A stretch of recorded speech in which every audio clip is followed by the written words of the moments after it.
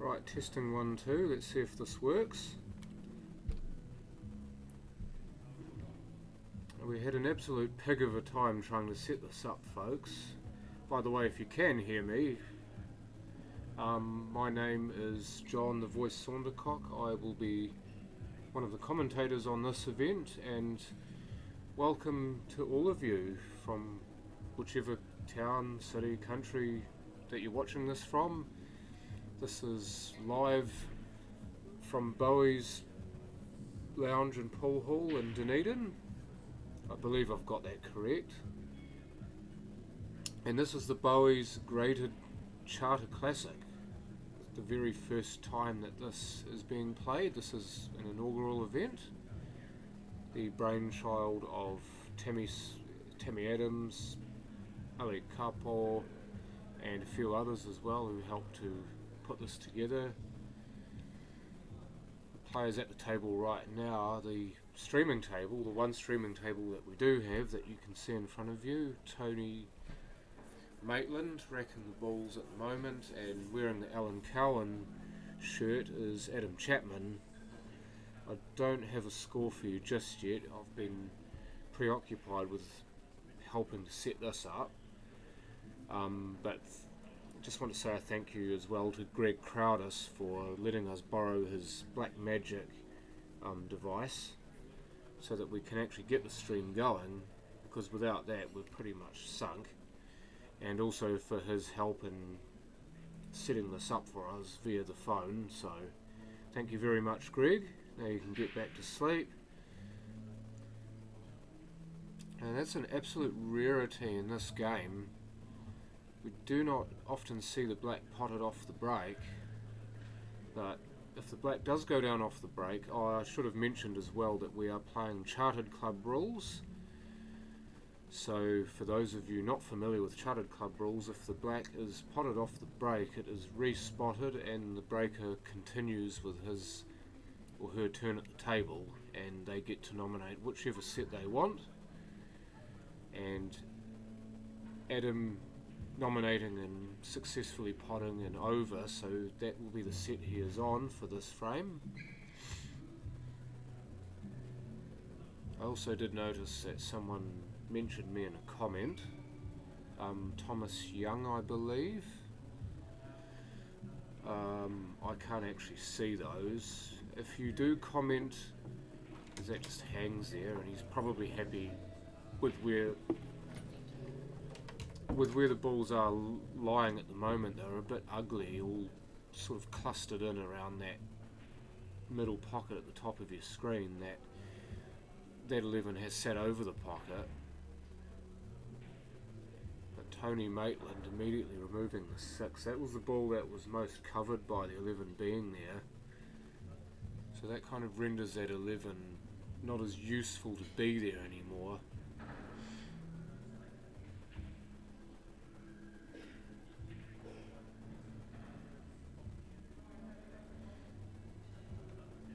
Interesting to see if he can pot this. This is not looking too bad, and it does drop.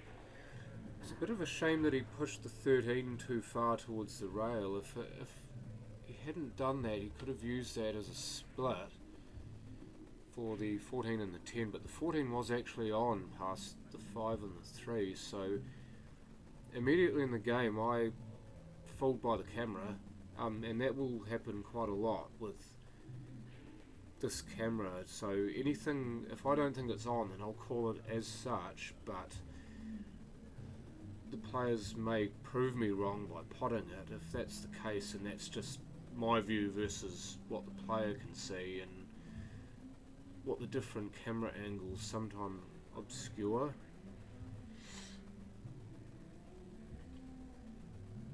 So Adam there just laying up on the 13 and leaving Tony only the thin edge of the 4, the 6 and the 3. And one thing he could do here is play the 3 roughly half ball and bounce the white ball off the rail and sit it on the 13. That gets the 3 in a good place, and it's a safety shot all the same. I think Tony there instead trying to make that 4 more available, but he's double kissed it into the rail, so that didn't quite work. And now Adam has the opportunity, with those balls being there, and the 10 especially being a good blocker for the balls down table, to just play the 10 into the 13, get the 13 out, and only leave Tony the 3. It does appear that the 5 will cut into the middle pocket, bottom of your screen, so that is one option if he doesn't like the 3, but it does look like the 3 is going to be the ball that he takes. And no for the pot, but he was playing it as a sort of a shot to nothing, as Adam now has to pot this from a fairly difficult position and can't do so. So now the table's reasonably open for Tony. It's a good percentage shot that he played before, at least it worked out that way, so now he's got a chance to clear this up.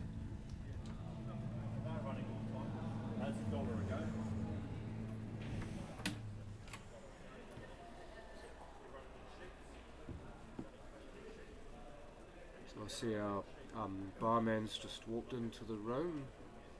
Should actually give him a shout out too for keeping us all fed and watered throughout this tournament.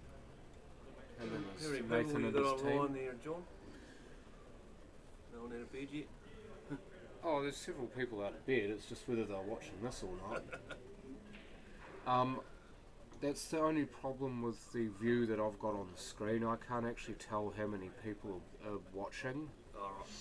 Because in the other window you can see it, but the way I've got it set up, I can see the screen, but not the part where it says how many are viewing. You got it up and running or what? Yeah. Well, that's a lovely pop from Adam, and he's nice and adjacent to the 10 here. You can just run this through and be on the black in the same pocket he potted the 13 in. And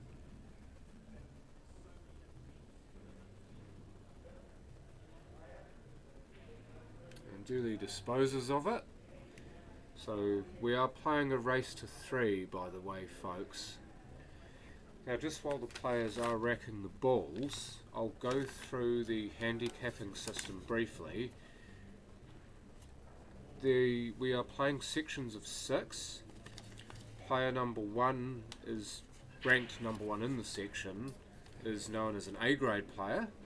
Players 2 through 5 in the section are B grade players, and player number 6, so the last ranked player, is the C grade player.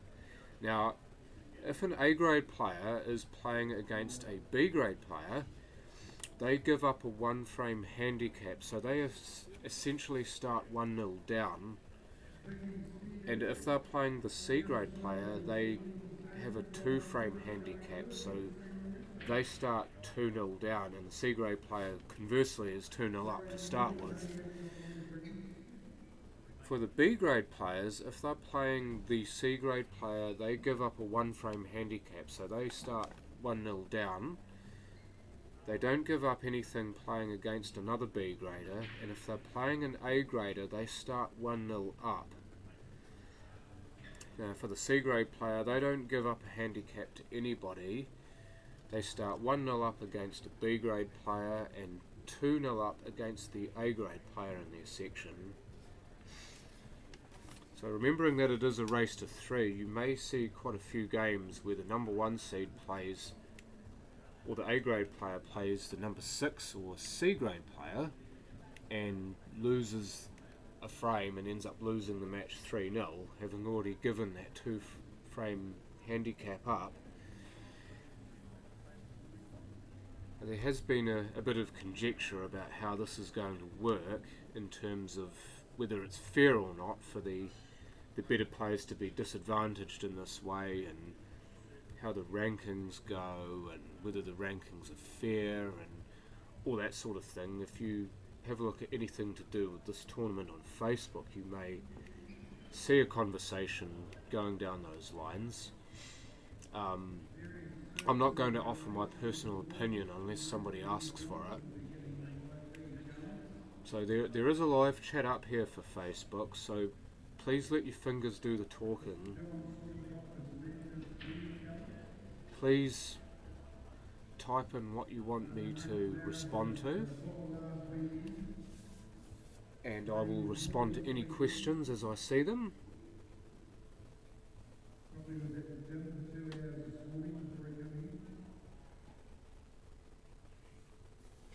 There you go. Gary Simpson was just mentioning the fact that I ran in the Bulla half marathon last weekend and thinks that I might have been in the gym for the 2 hours preceding this tournament. That's not the case. I was still trying to wake up in those 2 hours. Only got into Dunedin about 11:15, so didn't get a lot of sleep.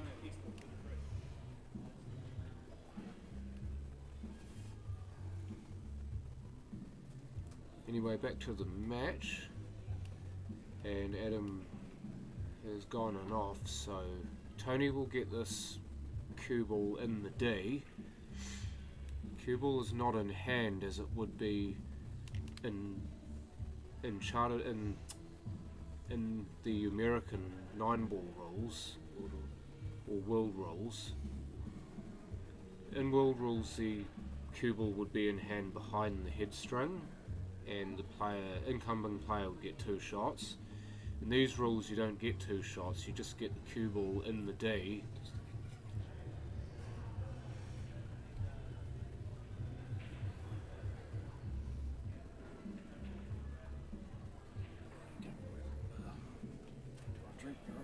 No, I'm good.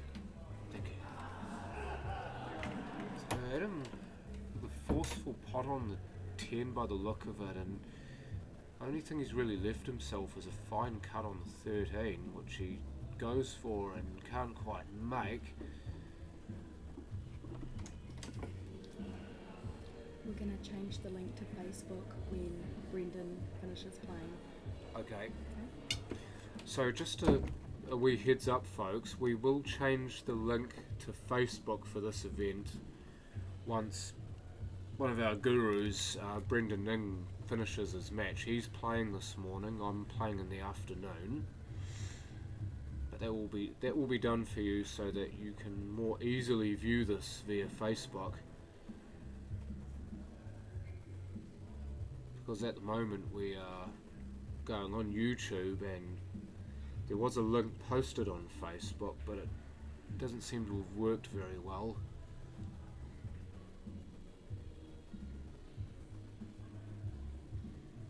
So I'm just hoping that you guys can actually hear me fine, but also if there is any background music, which I can tell you that there is from where I'm listening. I can hear the music from here, I can hear a lot of noise from here, but whether or not you guys can hear the same thing, once again, your fingers are your best friend in this case, so please type something in the chat and let me know if this is the case. Forceful shot there from Adam. He was trying to get position on the 8, that's why he hit it that way, but when you do that on these tables, if you're not millimetre perfect, you will jaw the ball.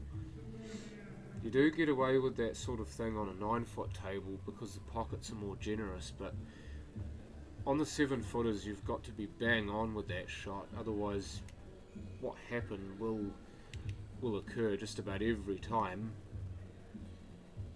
Now, Tony Maitland is a native of this area. If you have a good look at his shirt, it's an Otago Super League shirt. And he's positioned himself really well on this one here. He could either pot this in the middle or play it into the corner bottom right. Looks like he's going to go for the middle and get the cue ball to come back up table. He needs that to keep running for the middle pocket. He's should be okay there. It's a bit of a cut, but these middle pockets on these tables are better for that shot than the 9-footers, but it'll never go in if you don't hit it hard enough. So this shot now for Adam. He doesn't really need to be that forceful on this. He just really needs to drop it in because this black will cut. But he's decided to go the forceful route, and maybe he's gotten away with it. That looks like it's right in the middle between it being on in the middle and being on in the corner. I don't believe Tony can cut this in the middle, and if he does go for the corner, he'll go and off. I see somebody's mentioned me in a comment on Facebook.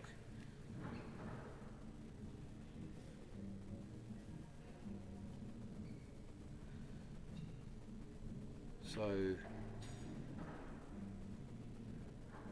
oh no, he hasn't, sorry. You as in Tammy, because this is on Tammy's Facebook page. So this time he does get it. Look out for the in-off off the jaw, that's unlucky. Hit the middle jaw in just the right place, and he's not even going to bother seeing the end of that. He's just conceded the frame. So desperately unlucky that from Adam, because that was trekking up into a good place for the 8, but catches the middle jaw in just the wrong place and skews across into the corner pocket.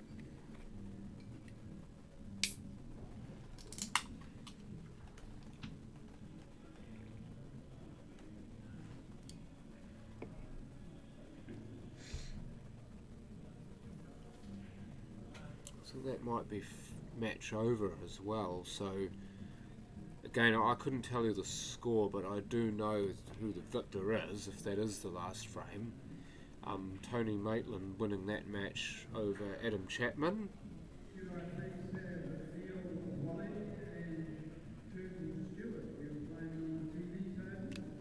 So now Neil Wally and Turtle Stewart will be playing on this particular table. And I think Neil may be a number 1 seed in this section, so he will give away at least 1 frame to Turtle. I believe Neil's already played his first match, so he will be playing a B grade player, so Turtle will or should be 1-0 up here to start with.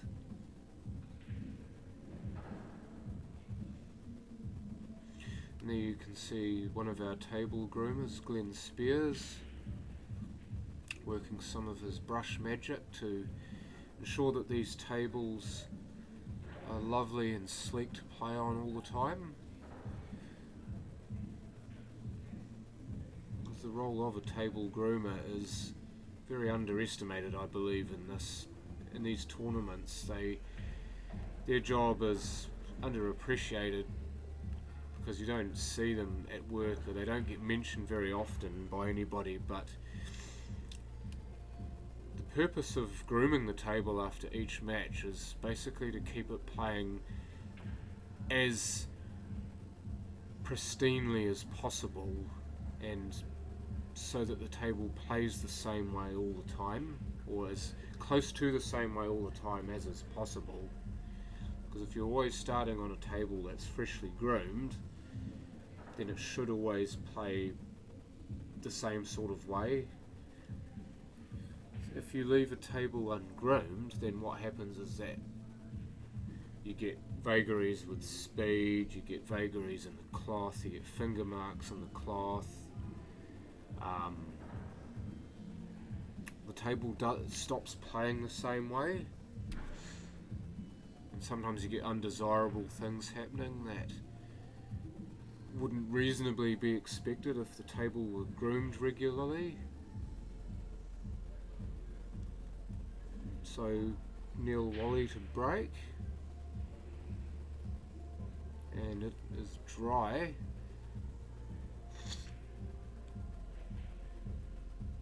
So Turtle Stewart is... The turtle is actually a nickname, by the way. I probably don't need to point that out. I don't believe a father or mother would name their son Turtle and mean it. I got it going. So now she had it.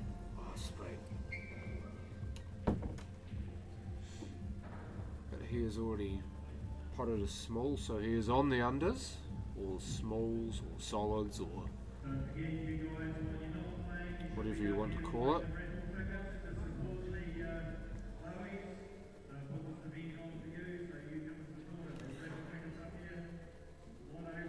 One thing you may see as well, I've just seen it happen there, is that the wiring that the camera's on may move. So don't adjust your set if that's the case. That's just the camera being on a wire and something's moving the wire.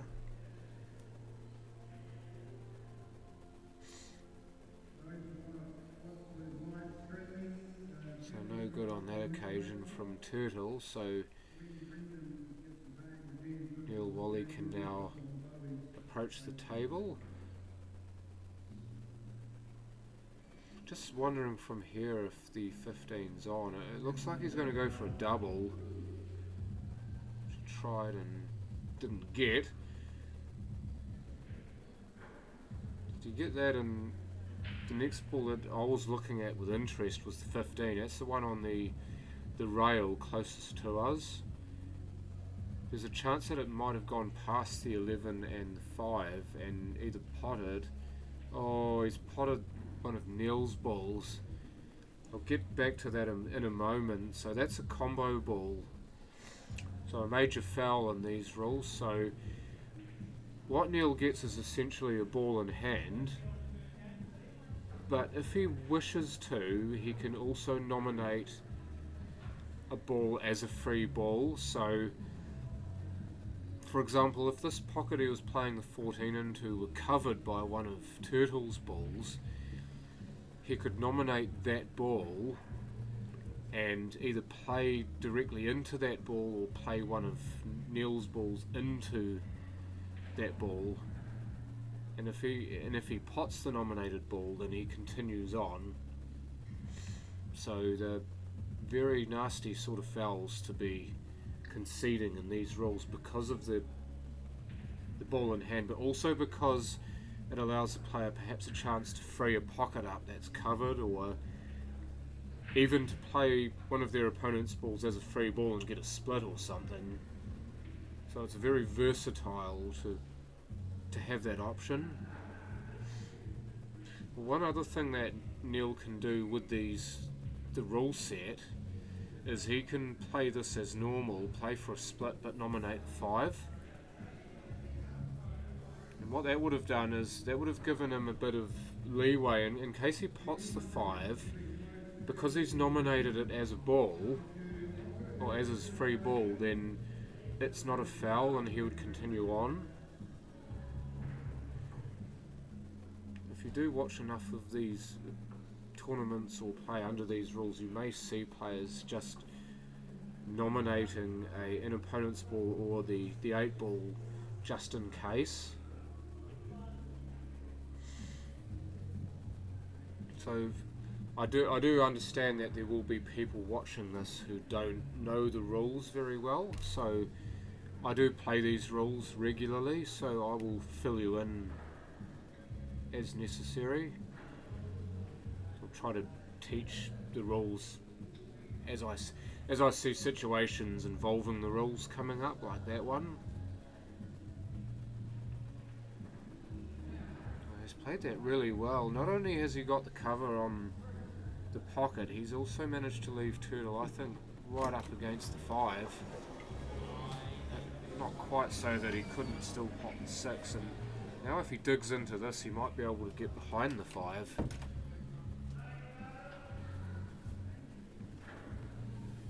Oh, you got Jump on this one.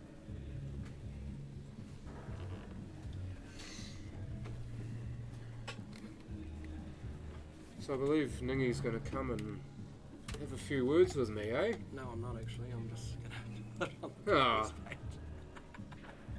Sorry, mate. I'll probably be on again soon.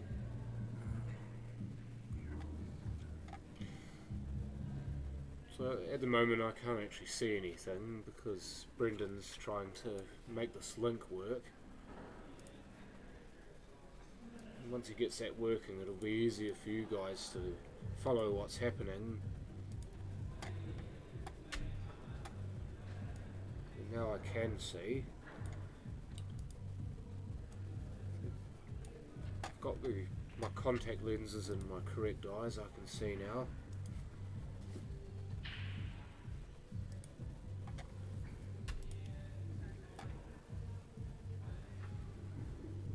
Done by Neil. That 11's not going to be easy to get onto, even though he did put it there for a reason. He'll still have to play a good positional shot to get back for it, and that's what he's done. He's hit that 12 magnificently, and now he can screw or top out of this, or even play rail first. The beauty about that is not only what he's managed to do with it, but naturally he's going to get back out for that position, and the black is the formality, so the score is 1 frame apiece.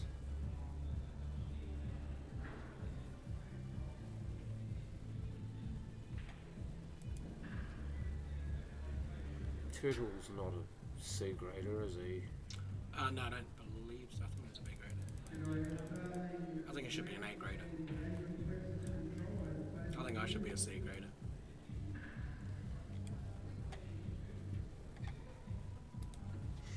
Just looking on Facebook now, I've seen something from Sarah Lurkstrup. Is that how you pronounce that name? She's actually a member of my Facebook page for my commentary, because I do it on Facebook as well. But she's actually posted a video of pull trick shots. So if you do like trick shots, then definitely have a look on YouTube, or even on Facebook. Somebody who follows Paul will probably have videos of trick shots, and they are quite amazing to watch. What players can actually do with a cue ball, it's wondrous, really.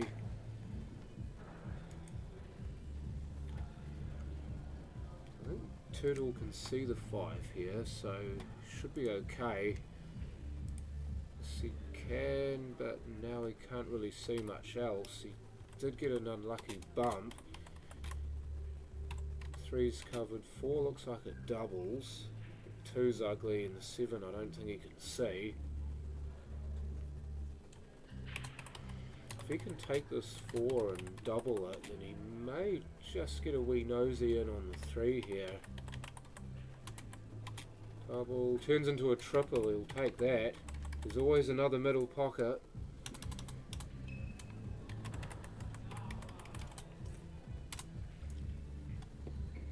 So he drops that. Doesn't look like he's got anything to play for here, so I wouldn't be surprised if he just chips this 3 out and leaves Neil and that ugliness of balls next to it.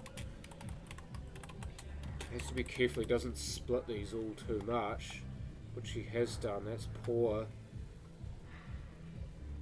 He really wanted that to be right in there, because, you know, having split those up, he's given an opportunity to Neil.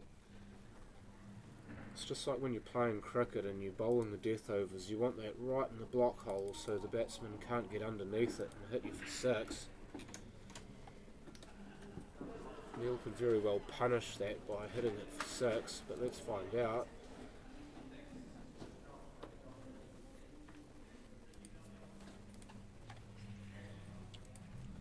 So opens up the 11 just a little bit more there. Not too sure if he can get the cue ball past the 3 here for the bounce off the rail and then the split on the 13. Let's find out if he can.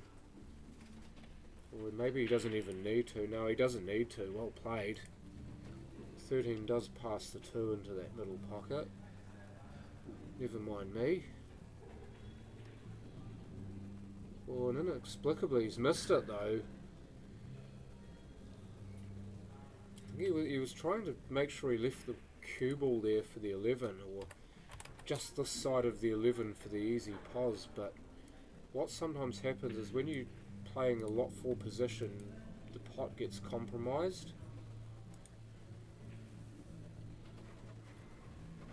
The turtle himself has repaid the favour, so Neil can get back to what he was trying to do before.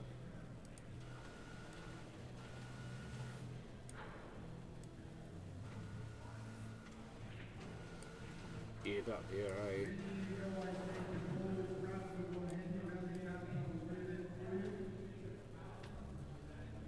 Just where it was, where you had it before was actually really good because I can see how many viewers there are as well. On where? On here? Yeah, if you move that back to the left and have that on the Leave- right. Oh, yeah. Want to keep it like that? Yeah, because I can see the viewers and I can see the chat, Where's the viewers? the concurrent viewers. Sweet, yep. Sweet, good. Church.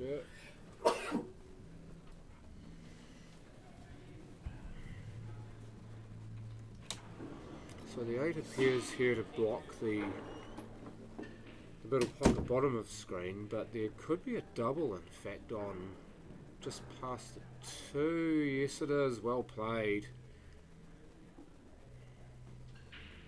Now this black to get to 2 frames to 1 ahead.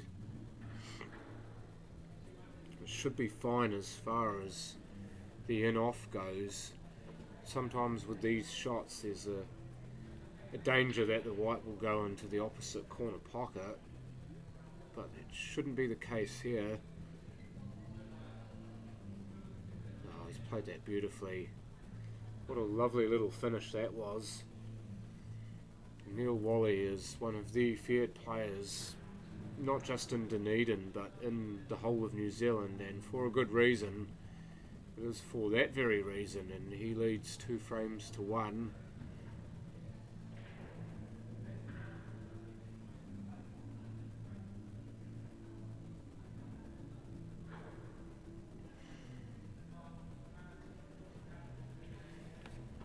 And just while I'm here and while I've got the piece of paper in front of me, if I can get it out, that is, I would like to extend a hearty thank you to all of our sponsors: Pot Black South Island, Underfoot Contracting, Copper Cafe, Tapley's Swift Shipping, Crops Design, St Kilda Tavern Red Bulls, that is, they are actually sponsoring this very table, and St Kilda Tavern Magic. I believe all of these sponsors do have their names and their cards above the tables, so they've each got a sponsored table. And also Bowey's, never forget Bowey's, they host this event. They've got a wonderful pool hall and lounge, and if you want to get a feed you can, if you want to play a bit of 9-ball you can, if you want to play a bit of 8-ball you can. Lovely place to go. I've been here, this is not the first time I've been here, so I'm not just saying that because I'm contractually obliged to. I'm saying that because I truly believe it.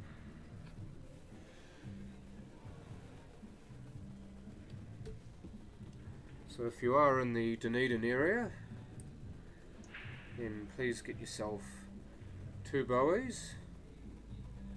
Just going to bring up the address for you. Number 81 Crawford Street, Dunedin Central. So once I say it, if you are anywhere near there, then and you've got a bit of time to kill and you love watching some high quality pool, then please get yourselves here. Failing that, please watch the live stream.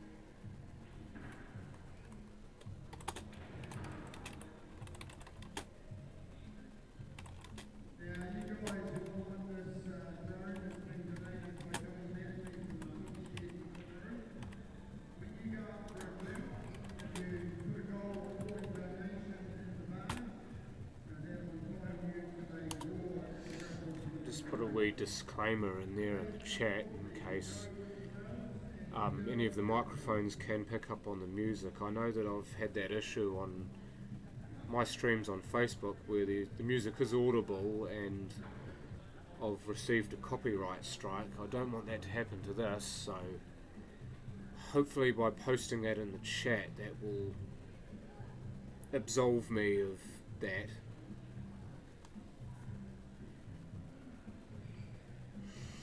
Chance here, just where that white ball is sat, that there is a jaw snooker here.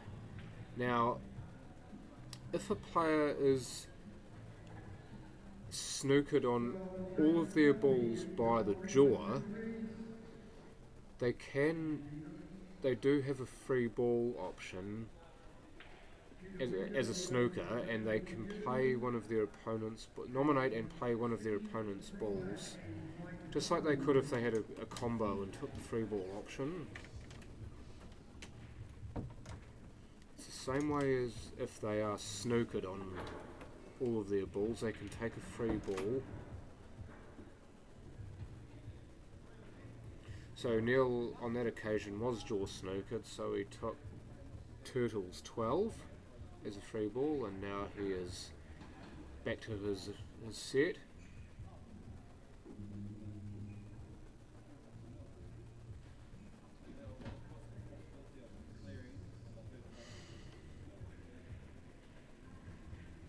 So just the 2 and the 3 left. The 3's in a pretty tricky place, but Neil seems to love his double, so I wouldn't be surprised if he just plays through for a double here.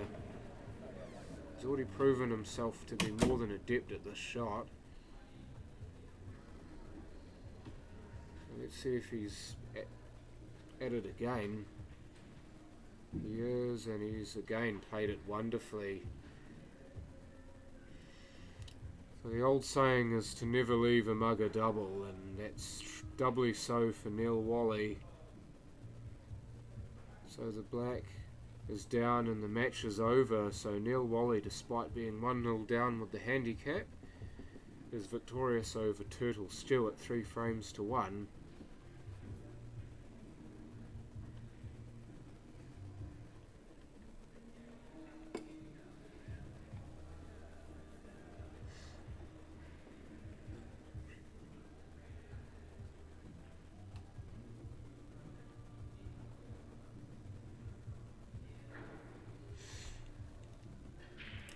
So just a quick wee word on the rack in these rules as well, the way the balls are racked.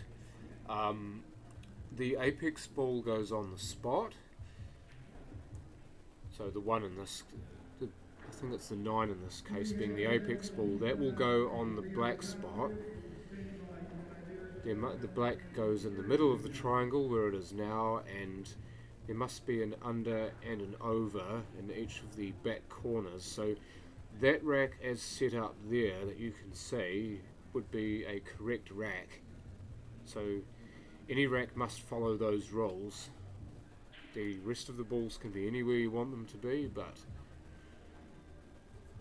those rules, as I've read before, must be adhered to for the rack to be legal. As we see another of our table groomers and another person who has organised this event, along with Glenn Spears, as I mentioned before, Ali Kapo, regular at this place. You can actually see him wearing a Bowey's shirt with his name on it. I believe those shirts that Ali and Glenn were wearing were made specifically for this tournament. So they are specially made shirts.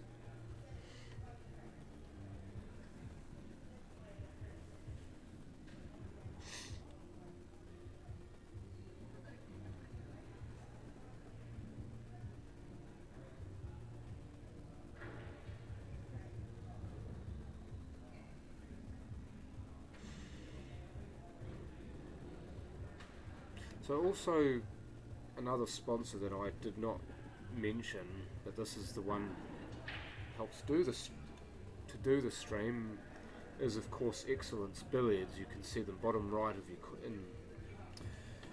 corner, and of course without them then we wouldn't have a stream, and without them we wouldn't be able to buy a lot of the things that we need to play this game. If you want cues, if you want pool balls, if you want chalk, if you want those little racks for your cues, all of that paraphernalia, pool tables, anything you can think of pool related, then get yourself to Excellence Billiards. They've got a showroom in Christchurch. I'm not 100% sure if they've got one in Dunedin, but definitely in Christchurch, and go and see the friendly team there and they'll be happy to sort out what you need.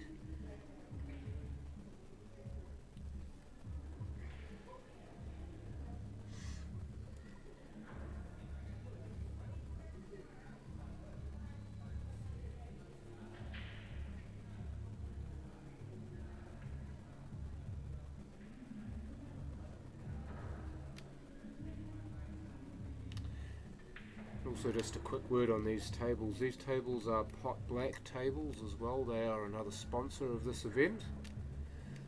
As I've mentioned before, Pot Black South Island. So these lovely tables that you can see all are Pot Black tables.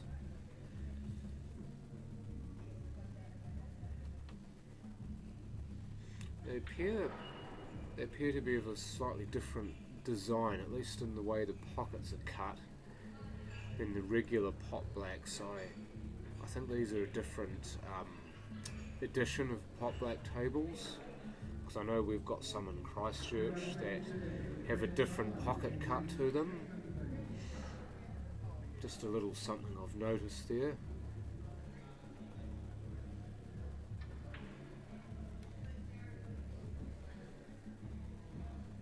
So we had Adam Chapman and Tony Maitland as our first game that I was commentating on. The second one was Turtle Stewart against Neil Wally, but now we await the third match that I can lend a voice to.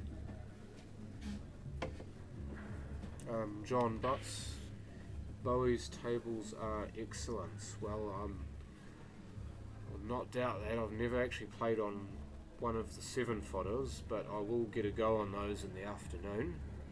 They look to be playing very well though, from what I can see. Look like they're running fine, that they're regularly brushed, as I said before. I've actually got a guy next to me who is responsible, as one of his jobs, for brushing the tables to keep them in that excellent condition all the time. Reece Chapman and Dan Bowen on the TV table.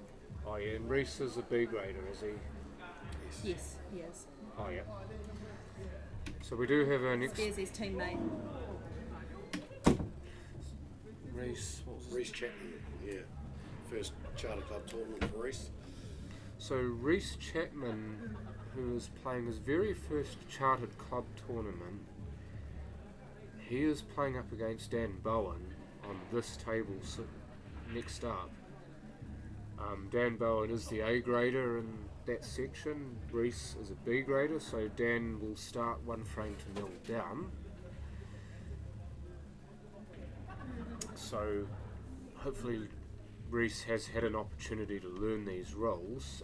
Glenn sat next to me has told me that Reece is one of Glenn's teammates, so maybe Glenn could tell me more about him. Yeah, sure. Reece is, this is brand new 9-ball cue he's using, graphite shaft. He's only just had it a few months. He's probably one of the quickest players around. He doesn't mess around. Once he gets his glove on, of course. Yeah, he's sort of been asking me this morning because he's got no idea what a free ball is or a combo or any of that stuff. This tournament's sort of designed for people like Reece to come and have a go. He's not scared of anyone. He cruise around the table and just do his thing. But it's great to see him playing. Well, it reminds me of Logan McKenzie when he played in the Asahi Open pairs with Simon Singleton. It's the first time I'd ever seen him, But yeah, he goes and he's a bit nervous to start with, but under Simon's guidance and with the tournament progressing, he came into his own. So we'll see him again in these tournaments, and hopefully that's the same for guys like Reese. Oh, young Logan's a superstar in the making. I actually watched Simon and Logan win that tournament, and there was a few chances that Logan was going to make a mess of it, and I don't think he put a foot wrong that whole tournament when I was watching anyway. So he's been rated an A for this tournament, which surprised a few people. Yeah, including Simon Singleton. Well, Simon, he's got his opinion, that's cool. But, I would have liked to have seen him play in this, but he's obviously got something else better to do, which is cool. We've got a lot of good young medium players here, if you like, and we've got enough guns to keep it one gun in each section, one C grader in each section, which is what we wanted. Yeah, everything seems to be going okay out there. We're not missing anyone, so it's good. Well, I think the C graders stand to take a lot from these, because a lot of them will be new to these rules, so a chance to actually learn the rules and to get themselves into playing these tournaments later, and also guidance from some of the best in the game that will make them feel like part of the pool family as well, because you've got to start somewhere, don't you? Here's Reese just going about his business. This is typical Reese play. He'll just see the shot, get down and play it. Won't be too concerned about anything. 2-0 up as well. Yeah, it's a great start for Reese's. If you watch Reese later on in the tournament, he'll be playing the same way all day. So Danny's got it all in front of him here. I watched Dan's first game and he was lucky to get through the first frame. He ended up coming back and winning that 3-2. And Mike Bowen, I watched his first frame and he was beaten well and truly by Kerry, who is her first Charter Club tournament as well, and she came through and had a 7-ball break on him in the first frame and then ended up winning that frame, which meant Mike lost 3-0. So makes it tough for the A-graders. It does indeed. Well, tests their resilience and their ability to come to the come to the table from frame one and just lock in. It's one thing sometimes that happens when you're playing a lesser player, especially early in the day, is that you're not quite ready. So that gives them a chance to get something on you, and with a 2-frame handicap, it's even worse. Dan's got this 3 down the rail here he's looking at, and he's got, what's that? Is that the 3 across the 7. table? 7, I don't yeah. think he can see the 3. I think the 14's in the way, so the 4's also available for him. So he'll just be evaluating how to finish here, and he's trying to make a wee bit of room. Did you see any of the, if that stops, and he's on the 3, He'll have a good look at that. did you see any of the Kiwi Pinot Cup? No, what's that? Oh, that was the event that was earlier this week in Christchurch, played on the 9-footers, between a team of Filipino players and a team of New Zealand-born players. Oh. What was the format for that? Well, you had games of Scotch pairs, Scotch triples and singles. So you had 3 nights of games and you ended up with 10 matches being played, and the scores were locked at 5 matches apiece, so they had to have a captain's choice for the decider. And who played in that? Greg Crowdis, Paul Blackler, Brent Ogg, Michael Hayes, Ricky Wang,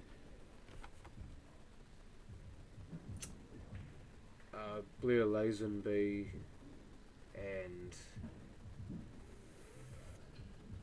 Dan Bowen all played for the Kiwi team. John Carrion, Savon Delino, Chris Abano. Just trying to remember some of the Filipino players, to be honest. Well, Dan's just come up a bit short there. He's sort of off in the middle, I suppose, is on, but he'll be trying to avoid any mistakes on the black being so far in front. Just double her across and gets it, he gets it. There you go. Yeah, we've seen a number of good doubles on this table already, Neil in particular. Now Dan with the double on the black to keep himself in the match 2 frames to 1 down. The rails are really nice to double on these tables, and you may not be able to see it on TV, but they are quite a flat cut on the corners, so the middle's actually become more attractive 2 rounds. And the rails are really nice, so you can trust the rails. So you see a lot of people playing hard, soft, all sorts of doubles. Yeah, I did notice before that the corners were cut differently to a standard pot black table. Is this because these are a different edition pot blacks? These are from Auckland. Matt Edwards has brought these into the country, and I believe he has other types, but these are an excellent Bowey design, I suppose you'd call it. Cut. They're different. Like we will play on cues, pot blacks, colonials, but these are different to all of them. The colonials are lovely tables to play on. The other more old school looking tables with the wood trim and the nice big cut. Yeah. Pretty generous compared to these things. But these are good. Once you get used to them, you sort of got to respect them probably a little bit more than you would on cue or pot black. Just because if you hit the rail on the way to the pocket, it's just not going to go in. And they hang a lot more than the pot blacks and the on cues. Is that just because of the cut? I believe so, yeah. It's a lot deeper, the fall in the pocket. So you must play basically to a jaw first rather than hit the rail then the jaw. Whereas that shot there in the middle, okay, it's a bit more generous, so it's going to drop in all the time. Yeah, so much depends on your weight too. If he'd hit that any harder, then it would have had too much of a bounce off the jaw and it wouldn't have dropped. So Dan was trying to get down on the 9 there so he doesn't have to come back for it. So you might see him either take a hard shot on the 9 here and take his medicine, or he might roll the 15 in and then play the 9 over in front of the small ones. We'll just see what he does, but I'm pretty much backing Dan to clear here if he gets the 9 or gets on the 9. I would take the 9 now, because naturally you're going to spring back out for something. Okay, so he's chosen to go for the pot and get on the 10 and come back and do his work, but obviously that hasn't worked. He's blocked the black hole, if it comes to that. And maybe the 6. And the 6, yeah, so. Because the 6 with the black being there only really looks attractive for that pocket. With Reese not really knowing the rules, he's just going to keep on going and potting and trying to do what he does. Whereas maybe he should try and block maybe where the 10 was, or 10 is going. You know, you've got to really think in front of yourself in these rules. And Dan's just going, well, I'm going to have a crack here. And he's going to try and get all the way back down onto that 9. Shout middle, he's okay. Hasn't quite gotten onto the 9, but he's got the 15 there. He could even try cutting the 9 down the rail now, because if he gets that close enough to the pocket, it's pretty much frame over. Exactly. If he can stop Reese from potting any of his balls in that corner, Reese is going to have a hard time doubling them all out and what have you. So I'm picking Dan to play the 9 here and just bank it over the pocket. Oh, he's looking at the middle, is he? No? Yeah. Great shot. Played it extremely well too. Those are not easy shots. A lot of players don't even bother with those because of the severity of the cut, but it's a shot that I do like, but I do know it's a difficult shot.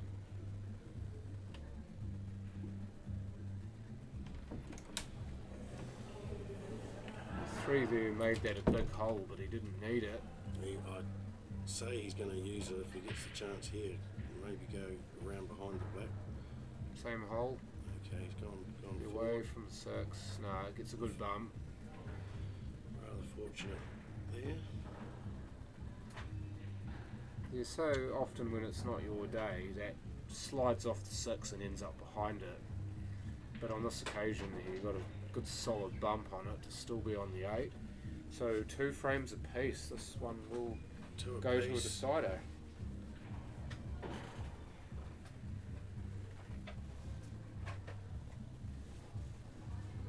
So the old break's so important, you know, you want to rack the balls for yourself, you want to make it as tight as you possibly can.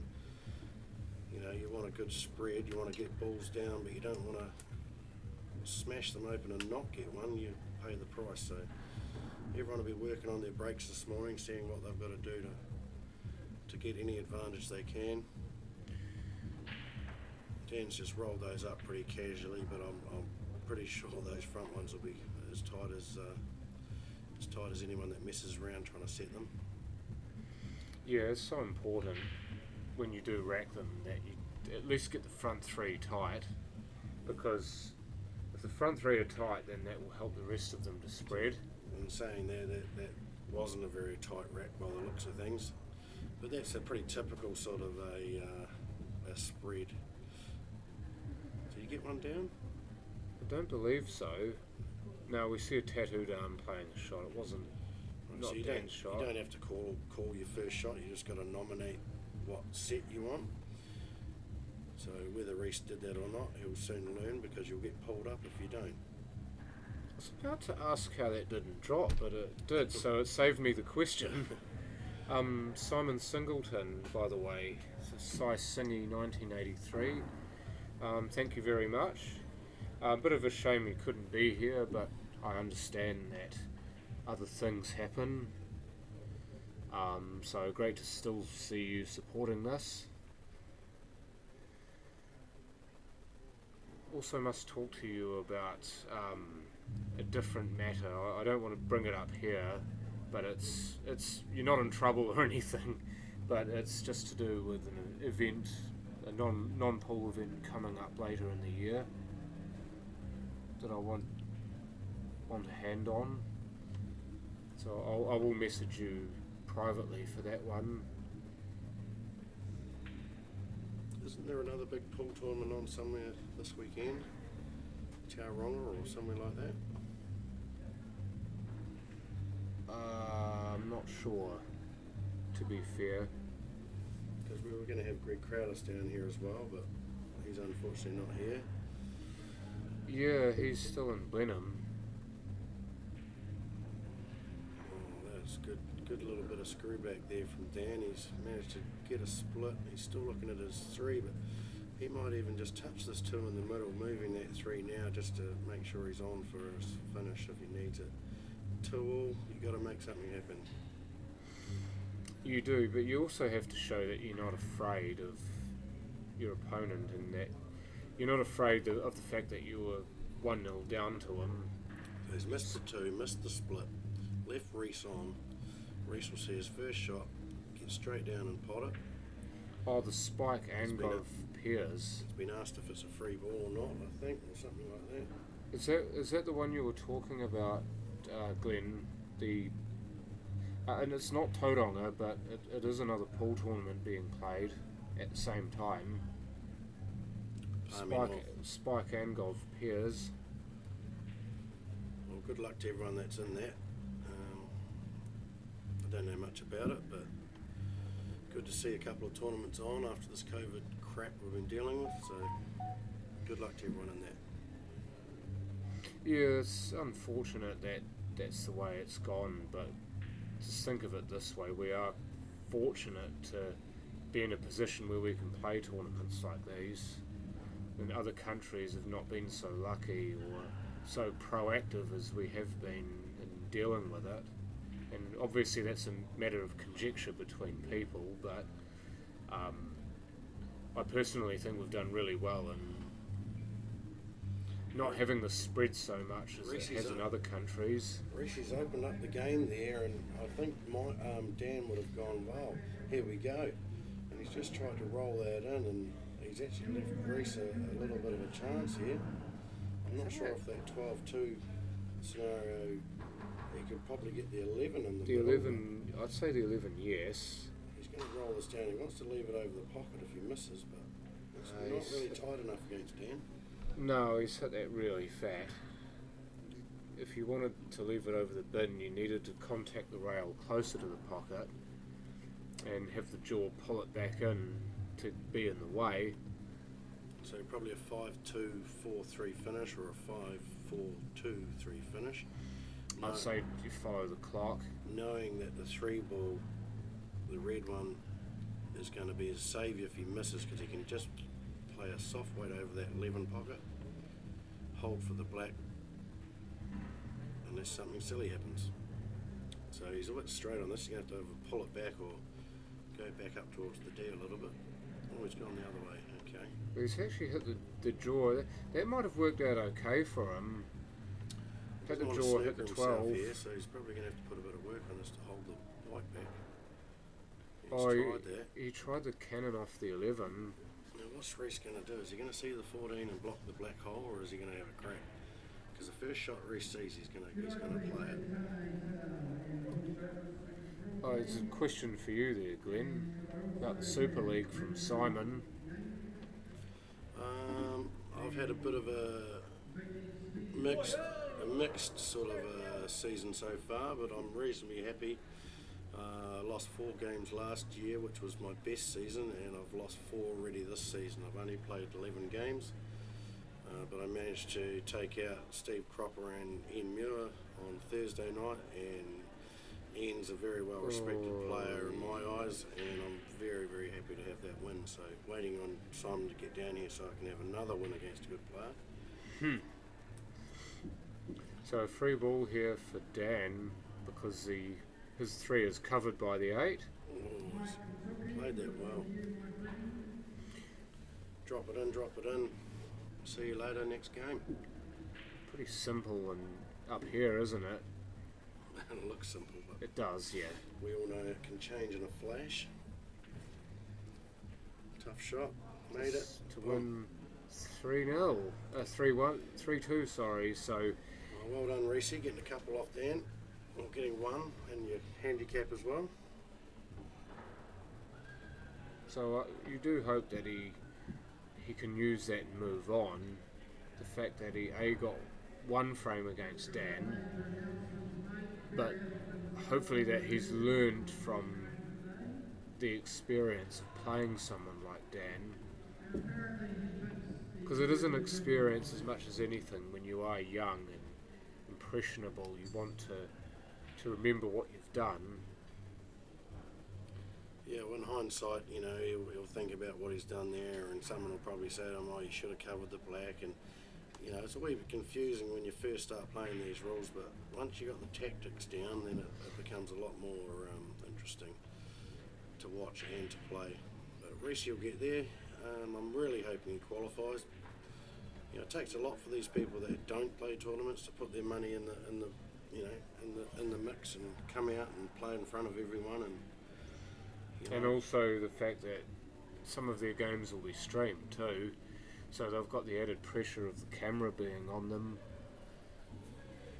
Ali couple, they're brushing the table. I can definitely relate to that TV table. You know, I avoided it for probably 5 years of playing. I played my first TV game up in Levin, and I had a straight black, and someone said, oh, the TV table's going now, and I missed that straight black, and then I missed it again. So just the added pressure of knowing that there's people out there watching you does not help your game unless you're used to it. So the only way to get used to it is do it.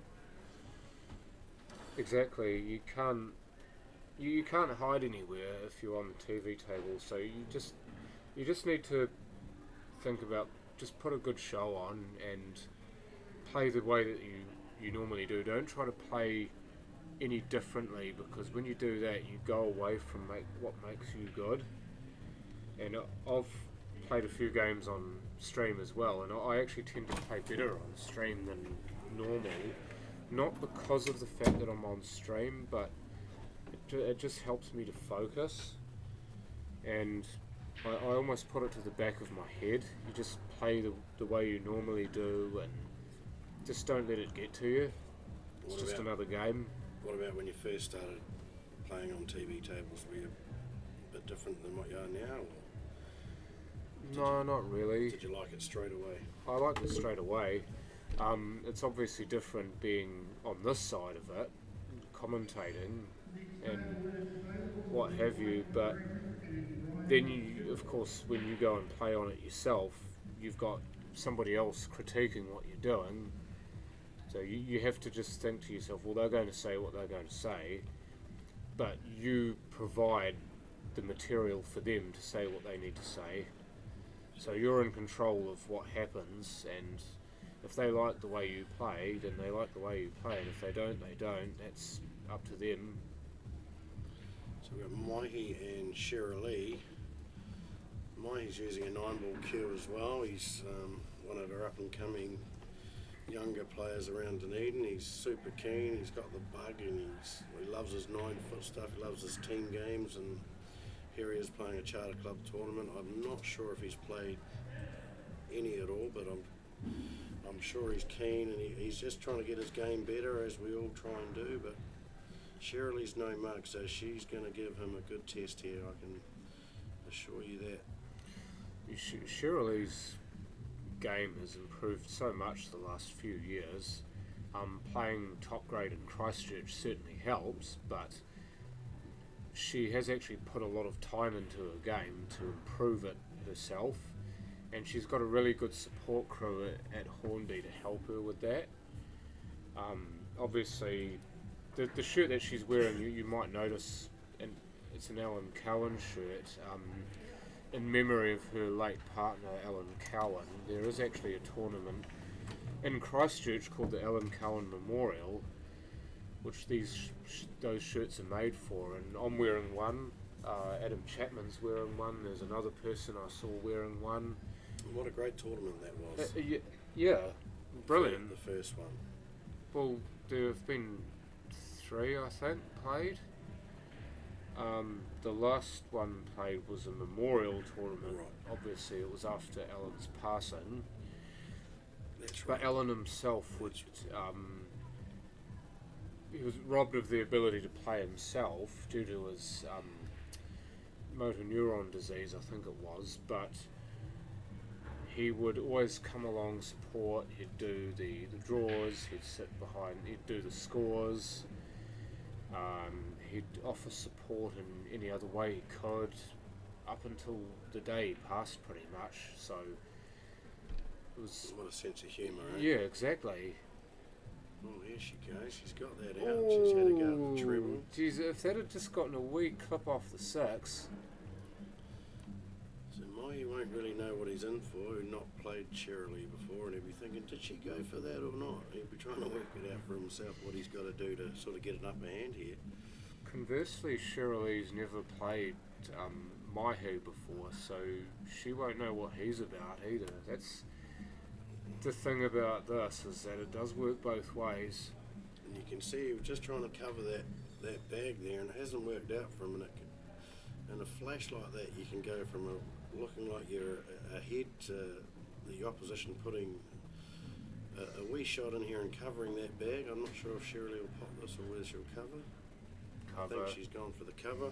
She's quite a, I was going to say cerebral player, but more so she's a good thinker. Maybe those are the same sort of thing, but she did leave enough of a gap. Well played. I was going to say, Mahi plays world rules, so he's used to attacking. It's a great shot to pop the ball there. I'll be interested to see if he does try and put some cover in, but at this stage he's just probably going to go for it. No, I think this is worth a go. They're all on, Especially if he can hit the black off this. Take the one off the rail and maybe hit the black to clear it away from 7 the for the one. 7 for the one. Possibly. It's going to be difficult to hold though. I think the one, if it's on, is the bull, because he may be able to clear the black away from the 4. I see what you're saying. Do it now. You do it now. He's gone for cover. Yeah, so somebody's obviously been in his ear before this tournament telling him that you need to use your brain Yeah. and use the rules to your advantage. But these rules do lend themselves to many players playing pocket covering or conservative shots like that. I think for a new player, you're always wanting to go for it and do the most attacking you can, but once you've lost a couple of matches, you think, well, maybe I should just tuck this in. And Sometimes you go into your shell too much though. You still want to be going for it if it's there, but much of your progression in this game as you learn is knowing when to have a go and when not to. When you can just drop a safety in, or whether you can make it ugly and give yourself a better chance the next time. yeah, the trouble with the 7 Yeah. there, he knew if he tapped it in, he was going to snooker himself, so he's given it a bit more and missed the pop because of it. That's those jaws again, isn't it? That would not have missed by very much. He's only Only really a couple of mil maybe. It's only left Cheryl Lee a little bit of this 9. Like I said, she's been around and played a lot of this format, so she's not going to make many mistakes. I reckon Reese is snookered here. Mikey, Sorry, Mahi is snookered here. So hopefully, if he doesn't know what he's doing, hopefully Shirley, yeah, it looks like Shirley's come to tell him that he's got a free ball. nice. And yes, you can nominate one of mine or the black if you want to.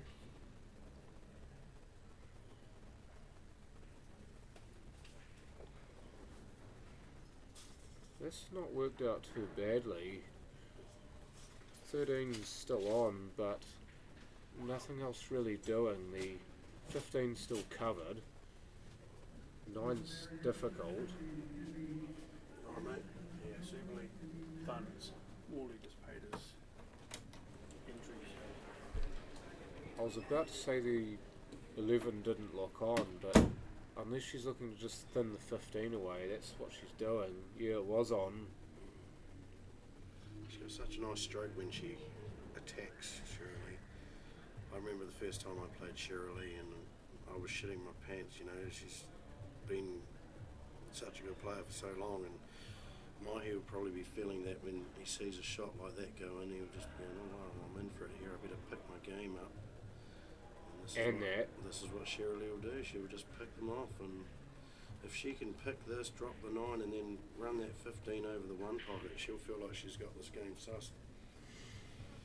She may even decide to play the 15 after the 13. Yeah, she was trying to hold there. So she missed it because she was playing the pause and forgot to pop the ball. Otherwise, I think she would have played that more attackingly and played for the 9 rather than just trying to hold for the 15. It's a nice pop. He's left himself maybe the 1 only. 1 looks on here though. An experienced charter club player is not going to play that 1 unless he's going to leave it over that pocket. But if he tries that, he's going to leave a free ball. So he's tried something totally different. Well done. Took his medicine, didn't he?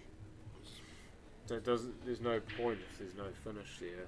Yeah. I could see a finish there, but it wasn't easy. It wasn't really a good percentage chance of getting it.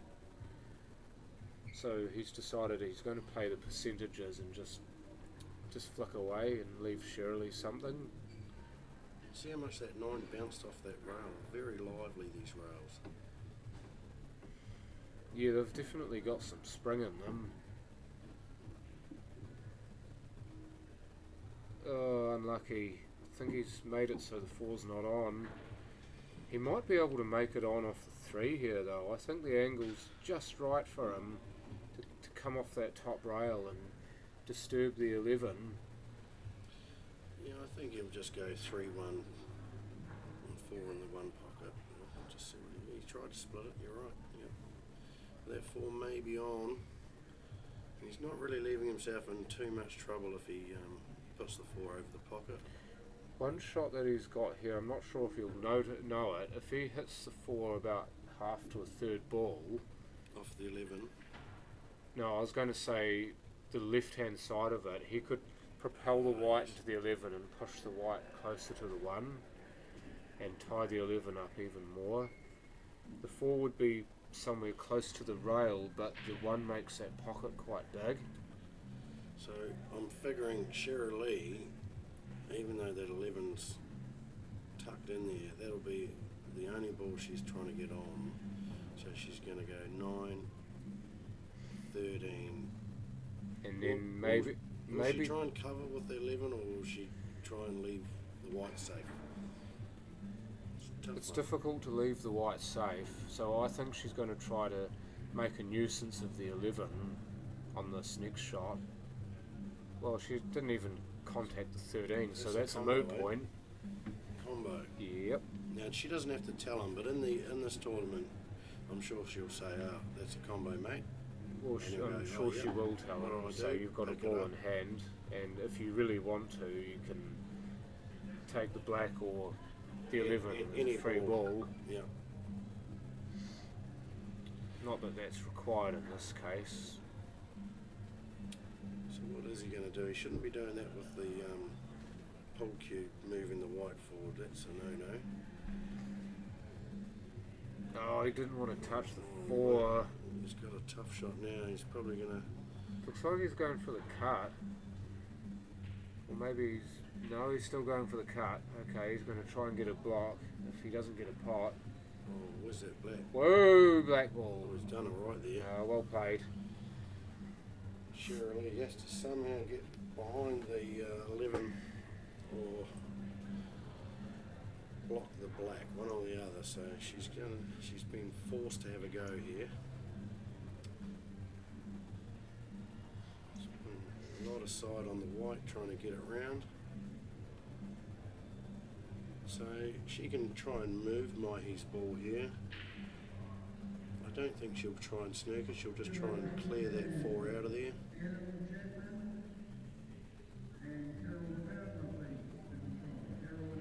Oh, she might be trying to play the white safe here. Oh, she's played a combo. So she was trying to get the 4 ball out. So Mahi picks it up. No free ball required, as long as he doesn't foul. Oh, an interesting game developing here. I'm just trying to work out if there's any handicap given here, or if both players are seated as B graders. Because if they're both B graders, then there's no handicap either way. It starts at 0. Straight race to 3, these guys.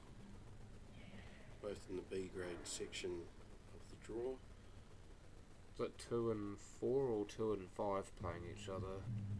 I'm not sure where they're placed on the actual draw. Oh, okay. So obviously top and bottom are the graded and the Bs are in between. So 4 Bs in each section, which worked out quite well. Oh, she slid off that. Now 4 balls must touch the rail. I believe she's okay. But yeah, you are right though. She didn't contact that front ball very well. She kind of hit the side of the ball rather than going right into the meat of it. Hence the lack of a split.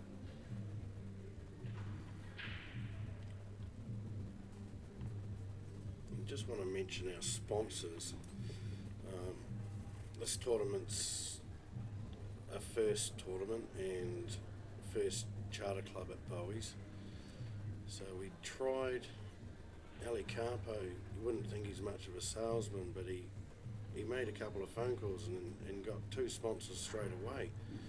And we thought, well, this might work out all right. Well, we ended up selling enough sponsorship to pay out the last 16 and the last 8 in the plate. So just like to thank Pop Black South, which is Barry Appleton, and we've got John Foot from Underfoot Contracting, Delvin Chin up in Highgate, the Copper Calf up there. Got Dave McLean from Tapley's Shipping. He gets all your groceries and puts them on the boat for you and make sure you got food to go out next time. And you'll notice the signs below the table. Stephen Cropper, who's a car painter, has just bought the latest Fandangle screen printing machine. And I went to see Steve yesterday and he was busy finishing them off, and we've got signs above every table, and those little ones are just basically a smaller version of the ones that are above the table. The pub that I drink at and play pool out of, the St Kilda Tavern, they were very generous in sponsoring 2 of our tables, and he just wanted the pool team names up on the sponsorship, so very nice of Bruno there. Who else have we got? We've got a guy. Oh, St Clair Golf Course. I didn't know there was a second page there. Yeah, Would have paid me to have a look. Steve Woodford, he's the greenkeeper at St Clair Golf Club. He's very good at getting sponsorship, and we've asked him for some, and he's come back with 4 rounds of golf for you and a friend, I think, up at St Clair Golf Club, which is great for anyone that plays golf. A lot of pool players do play golf. A lot of pool players play darts and poker as well, so there's a lot of cross-sport contamination there. And we also had some other sponsors that just felt like they could be a bit generous and give us something. So we've got Hamden Fish and Chip Shop, which most people will know, blue cod and all the goodies there. So someone will be lucky enough to get a free feed on the way home. I think we've got $50 vouchers or $25 vouchers, but we've got a few of those. Johnny Mattingly, who's not here yet, he's sent me a picture through of a drone that he's going to bring down, and we've decided to give that away. No cost to anyone. Just put a tip in the tip jar for the bar people, and going for a chance to win that drone, which everyone will be pretty keen to win, I'd say. I hope Barry Appleton doesn't win it, because he'll be flying the thing around as soon as he gets it. Oh yeah, he loves his tech. So what's the situation here, John? Is it till then? No. No, it's still Still 1-0. 1-0 to my head, was it? Yeah, nothing much has happened. Well, the rack being the way it is, you'd expect this to be a fairly slow frame. These are one of those games where everything's played quite tightly. So are you better to leave the black and the 5 in there as long as you can, or are you better to sort of get it out? Try and get them out. Well, you don't, You would only do that if you were sure you could get a finish. Otherwise, you'd leave them there, because if you get them out and don't finish, then the 13, the 10 and the 15 will also be moved, and they'll be on for Shirley, so you'd have to be careful that he picks his moment well. Just want to quickly mention the Calcutta, which is going to be tonight. Barry Appleton's running that, and I think they've already sold, I think I heard him say $600 worth of tickets. We've only been going for 3 hours, and I knew he had 1,200 tickets, and we've sold half of them already, so hopefully there's a few left for the afternoon crew. Otherwise we might have to make this Calcutta a bit bigger. Yeah, pool players also love to have a bet. That's something else I've learned through years of playing this game, and Calcuttas are brilliant for hit the 5 first, so combo.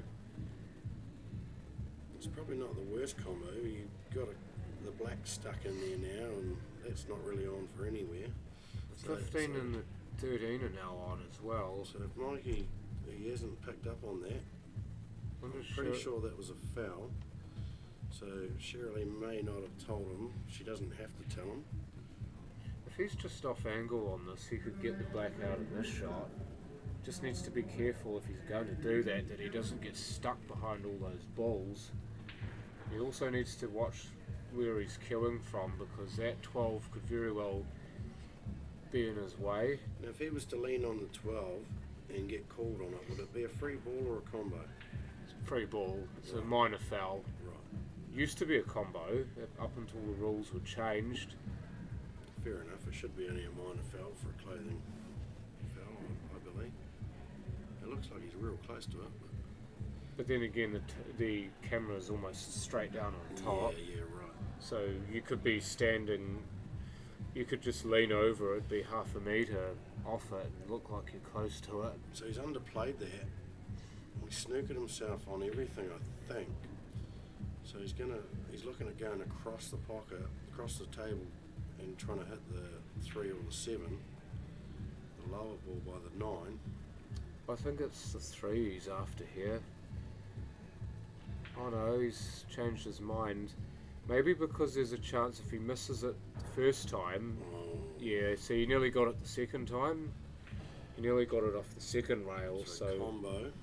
had two bites at it and couldn't quite eat it.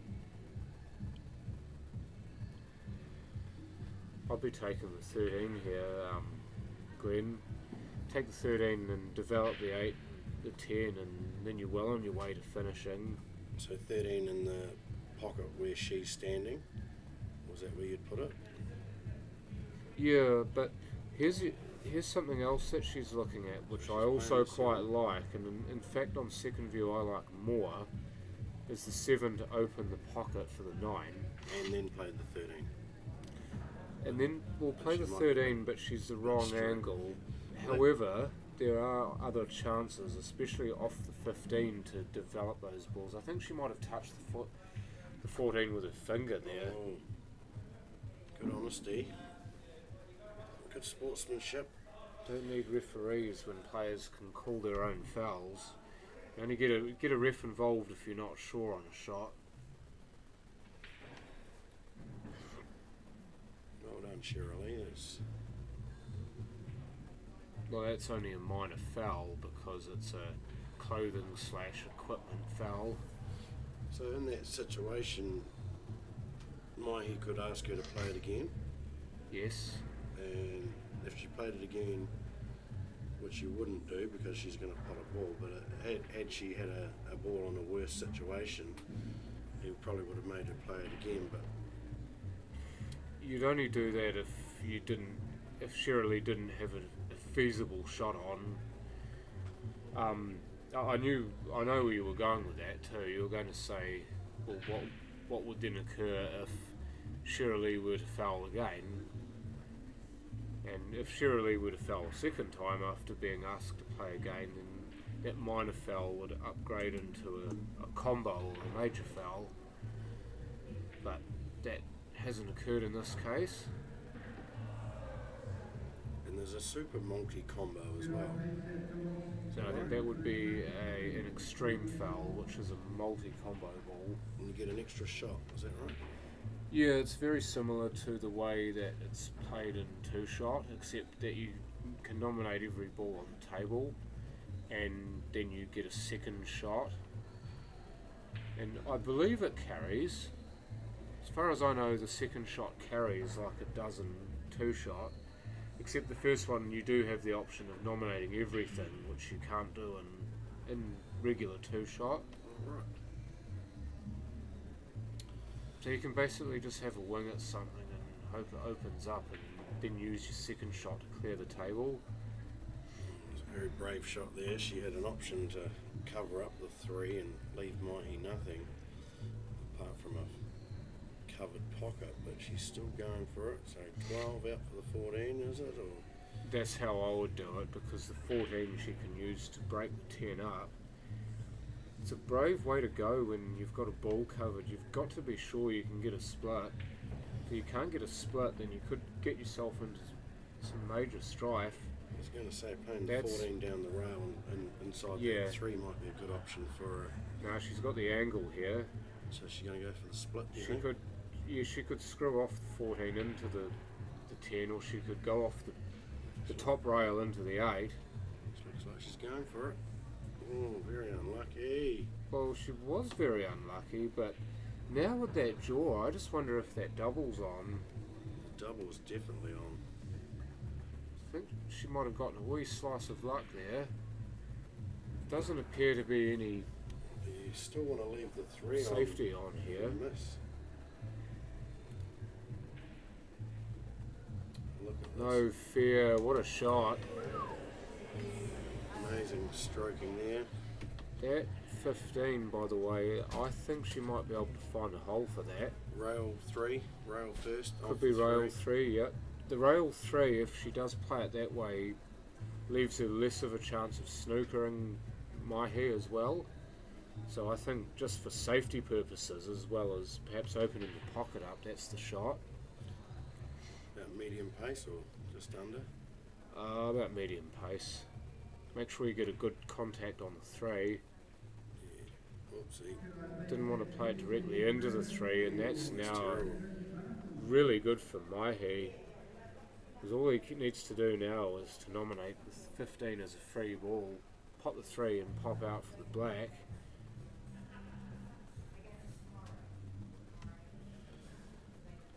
Yeah, I'm not sure if Shirley was aware of the rail first shot. Some players don't see those. I know we can because we've played the game long enough, but and we can actually see it on top. A lot easier from sitting back watching it. He's playing the 8, is he? What's he doing that for? I don't think he knows. Didn't think he knew what he could do there.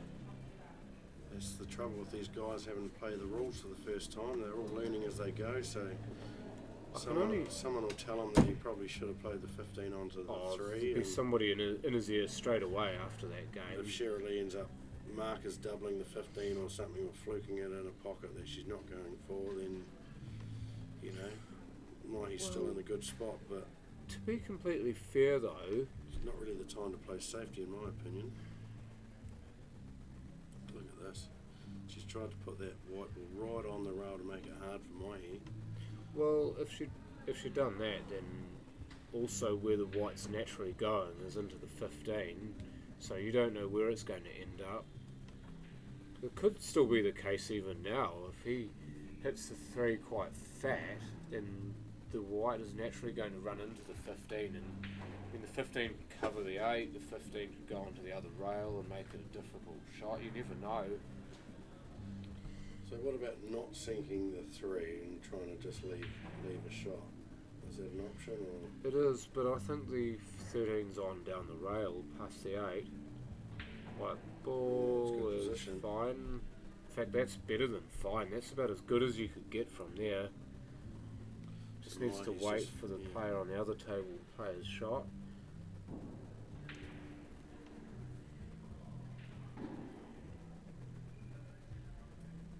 So this would be for a 2-0 lead, I believe, and down she goes. So Hill first for Mahi. Mahi will be feeling pretty good about that. I know he struggled in the first couple of matches this morning.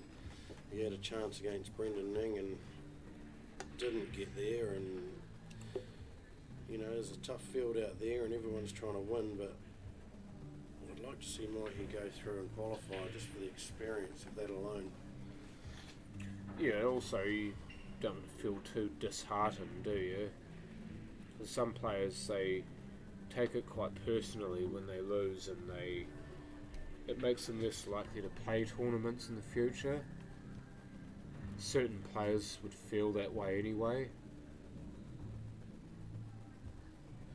Yeah, Mahi's, I don't think he plays rugby anymore, but he's a very, very good rugby player, and he basically gave up his rugby to come and play pool, so he's come a long way in the 3 or 4 years I've seen him play.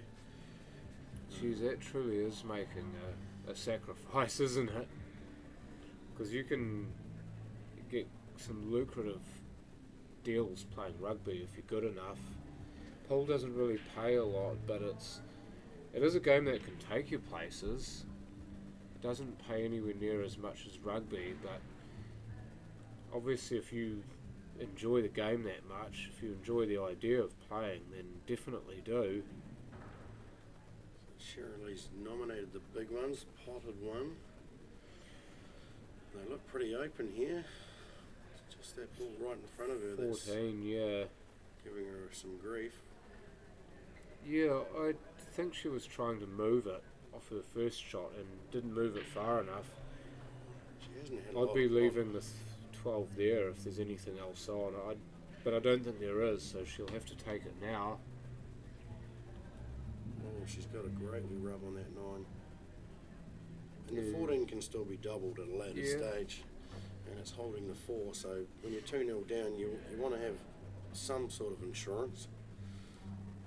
You want to have a backup, don't you? That 14's a backup at the moment, in case the rest of this doesn't go right.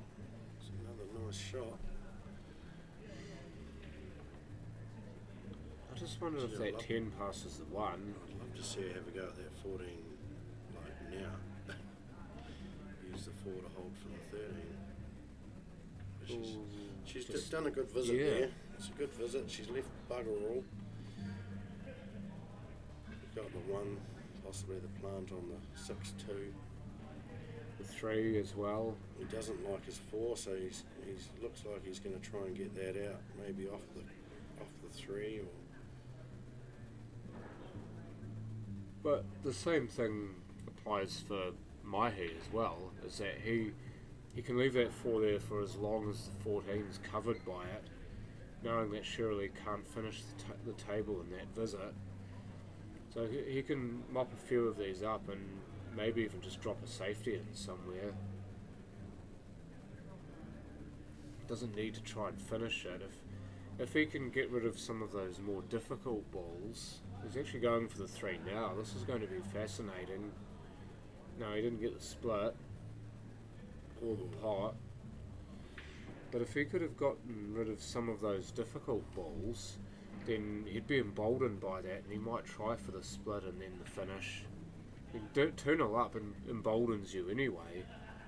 So 10 down the rail, cover the pocket if you miss.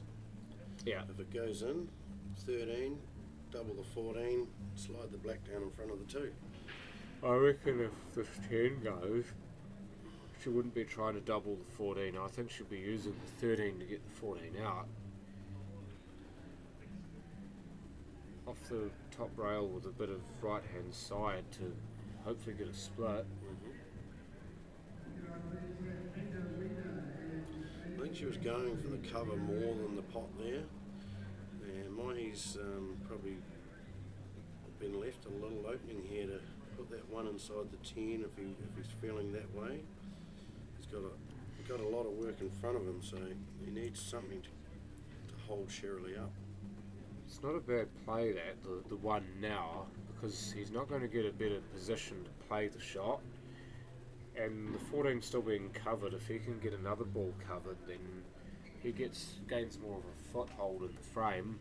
What's he looking at here? Is he looking at doubling the 6 or something? Or Doubling the 6 inside the 10, perhaps. No, he's changed his mind.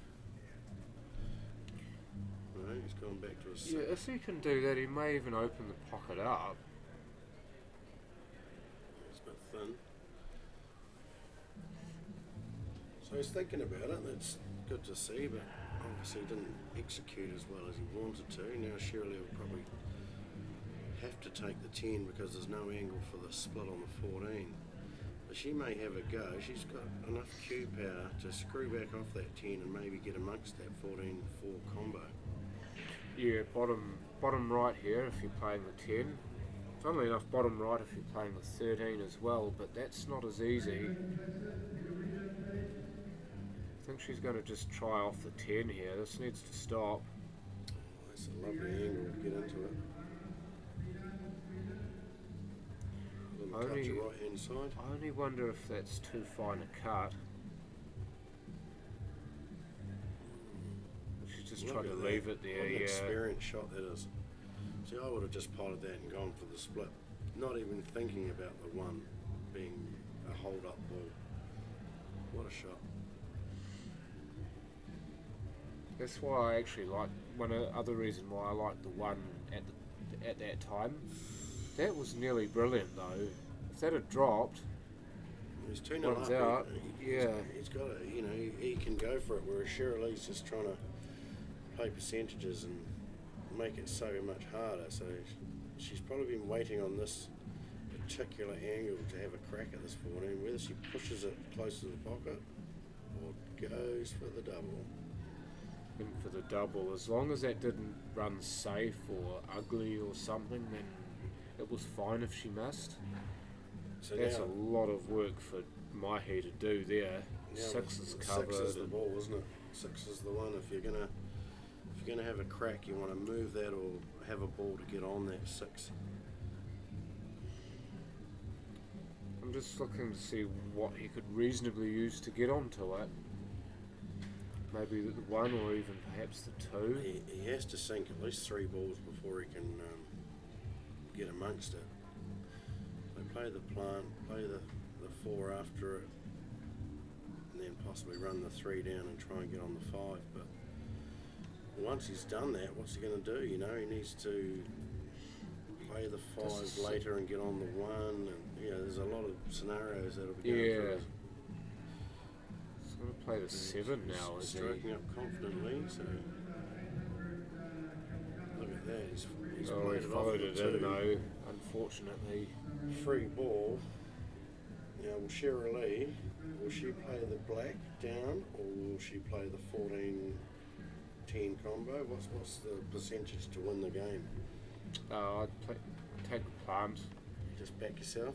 Yeah, just back yourself. You only need to play this pocket weight or slightly harder. So, just enough to pot the 10 and the 14 will stay in roughly the same place. She's got it. That It's not bad, actually. Yeah, that was the good thing about the weight. If she'd hit that harder, then the 14 would have gone down the rail further. But because she played the weight right, she, despite not contacting the ball the way she wanted to, she's still on it. So she's going to either drop this in at a very slow rate and go for a double on the black, or she's just going to put it right over the pocket and make it tough for Mahi again. She's done a bit of both there, and she's got a nice angle for a double. So she'll just get down and put a good stroke on this. Doesn't matter if it doesn't go in the middle, it can go in any pocket as long as she doesn't foul. So I'd say she'll have a full-blooded go at this. Oh, definitely. Boom. Take that. That was Take that. that was poetry in motion. Just to that. let Mahi know she's still there. Good on you, Shirley. So 1 each now. And I'm just going to go and get myself a drink. I'll be back very soon. Do you want something to eat, mate? Yeah. Oh, there's a menu. Me, you, Neil, Ava. Okay, sounds good.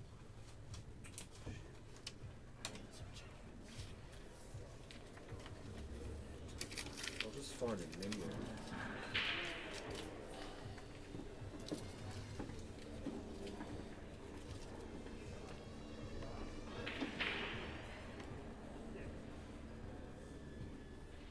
Yeah, so we've got breakfast and lunch and dinner and everything going on today, and we've got a new chef at Bowey's, Mike's brother from up on Maru way, I think he was from.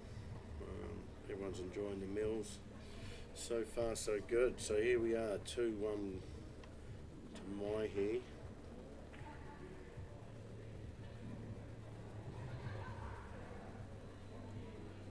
Small one off the break.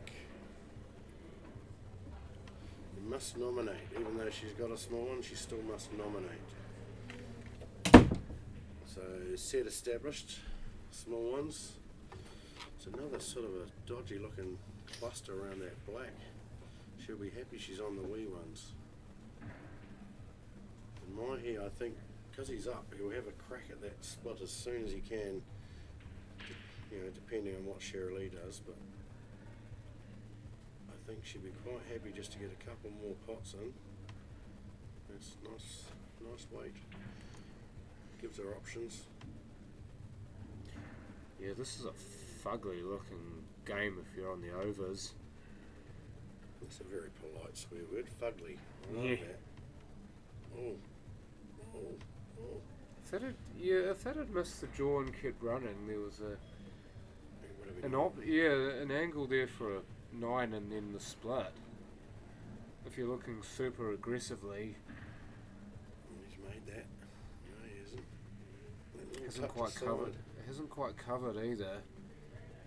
Would have looked for at least a cover there, so he could maybe have a shot to get those 3 balls out. And it's just left enough room for Cheryl Lee to maybe play the 6, 3, and then the 5 inside the 9.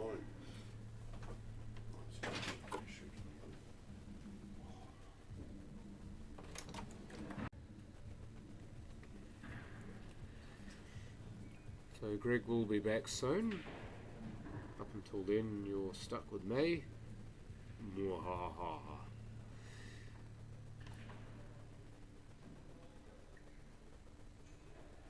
So the cut on the one to... Well, she was trying to get herself further along in the frame by doing that. She's opened the 1 up, but also opened the 15 and the 12 up, so if Mahi can get a shot of some description on the 9 or even the 12 to get a split, that would be magical. It's not going to happen right now though. Shirley has a ball stuck in there herself. That's the 4.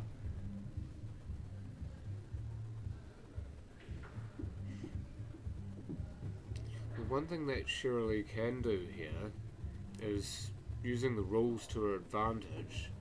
She can pot those 3 balls that she can see, so that one plus then the 1, and if she can get on the 5 and then pot that, and then she can go and try to hide the 4 in that bunch further for a free ball later on.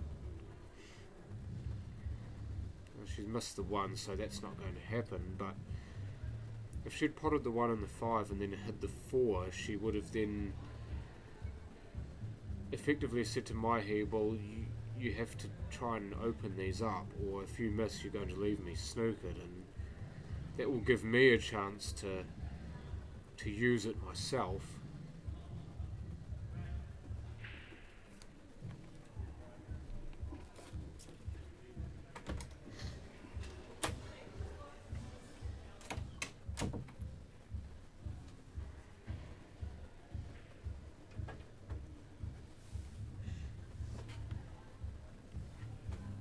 What do the meals usually come with? It's a totally new chef, but you'll get chip salad. What are you looking at? You just go and ask him that. Schnitzel, yeah. I'll go and, yeah. But I'm just going to get myself something to eat, folks, and something to drink, so Spearsy will take it from here until I get back. Can you order me a large bowl of chip, please, with aioli, not tomato sauce? Okay. Awesome, thanks.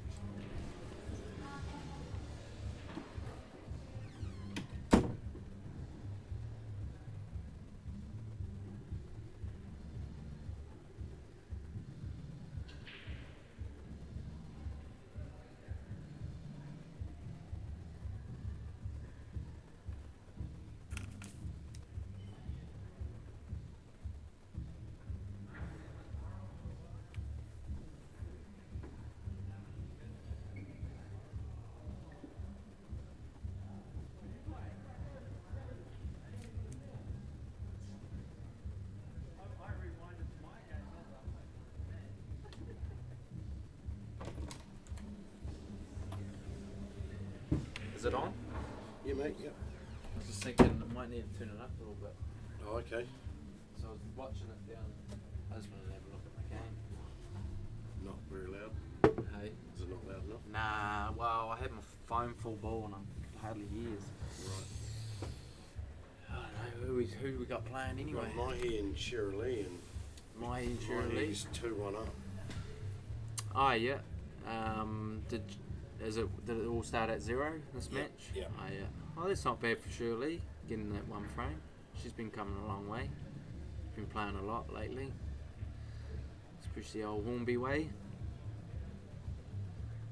So what she's on? Oh yeah, she's on smalls.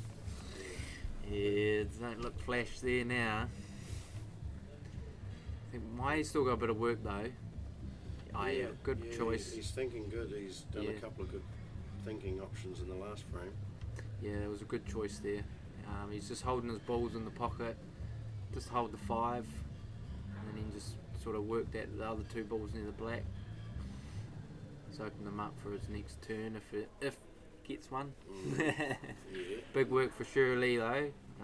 She's looking at maybe cutting into the middle or a double.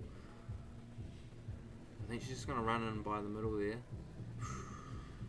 Try for a bit of cover. It's not bad.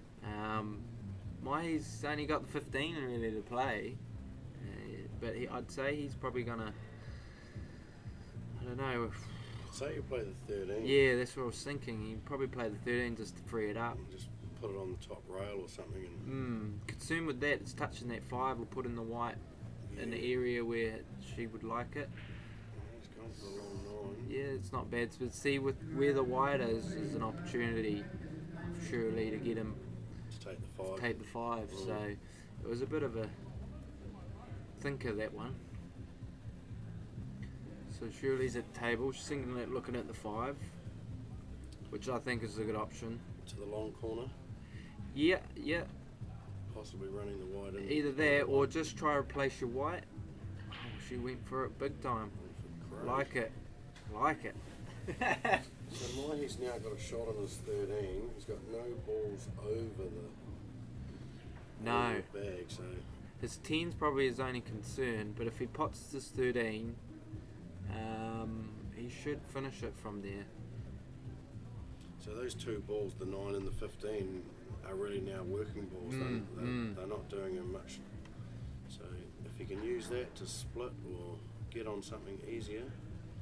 Yeah, I'd probably take the 13 just because you're there, you're ready to get back. Oh, you could use the 9, but I just think the white's really in a good spot. And if you pot that, you're pretty confident to run the rest out, I think. He's going to get there.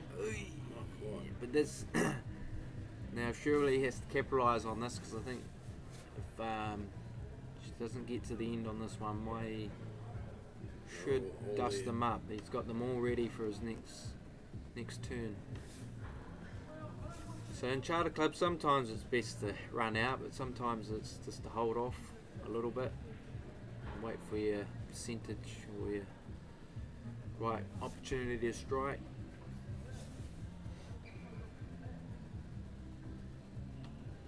So she's taking the 4 here. I'm not too sure what she's. Oh, where did we go? Oh, sorry, John, I took your spot. I'll be back soon. Yeah, no, you're alright, mate. Just need to go to the toilet now. Might as well do everything while I know what to say. Yeah, mate, have a little wee 5-minute break. I got to run.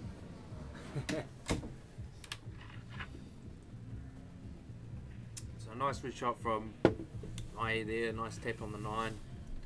So he's got a few options here. You can take really any one you like, but it's up to you what you're thinking. So I think he's going to finish on the 10. Yeah.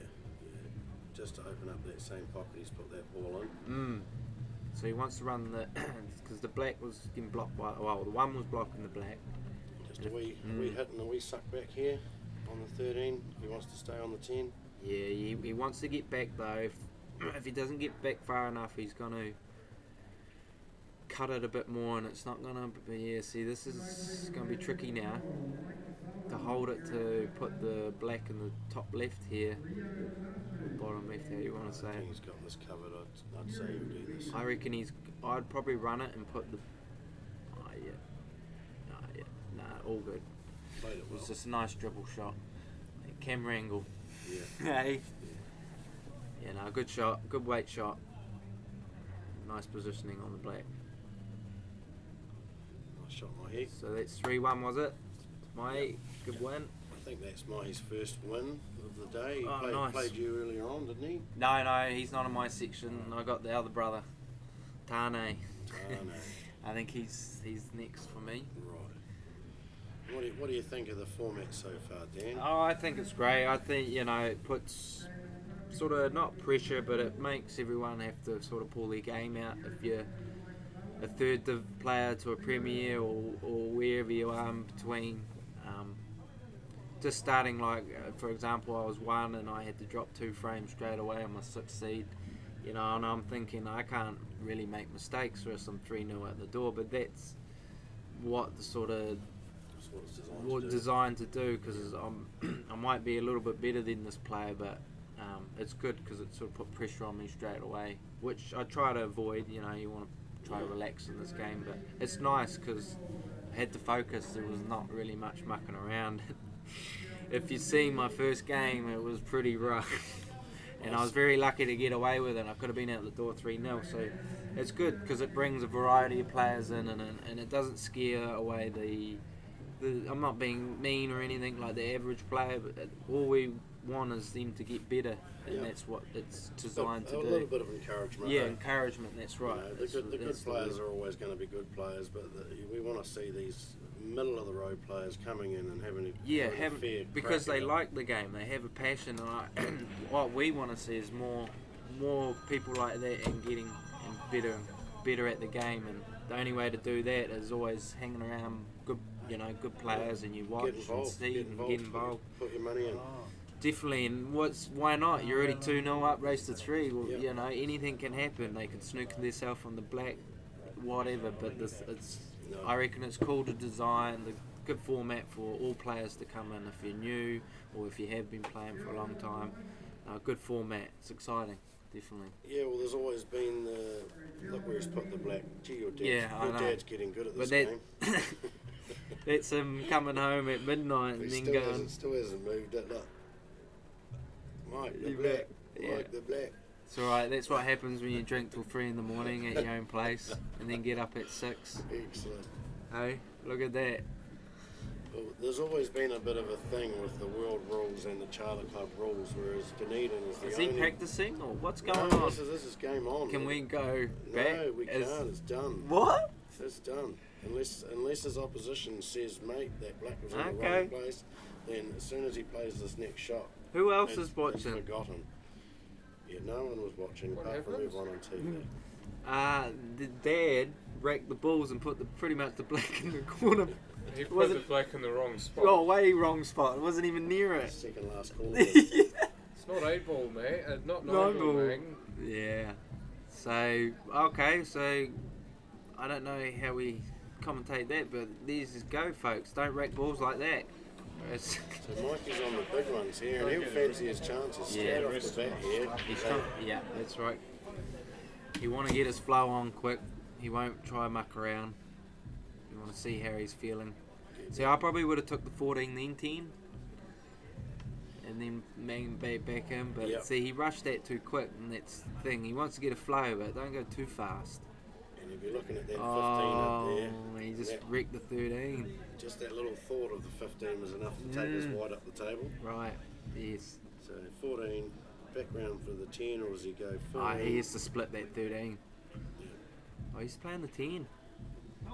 Missed it completely. Oh, don't pick it up, Mike. So Dad's trying to get a flow on. I think he's doing okay, but Mike, but you need to slow down just a little bit. So it was already a combo for Mike's opposition. Yes. There. What would have happened had Mike picked the ball up? I think that's could be multi. Super. So you get an extra shot if you play that major foul. Yeah, because you have fouled and then you fouled again. Was it 3 fouls in a row? I'm not too schooled up on this, but you hardly get a multi. I've had it once or twice, but I think it's either 2 fouls in a row or 3. It's either 3. Is it 3? So pick the ball up. John's the rule book. If you pick the wide up while you're fouled, what's that? You know how you're not meant to touch it when you're fouled?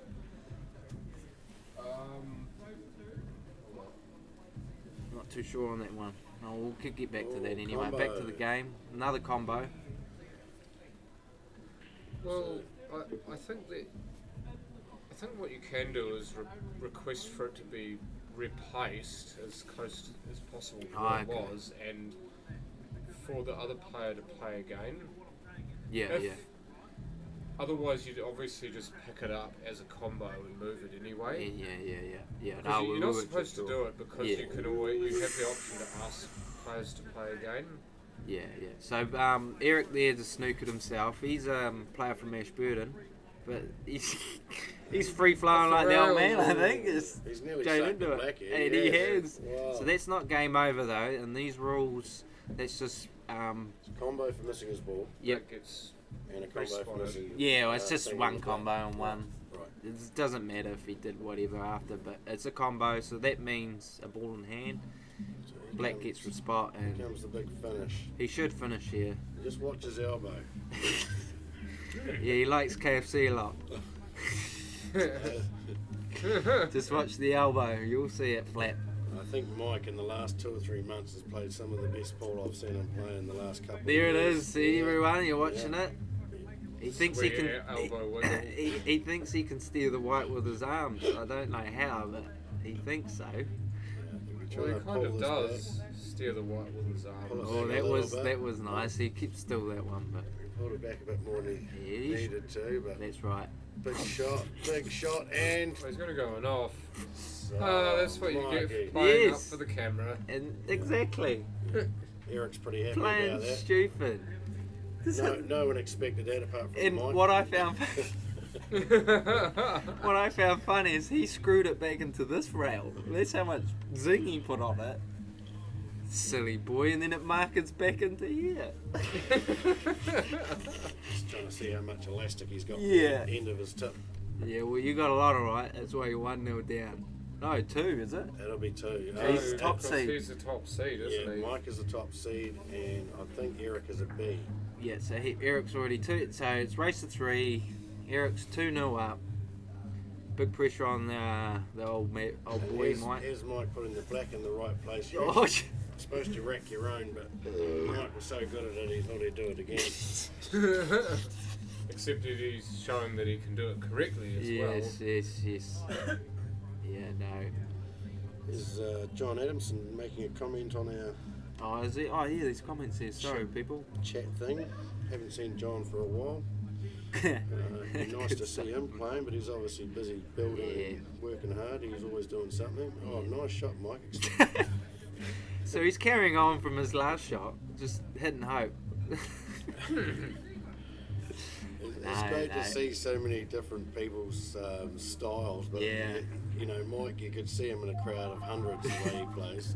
You could hear him in a crowd of hundreds too. That's right. No, he's actually looking all right here. If he just slows down and thinks about it just a little bit, He wanted a wee touch on that split there, Yeah. but he's actually got pretty good on it. there should be a clearance here. There's a screw back for him, he'll find it. Here it is. So I'd probably play for the 2 after the 4, but he's going for the 1. He was trying to move that one up towards the middle. So maybe 6-2 now, then 1 finish black.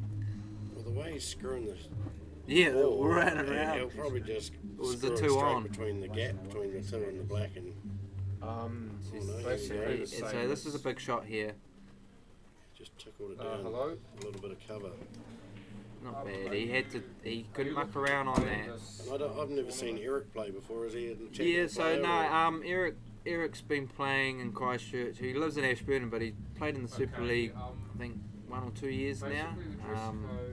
And he's been playing pool for a few years, but yeah, he's not too bad. I've seen him run a rack, so you know, if you run a rack, you do alright.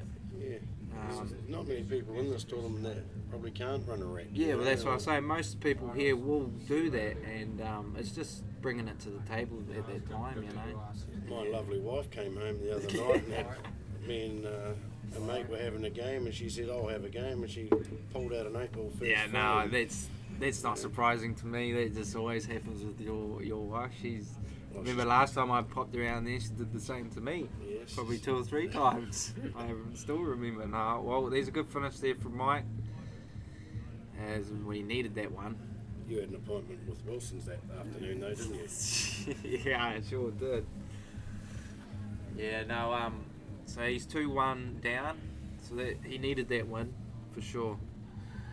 But Yeah, I was talking to Mike the other night, and he doesn't want to give his table away. He's got a table out at home, and we were desperately trying to get an extra table here, and he just did not want to bring his table in, so he sent someone all the way to Christchurch to get another one. Oh yeah, I was part of that trip. So is that why he didn't want to get rid of his one? Yeah, So I had to go and get one for him. Yeah. Oh. And I What a think, sad guy. I think you can blame the Dunedin Super League for that. He's been playing pretty good. He's right. knocked over Neil Wally and Ooh. a couple of good players already, and you know, Mike's been in it for 6 years, and for us old buggers, it gets harder every year.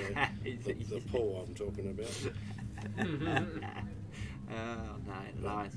But good to see him still practicing and that, you know. He's probably forgotten more than most of us will ever know. But So there was a bit unfortunate for Eric there. He did a nice cut on the 3, but something a 9 come back. Combo, is it? No, because it was open table. Right.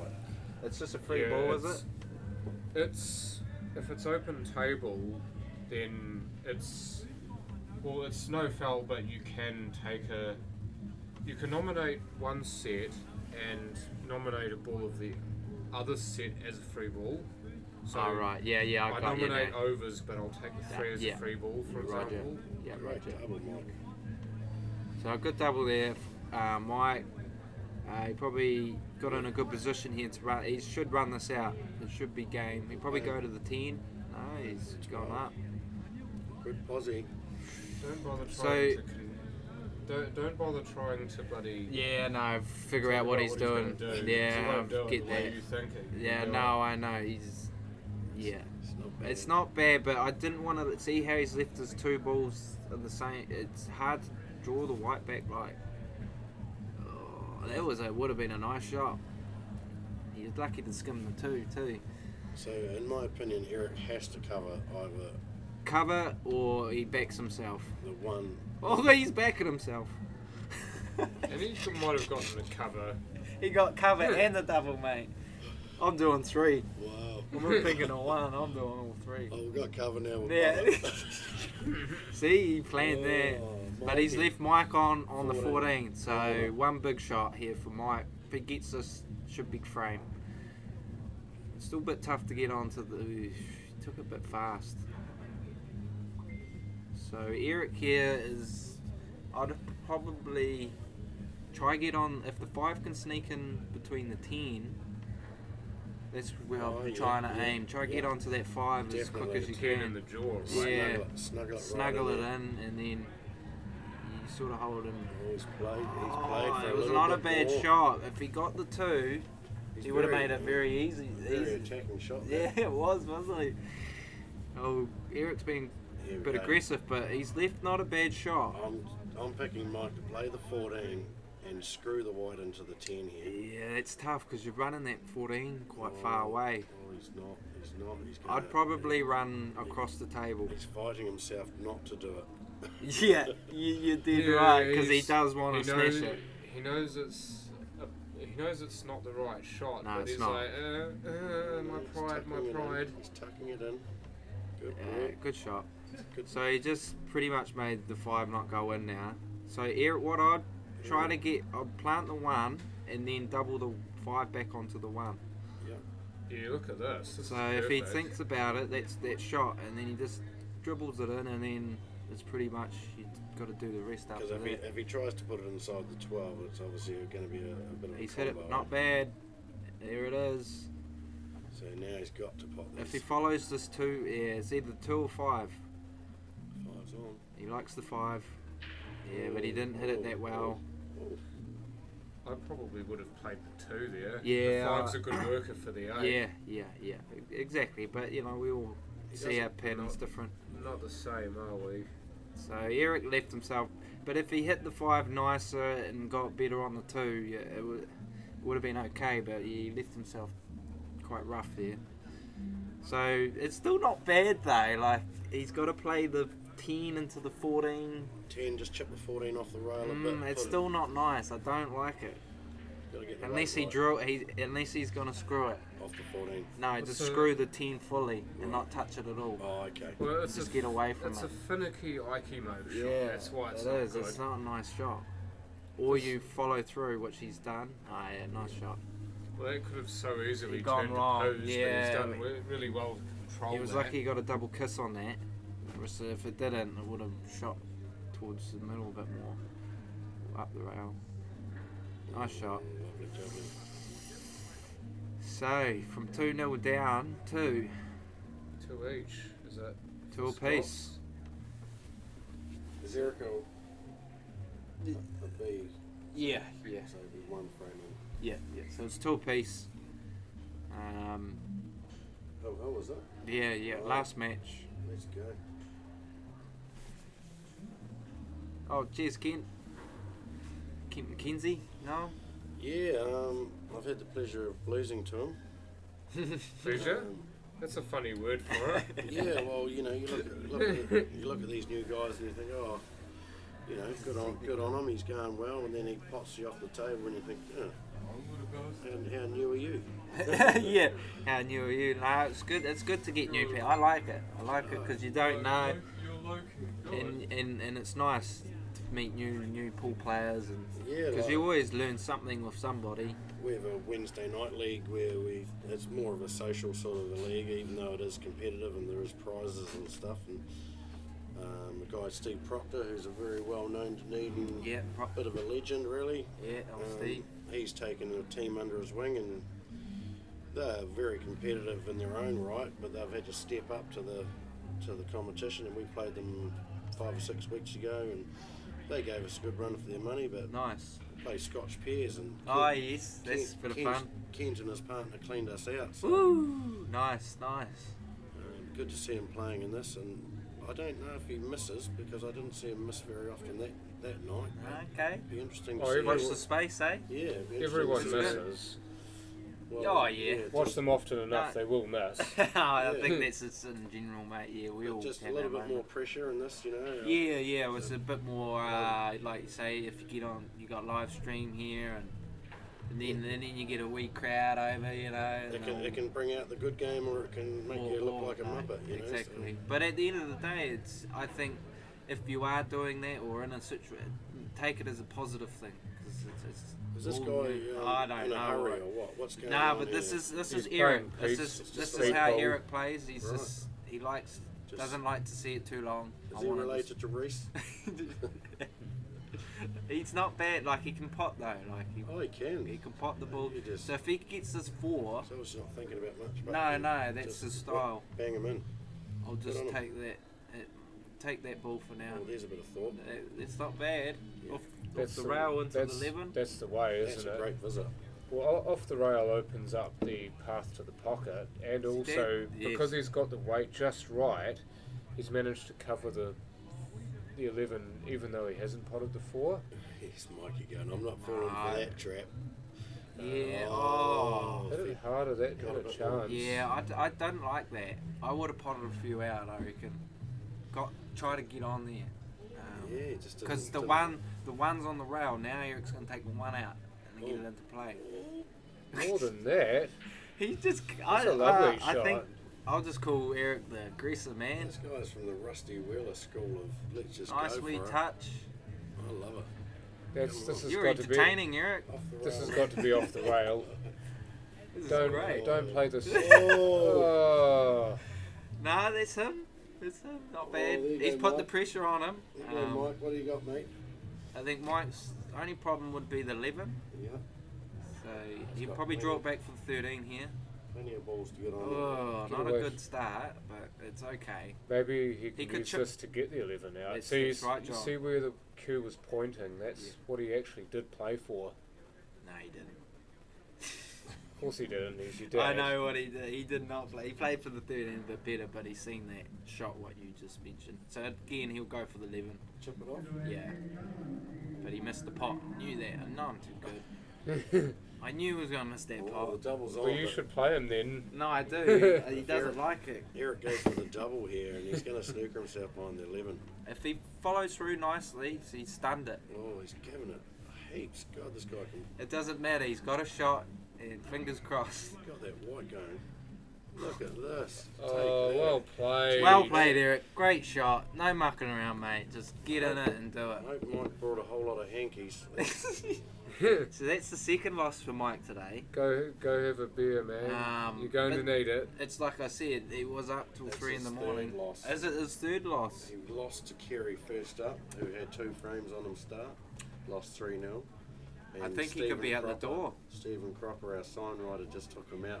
Well, Crop did say he's going to smash him. And now Eric's taken him out. Mike will be wondering whether he's bought the right venue or not. He might have better up. Maybe he should have swapped his table in for that nah, one. But just looking at the last game, he had his opportunity and he didn't execute. And then Eric just got in there and got it I done. just love the refreshing way Eric just Yeah, played. what It's was like, it? What? I'm here to pop great. balls. He's just But the pop black balls. wasn't even that easy, and he didn't even look at it for 1 second. That's- It was that's- like, bang. It's the same with Reese, you know, that he sees the shot and just goes, right, Yeah, that's it, that's boom. it. But And- that's and that's how to play, I think. Your Sometimes vision, you just see it. Take all the pressure out by Yeah. playing like that, but obviously you're going to get some bad results as well, but good on him, well done. Sometimes that's well what done. you have to do, is you don't worry about the pressure, don't worry about anything else. It's just you, the cue ball, and the black. All you need to do, just pot it. Dan's away for another game, good luck mate. Yeah, cheers, boys. You on the TV table? Oh, am I? Make sure you got your collar on.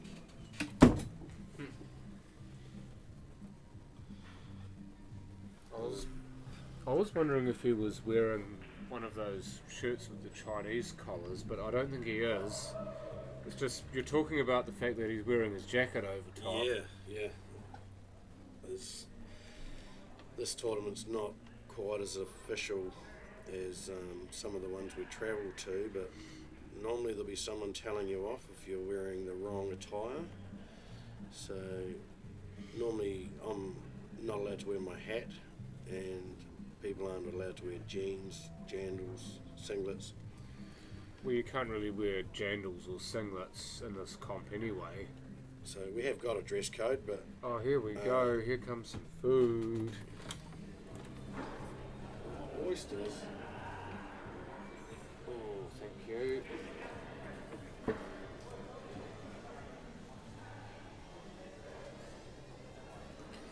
Your man, Nath, thank you. Excuse me if it sounds like I'm trying to talk in between bites.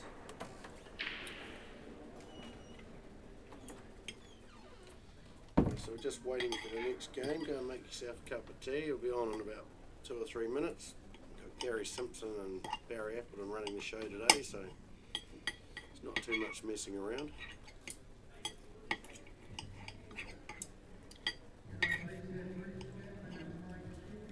And it is such a big part of running a pool tournament is to minimise the downtime for the tables where games have just finished.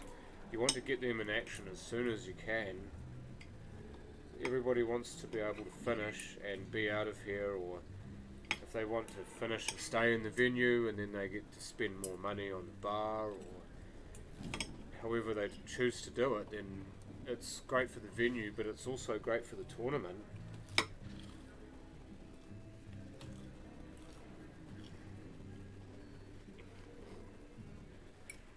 Just want to say special thanks to Greg Crowders for supplying us with the gear to be able to bring you these pictures.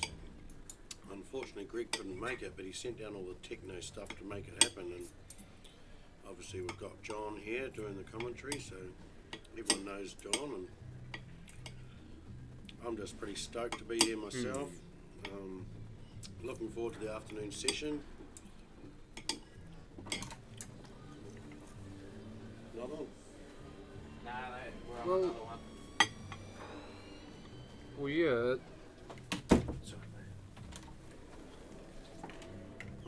Yeah, it's because we're both on in the afternoon, aren't we? Yeah. And I think we're both number 1 seeds too, so we've both got our backs up against it straight away.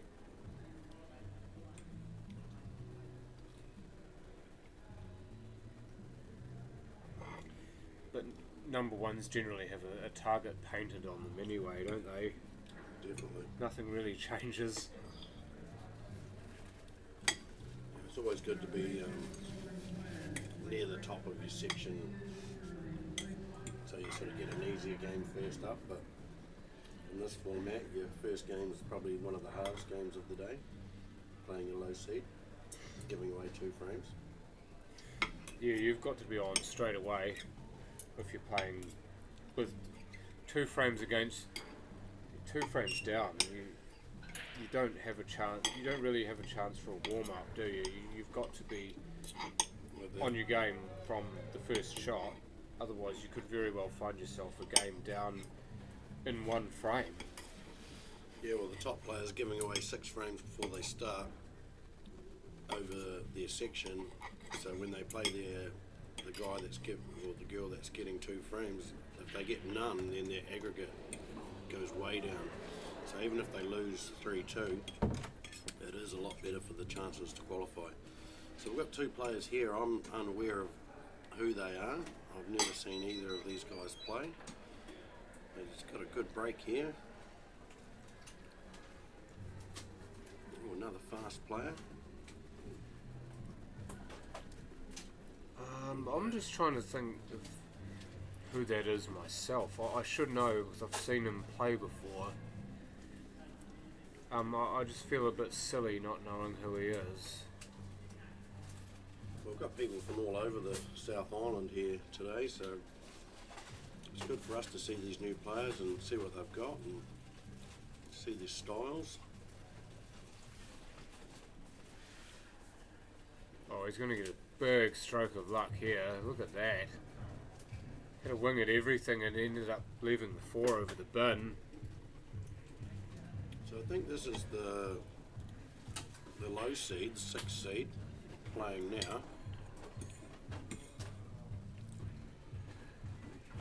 So if you consider that this guy is supposed to be the weakest of the section, and he plays shots like that without any care at all,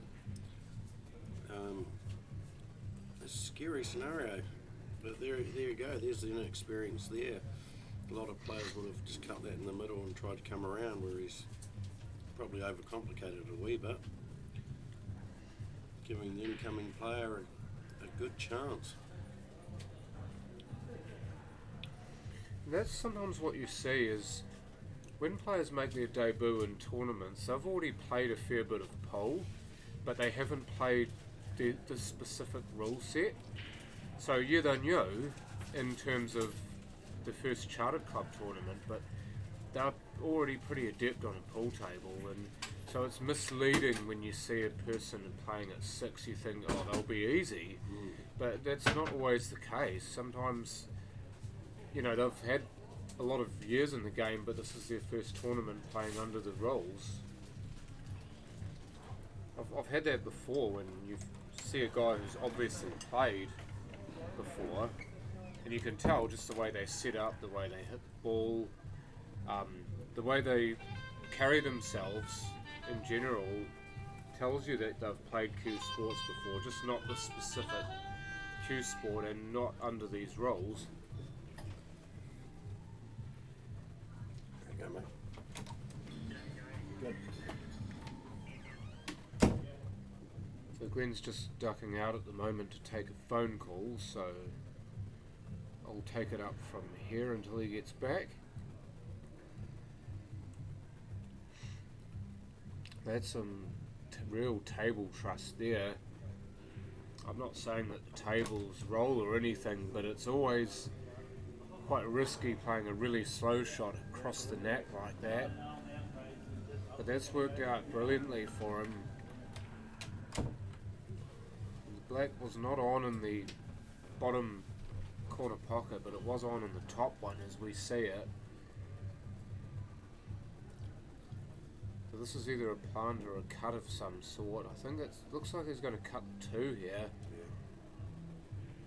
Yeah. No, he cut the 6, and you see the way he's hit it again. I think he might have gotten away with this. I don't believe that the 6 goes past the... No, I don't believe the 6 goes past the 8 goes past the 6 here. You don't think it does? I think it will Well, if he goes wide enough and hits the rail first. Yes, if you hit the 6 first, then there's no chance. But if you hit the rail or the jaw just before the 6, then there's your opportunity. That double was never going. It just the angle was all wrong for the double, and I don't believe he actually knew that.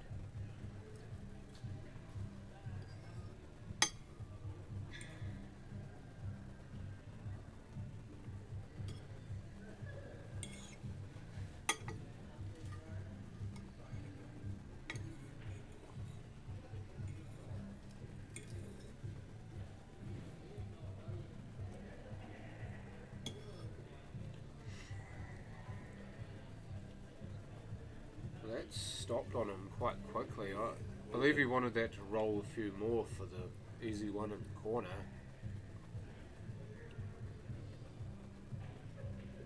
That's a wild, woolly hack at it. Wonder if he's going to get a snooker here. Yeah. These could go either way too, couldn't they, Glenn? Because this looks like a fairly easy shot on the 5 for your free ball, but if you don't make it, which he has, see, if he hadn't made that, he could well have covered the pocket for himself. Definitely. Because remember, he is still on the 8, but due to the fact that he was snookered, he could take the 5 as a free ball. Now, having potted it, he's got a clear shot at the 8. And down she goes. And did you were saying before that one of these two players had a frame advantage? I believe it's the guy playing with the 9-ball cue. I just remember him The playing. guy first. racking now. No, the other fella. Because I think he was on the black against Dan Bowen and had a 2-0 start and missed the black. Dan ended up coming back and beating him 3-2. Oh, okay.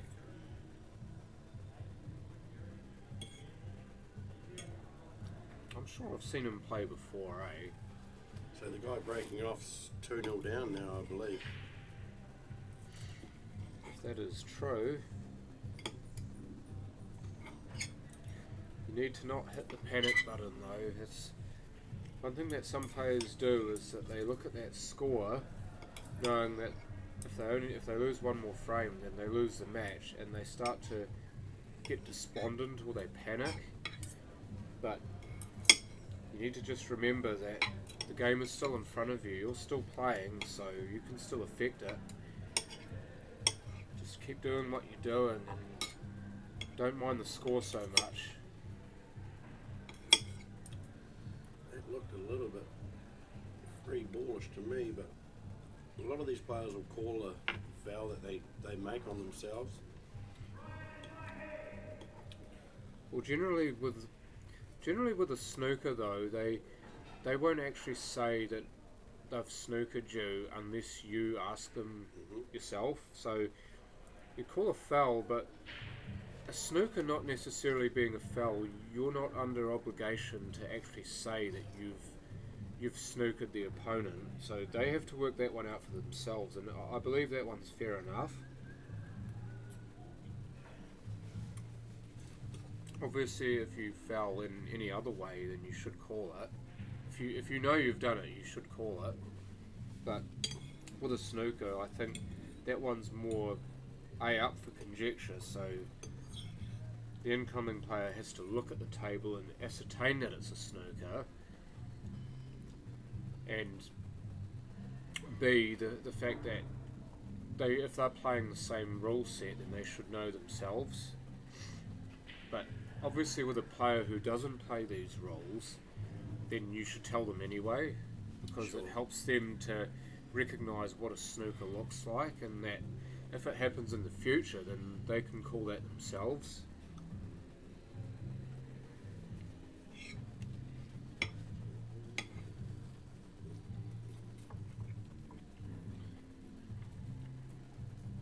It's certainly a lot different commentating with Dan than it is commentating with me, isn't it? Yeah, he's an absolute hoot to do commentary with.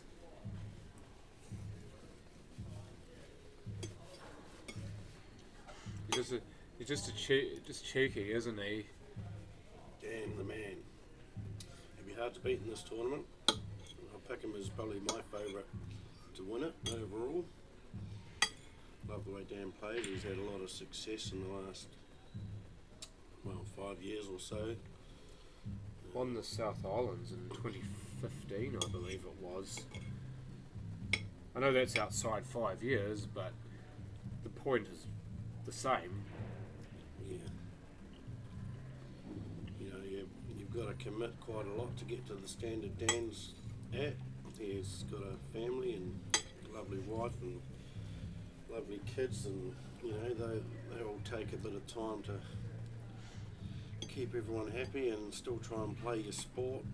like a lot of athletes, I suppose. But Dan's obviously had the advantage of having Mike having a pole hall in the earlier days, and Matt Edwards and In Kaiapoi, right? Because when they used to live in Kaiapoi, they had Stickman or something. stickmans. Yeah. So they'd have that as their local haunt, and they'd spend hours in there playing pole and honing their game. And I remember both Matt and Dan when they were young. 'Cause Dan's 30 now, and Matt's 33, I think. I'm 34, but we were all juniors once in Christchurch and also playing in Kaiapoi. You could tell that Matt in particular was going places because he had that drive, and Dan to an extent had it as well. And you got Josh as well, who's Josh Bowen, who is normally at these tournaments, Yeah. but he's obviously busy doing something else. But he's another great player in the Bowey household. so they all get into this game through their dad Mike, and because Mike's had his hand in running pool halls and being involved in the game so much, then naturally their sons get into it as well, and Mike's been instilling the same sort of values in his sons as he has in the actual game itself. Just so you guys are aware, they have a 30-second time limit to play a shot. Now, I don't think that's going to be an issue in this match. I don't think that's been an issue at all. There's a lot of players who have not taken time over their shots at all, in terms of the fact that they've waited a long time before playing a shot. They've basically just got up and hit it. If they can see it, they'll hit it. The more deliberate sort of players, you might see it come into the game more, but guys like these who tend to play very quickly, they'll never be in danger of being fouled. So they're all open here, and if this guy can roll this in, I think he's got a great chance of running this wee rack here. Oh, that's he's the hit the only. jaw. Yeah, that was the only thing he absolutely had to not do. Hit the 11, you're fine. Go straight in, obviously you're good, but so look at the tight jaw. Yeah, But they don't fall in. yeah, if you hit that near jaw playing that shot, then you're not going to get it because it's not going to hit the 11 in the right place.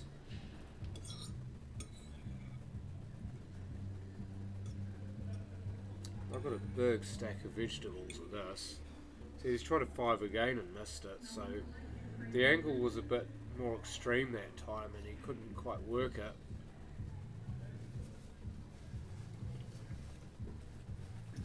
Somebody was obviously thinking about my health when they made this.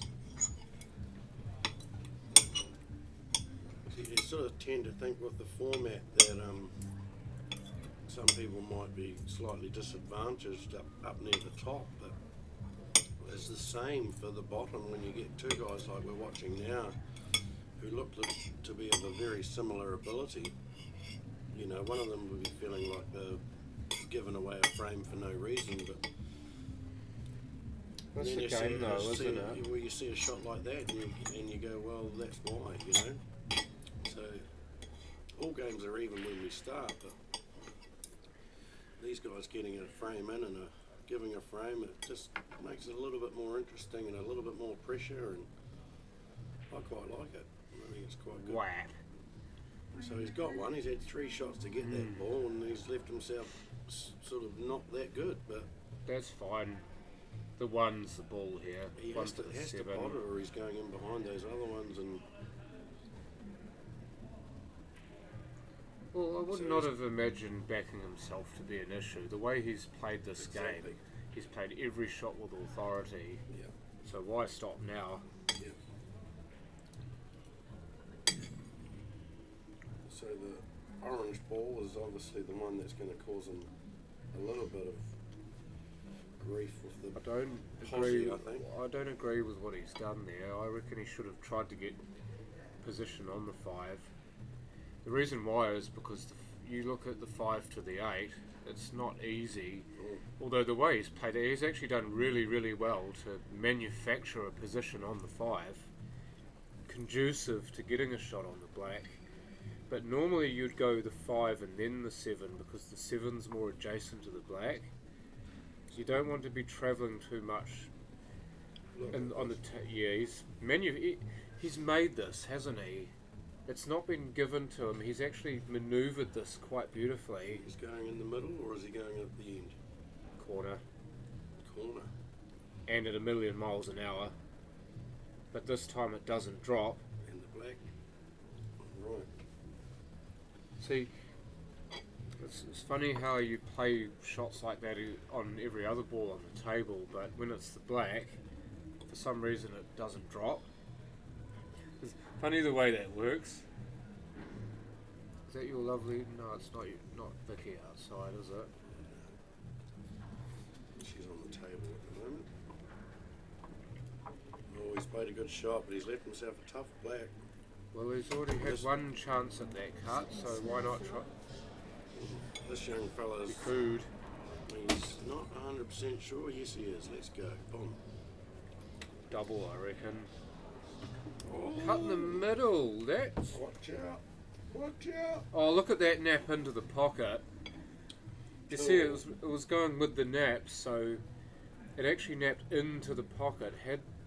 If the nap hadn't been there, that would have hit the jaw and not gone in. So, So we're looking at something- 2-1 or 2-all here. Um, Go and find out. 2-1, I think. Yeah, see, that's the problem when we don't have a direct feed to the score. Glenn just about tripped over his own feet getting out of the room. Yeah, when we don't have a direct feed to the score, then it's a bit difficult. Also because often we don't know which players have the advantage to start with. So we're kind of winging a lot of this with the scores.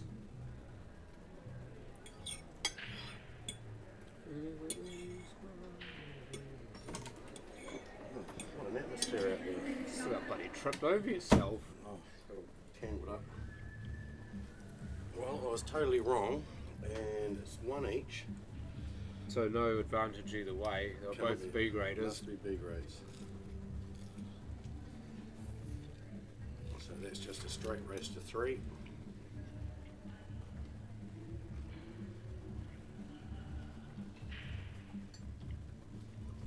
That is a tub thumping break. I don't think he got one though. I'm doing a quick count and I can still see 15 colours, so good hit but bad luck. So the wee ones look a little bit more attractive for my money, just because he got one over the bag and We've- 6 is holding the 12. He's not an easy starter either way here. The 5, if it's on, I'm betting he'll play that. Oh no, the 2. The 2 must slide past the 5.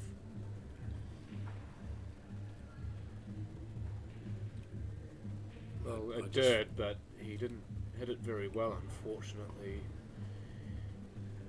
But again, the positivity. I love watching people play with positive intent. It's the way for me the game should be played. It doesn't matter what shot you're playing either. It could be a safety shot. If you play it with good intent, then that's what I love to watch.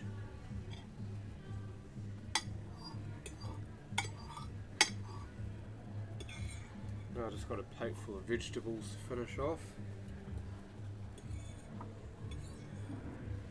Well, any of you guys out there that are in Dunedin, come down to Bowey's above the Sammys, the old Sammys, above McIver Beach. Number 81 Crawford Street in Dunedin. There's a rear entrance and the front entrance. We've got meals, drinks, and a bit of a party atmosphere starting already. We've got a lot of afternoon players coming in and adding to that atmosphere. We've got the Calcutta later on, which you public are welcome to come in and throw some money around, and If there are any tickets left, that is. the tickets They'd are have- selling very quickly. They'd have to make more tickets, surely. You can't just not have tickets for a Calcutta. Well, Even if you have another 600 and they don't all sell, at least yes, you're going to make more money, more prize money, it goes into the pot. Yeah. more people can enter. Yeah, well, Barry said if he sells those, they'll just get some more. So hopefully we get some more. And they'll get buyers for them as well.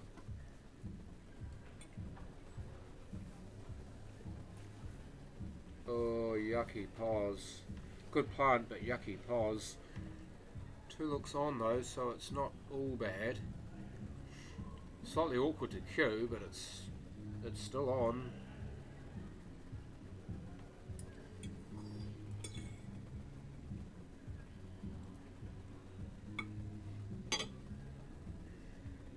Back's feeling a bit better now.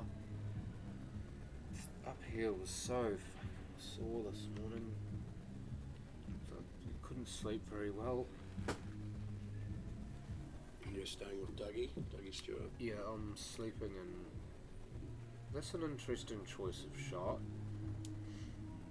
I think what he's doing though, I like what he's doing though. He's trying to concentrate it all in one area, so it's easier to work through the bunch of balls, rather than having to travel up table for one ball. You see, now we're going to see that tested. I think the 7's on, 6 is on, but if he plays the 7 he can stay down there, leaving the 14 as a half option. I might not be able to see that. So he's going to have to give this a bit of curry or tap it, one or the other. I don't think. Well, you tap it, but he's not actually tapped anything that I've seen. Everything's been played with some punch or venom. It's good use of the other ball there to help stay on his wee ones. Sometimes you get a kick like that and you think, oh, that was a good shot. You haven't played for it, but you get a good result anyway. Well, you know, you take your luck into your own hands when you do that, don't you? But you think percentage chances I'm going to be on something, so yeah. It's unfortunate that he couldn't find the pocket with that. Yeah, it was a tough shot. You either had to play it off the 11 or just play the right weight and let it drop in, but he's left a chance here. Well, with the nap too, so that nap's going to suck it towards the pocket from that far jaw, playing it that way. Something that he would have learned, I think, had he been I think he's watching the white ball track towards the pocket with the black. Is he going to give this a bit of a belt? Yes. Just because that 9 Yeah. didn't really go anywhere, and apart from in that gap, but he may not have seen the gap and thought, I need to get on the other side of this. I think he had his blinkers on.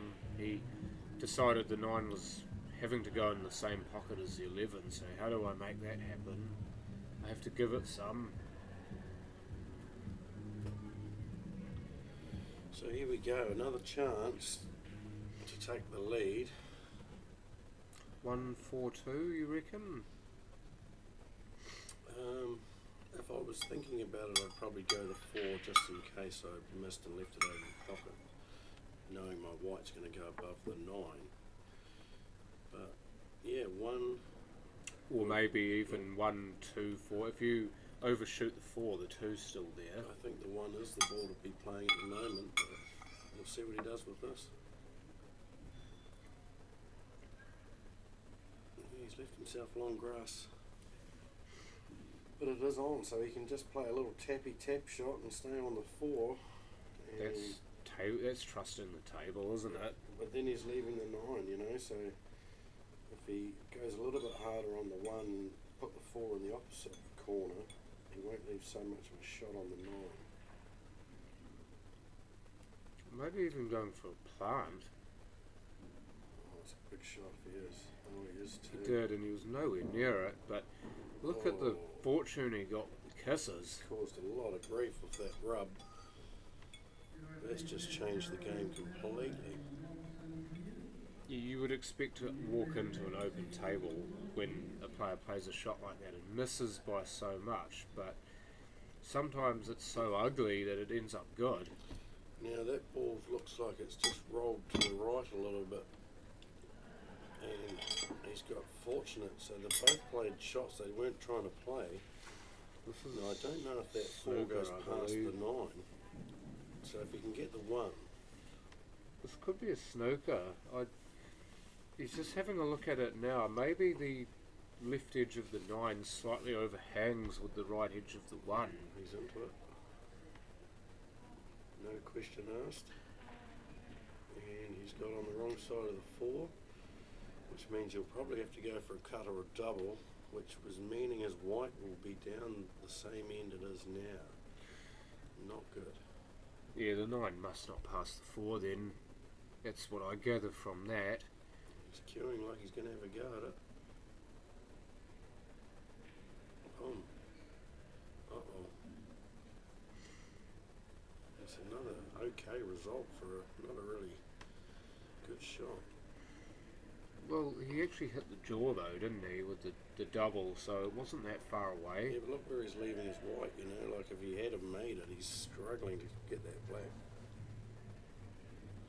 I'm not giving him a hard time, I'm just sort of saying, you know, like, Stating the facts. Oh, you know, that's that's bad rub. two shots in a row where his controls left him and something different's happened, which happens to us all. But these guys must be just going, how do I get this finished? How can I get on this bloody black? So they're both sort of going a wee bit gung-ho at it, whereas a smart shot here would be to block the black, leave the double or anything on the 4 as long as you've got some cover. So he's This going is the for shot now, isn't it? He's to play going the for it, block. and he's played it well. And you also were always going to be on the 11 if you did pot it. And the idea was not to hit that. He's left it in a good spot, but he probably overhit it a little bit, whereas it was lucky to stay over the hole. Full-blooded. Oh, he's put a little bit of check on that, and he's got It's all- 5.5 rails out of it. Yeah, you see how much it straightened up with all that side he put on A it. free ball to me, John. Naturally. Yeah, if it is, then you just put the black onto the There's 11. not even looking at any free balls. They're just going for it, these guys. It's almost like they're playing pub rules, isn't it? Just see ball, hit ball. There we go. No, it stayed out. Unbelievable. Gee, Never ever these call it until it drops. pockets are Rule so no- tough. Rule number 1 of commentary: do not call it until it goes. It looked good as soon as he hit it. And wow. Here we go. Big shot. Key rack. Take that. Wait for the cue ball. That's Key fine. rack. Jeez, he powered that in. Now be careful that you don't follow this. The fact that it's right on the jaw, you have to still hit a decent piece of it Not though. too slow. No, I'd hit it. Not I wouldn't quite have hit it that hard, but he's okay. Oh, good stuff. If you hit that fullish, then you should be fine because the white won't follow the black into the pocket, and you will have hit enough of the black to kill the momentum of the white ball. But if you hit it quite thin at that pace, then you're inviting all sorts of tragedy. There are a lot of other pockets on the table you could go into, but on that occasion he managed to avoid it. So we had a few practice games just to try and see how long a game was going to take. When you've got an A playing a C, it generally takes about 20 minutes. And you just never know when you've got two guys that really want to win, and you never know how long it's going to take. But I can see this game going to the hill. Well, it's 2-1 at the moment to, pardon the player at the tail, the player who just broke.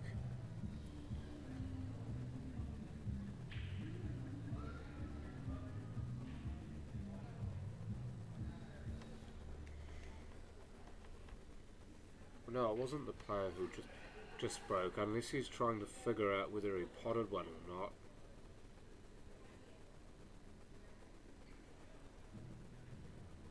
So we do have a set established on the overs. Just pop this off the rail for the 13 or not. I don't know why I bother sometimes. So what would you do here? Would you just roll up on the 13, leaving him the 7 or something, or do you have a? Well, you can't really hide the white. You want to leave him a full shot, but it looks like he's going for something massive. There you go. Yes. What's he going? A bit of a cannony thing. Try to cannon off the 3. That's again It's a bit where like- Eagles deer. He's actually lined up okay on this. 4 may pass the 3, but it's not the easy shot you would expect to have with 7 balls still on the table. You feel like you may want your money back after that.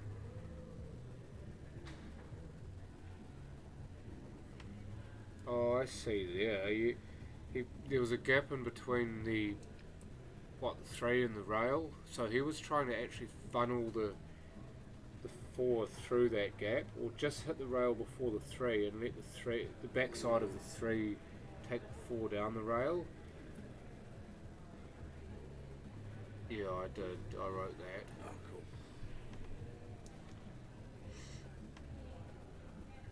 Not up with all this technology. I'm not really that techno savvy either. That's why we needed more help to get the stream set up. And is Christchurch back into playing lots of pool, or is it We're just about to start. the Super League? 2 tiers still? Yes. Yeah, Super League is still 2 tiers. And do you have just the 16 in the top tier, or have you got it extended? No, just 16 in each tier. Right. Keep it simple. We've got 26, I think, in our top tier, and 24 in our bottom tier, I think. So it's well and truly alive in Dunedin. Thank you to Brad Campbell for bringing it on, and Mike. 6 years we've been playing in Dunedin. Yeah, you guys have a really strong pool spirit here too, and it's awesome that you do have a dedicated venue to play out of. For those that haven't been Oh, how did that 10 not fall? Basically grounded into the dust.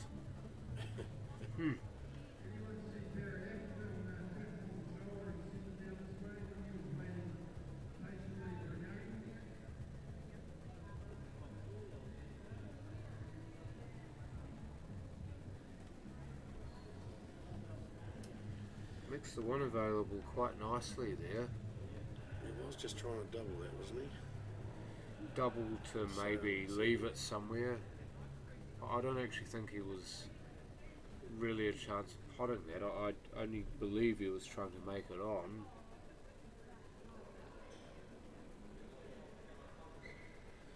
Yeah, both these guys are taking a little bit more time now. They're getting into the seriousness of the match. Yeah, I think for them it's finding out what works and what doesn't. So going bull at a gate hasn't seemed to work. Now that's got to be a free ball. Is it? Baz.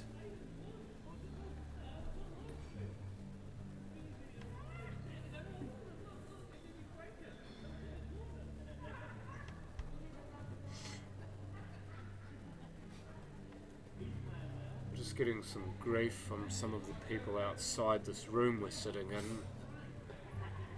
They're your teammates. Oh, Bazza. Has Baz been on this morning? I don't know. I know he was going hunting this morning at 5:30, and Tane was away gathering cockles at 6 o'clock or 5:30 as well. I love getting out and doing a little bit of hunting and fishing and manly stuff. I think they had a bit of a camp out a couple of weeks ago with Tony Maitland and their boxing crew. Spent the night in the bush and chased animals around. That's your idea of a good time, is it?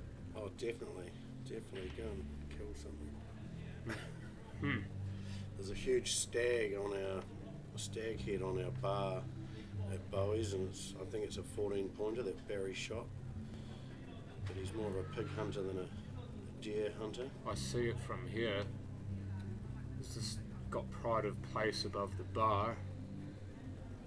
Oh, look Got at them this. both He at snookered once, himself. but he snookered himself. So he doesn't have to touch a rail, but he has to hit 15 first. A lot of times you'd call a ref for that because they were so close, but these guys are just playing as they see it.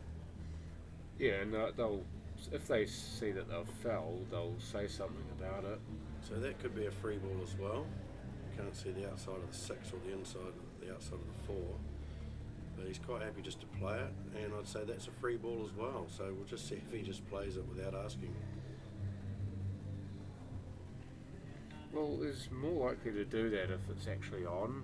If it's not on, then you'd have another look at it and then maybe clock to the fact that it's a free ball. This is to take it to the hill, as predicted. It hasn't dropped. And he's hung it, so a lot to do. 5 balls up. Can he get a ball inside the black? I would be thinking would be one of his options he's going to try to after the 6. But the 1's in a good spot. If you can just pop these 3 balls and leave the 1, you're going to look pretty good for the black. Look at that 3, so it was 7 or whatever it is, the red one. Just pop that in the middle when it was there. The 7.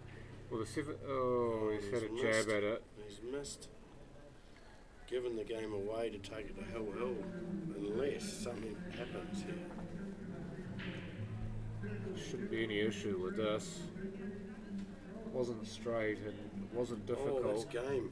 Okay. 'Cause you've So you had it the wrong way around, didn't you? I did. The guy that's 2-1 to the wrong player. and the blue Now shirt. 3-1. The blue shirt was giving the frame, not the other fella.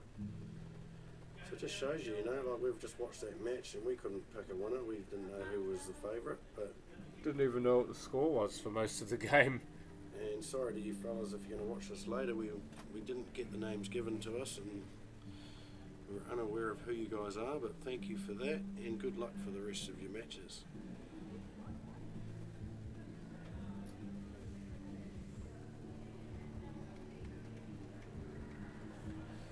So we've got karaoke here tonight, starting at 8:30. Oh, Mikey will be down for that, won't he? So any of you guys that think you can sing and some of you that can sing, there's going to be a few of the pool players here which I know can sing. I think it starts around 8 o'clock, so he'll be on for 2 or 3 hours before everyone goes their separate ways and gets a bit of sleep for the next day. But Really? Do you think they'll be getting some sleep? well, it depends on how big a night. Mike Bowen looks like he's going to be struggling to qualify, so he'll be keen to drink.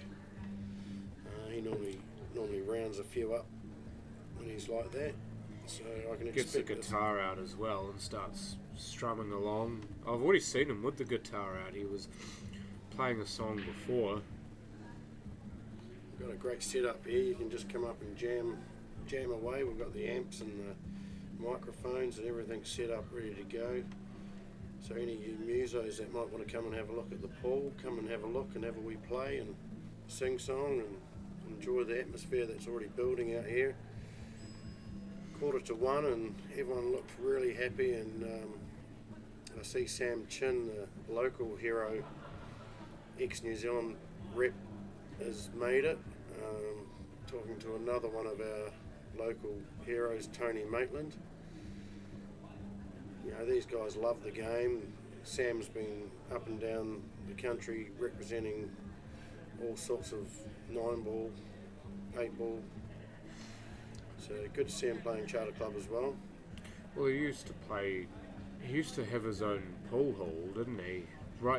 Basically right next to where this is. He It still used to be does. Sammy's. He still does run a small pool hall, but he only opens it on a Friday night and has his regular crew come in, about 20 players, and they all put in about $10 each, and Sam puts on a feed, and I I think he puts on a $50 bar tab as well, and they just go for it. I think they have a qualifying round and then race to 2. It's quite brutal, but that's been going for probably 10 years and still going. So That sort of tournament would stand you in good stead for something like this, I reckon, because your race is getting shortened with your handicaps.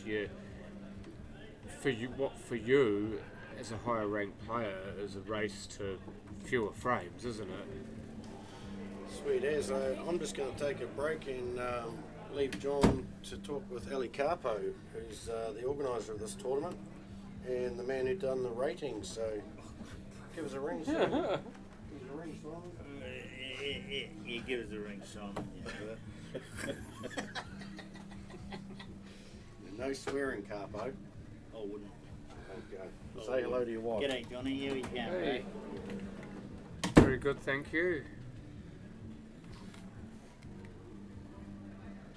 Try to get the mic a bit closer to you. Although I shouldn't need to. I'm pretty sure people would hear you anyway. Yeah. I'm pretty sure, mate. Who we got playing on here now? Once again, nobody actually poked their head in the door to tell me who was playing, so I'm only basing it on what I can see, and at the moment it's just a table full of balls, so I think Ellie's going to go out and have a quick look.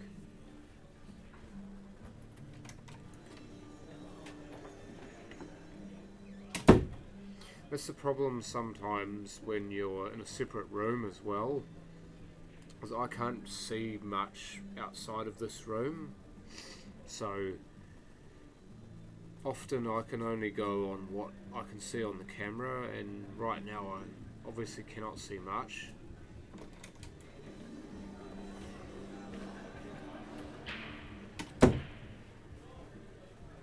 Well, it looks like from Gore we've got Dave Barton on the table at the moment. From Gore. And he'll be taking on Delvin Chin from Dunedin. So it'll be an interesting matchup. Both guys are on a beat. Alright, so this will be a race to 3 in that case. Delvin Chin, he's not related to Sam Chin by any chance, is he? Mate, you're asking Mary about that? I have no idea. You don't even know who you're related to, do you? Well, I'll tell you Just what. coming in to see if you're alright, so you're good. It's Yeah. certainly interesting to see. I feel like I'm going to need a snooze later on, though, eh? No, you get to play soon. Yeah, I know. You know, Dave Barton, he certainly has won his share over the last 12 months, and he'll be getting in there and giving his all, I'm sure. Southern Peers, and I think he won the singles down that way as well. So he's certainly a player of quality and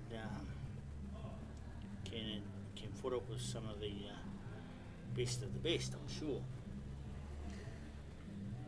Yeah, I must admit that I haven't seen a lot of these players play, partially because I'm from Christchurch and we don't get a lot of Dunedin or further southern players go to play in our tournaments, but see them for the first time and you see what they're capable of, and it's quite good to have someone who has seen them to clue me in. Yeah, well, Dave Barton, you know, he's a big part of the Southland scene. And he doesn't get out and about too much, but he can certainly play the game to the point where he's able to get a victory here and there. So, you know, he's not to be dismissed on his efforts. Oh, exactly. Just because you haven't seen a dude before doesn't mean that he's not a good player or she's not a good player. Judge them for what they do on the table, not the name that you don't know. Yep. There you go. Trying to get back for the dance floor at this end of the table, but jabbed at it slightly and missed the pot.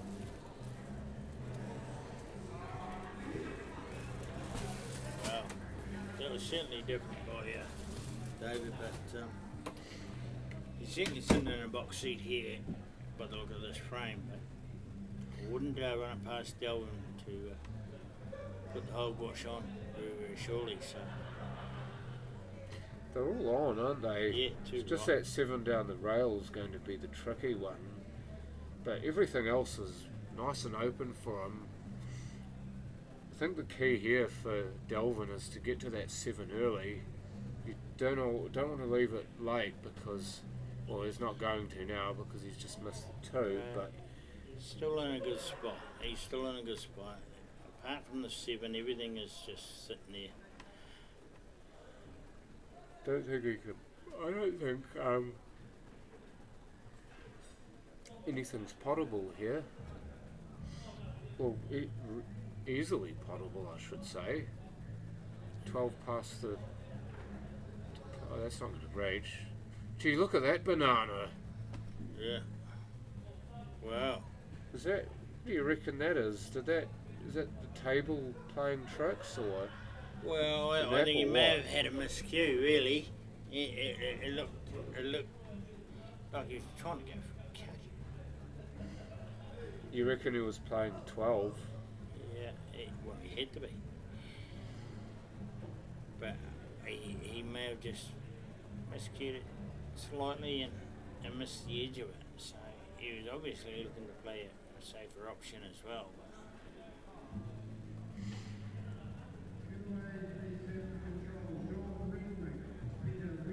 So now Delvin looking to pick up from where he left off. The 1 will go past the 12 here. Doesn't want to try to jam it in. Well, he did. I was about to say he didn't really want to try jamming that in because he has a much smaller pocket to aim for when he does that. But now the chance is beautiful for him to spin off this 3 into the 7. And yes, he's done that quite well. But yeah, still, yes, it's a struggle. Maybe the 6 is the next option. Yeah, I'd say so, because you're going to have a lot of difficulty getting position for the 6 off the 7 here. So cut the 6 in and your chances of getting pos on the 7 are much better.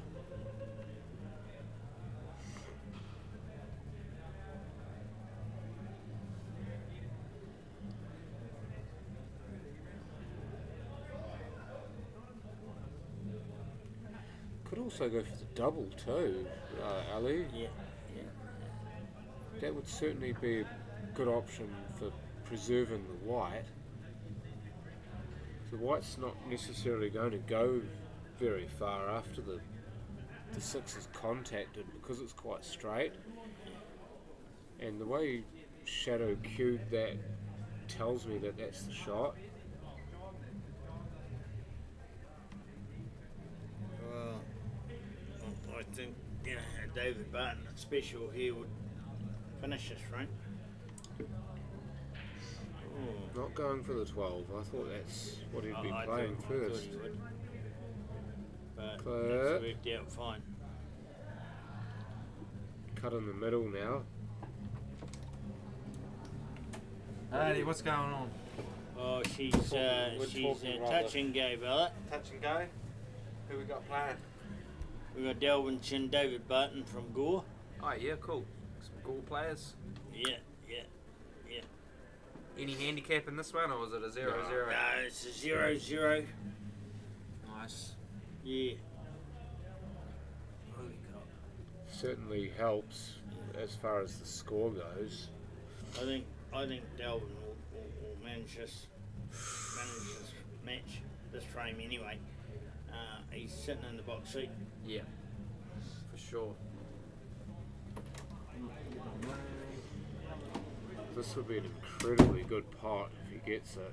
He wasn't too far away, just got underneath the 12 slightly. His control needs to be very good on this. The pot looked easy enough, but he's actually done that extremely well. Yeah, it's looking good for a Delvin finish. That 6 could have so easily spat down the rail and made the next shot very difficult, but he's managed to control it well enough to stay in that zone. Well done, Delvin. Well done, Delvin. So 1-0, Delvin Chin over Dave Barton. And we'll have the advantage of breaking the next frame.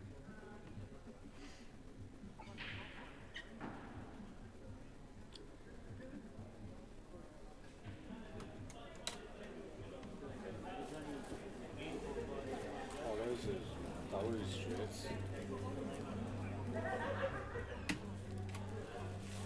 Just looking at those Bowey's shirts and actually wanting one myself, to be honest. Yeah, well, look, mate, you know, there's plenty of them available and they are for sale. I do believe there might be 4 up for grabs with Glenn Spears maybe organising something to that effect a little later on. I think there will be 4 put on raffles and, you know, buy a ticket, we might get in. Get that with only paying for the actual raffle ticket. That would be spectacular. Yeah. I think he's been robbed there. He's hit that very, very well, but nothing off the break. Yeah, she's pretty much a hit and miss sort of situation for these players sometimes. It's amazing with the way you can control the method in which you hit the break, how you still can't control most of where the balls go. No. You know that they're going to go in a rough estimate as to where they're going, but even so, you don't know what's going to happen. So Yeah. so much of it is just down to chance. And Well, it's you know, it's great if it pans off for you. And it does happen quite regularly. So let's not be fooled by the ability of some of these players. These players can make their white ball do anything they like. Some of them, not all of them. yeah, you feel that's going to come into its own Yeah. later on in the tournament as the players who can make the white ball talk. They especially are going to be the ones to watch for, because, or just to keep the white ball on string even. Yeah. So it's so important in all cue sports to keep that white ball under control. That players who often lose control of the white ball, despite being attractive looking Yeah. otherwise, they often lose frames just because they're having to play out of difficult spots every so often. Yeah, I suspected that's what Delvin would do with this one. Try and Off see the rail, promote, geez, promote that ball off the rail. that was not a million miles away. It's difficult to judge exactly where on the rail to hit when you're going for a rail shot, especially if the ball is quite a way off the rail. If it's right next to the rail, then it's easier because you hit the rail quite close to the ball. Sure. So when did you get down here? Last night? Yeah, about 11:15 last night. Oh yeah. I drove here straight after finishing work, but I ended up finishing work quite late because we got sort of stuffed around, and Oh gosh. so I got here really late and didn't get much sleep last night. Yeah, you and I are in the same boat there, mate, because I blinked and finished work. Got home about 3:30 this morning. Around about that time anyway. So, Because you're a truck driver by trade, aren't you? no, well, I'm now at the freezing works. I have been doing security for a long time, really. But decided to just do something different after Christmas and taking on the freezing works. And I'll tell you what, it's rewarding in its own way. I'm a lot healthier and a lot happier, a whole lot thinner. But you know, you're definitely looking a lot trimmer than the last time I saw you. Yeah, well, driving around and sitting in the passenger seat for 12 hours a day isn't too physical at all. But now it's different. I'm doing a little bit more work, sweating a lot more sweat. So. But it's good. I'm a lot healthier. I'm a lot happier. Plus you get to work with your hands as well, which a lot of people love the hands-on stuff. Yeah. Because my job, I use my hands a lot as well, and I do quite a few different physical activities and walk around a lot, so it's really good for my health to do that, even though I'm working in a waste facility where if you're dealing with a lot of chemical substances that can be bad for your health, but you try to mitigate the risk as much as you humanly can. Yeah. Yeah.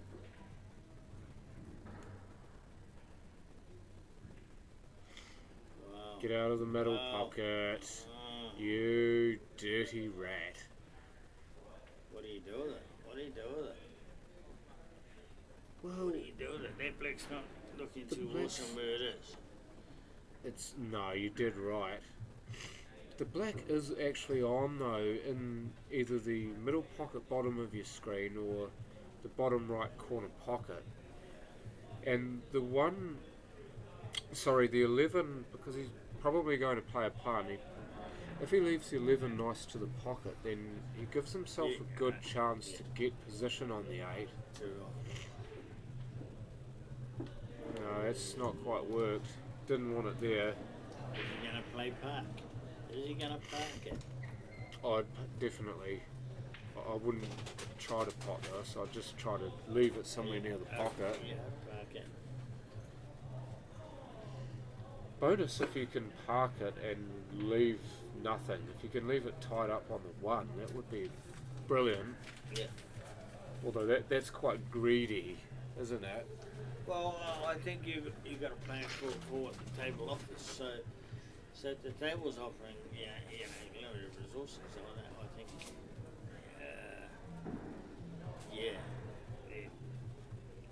the opposition don't mind trying to play a shot out of us. See?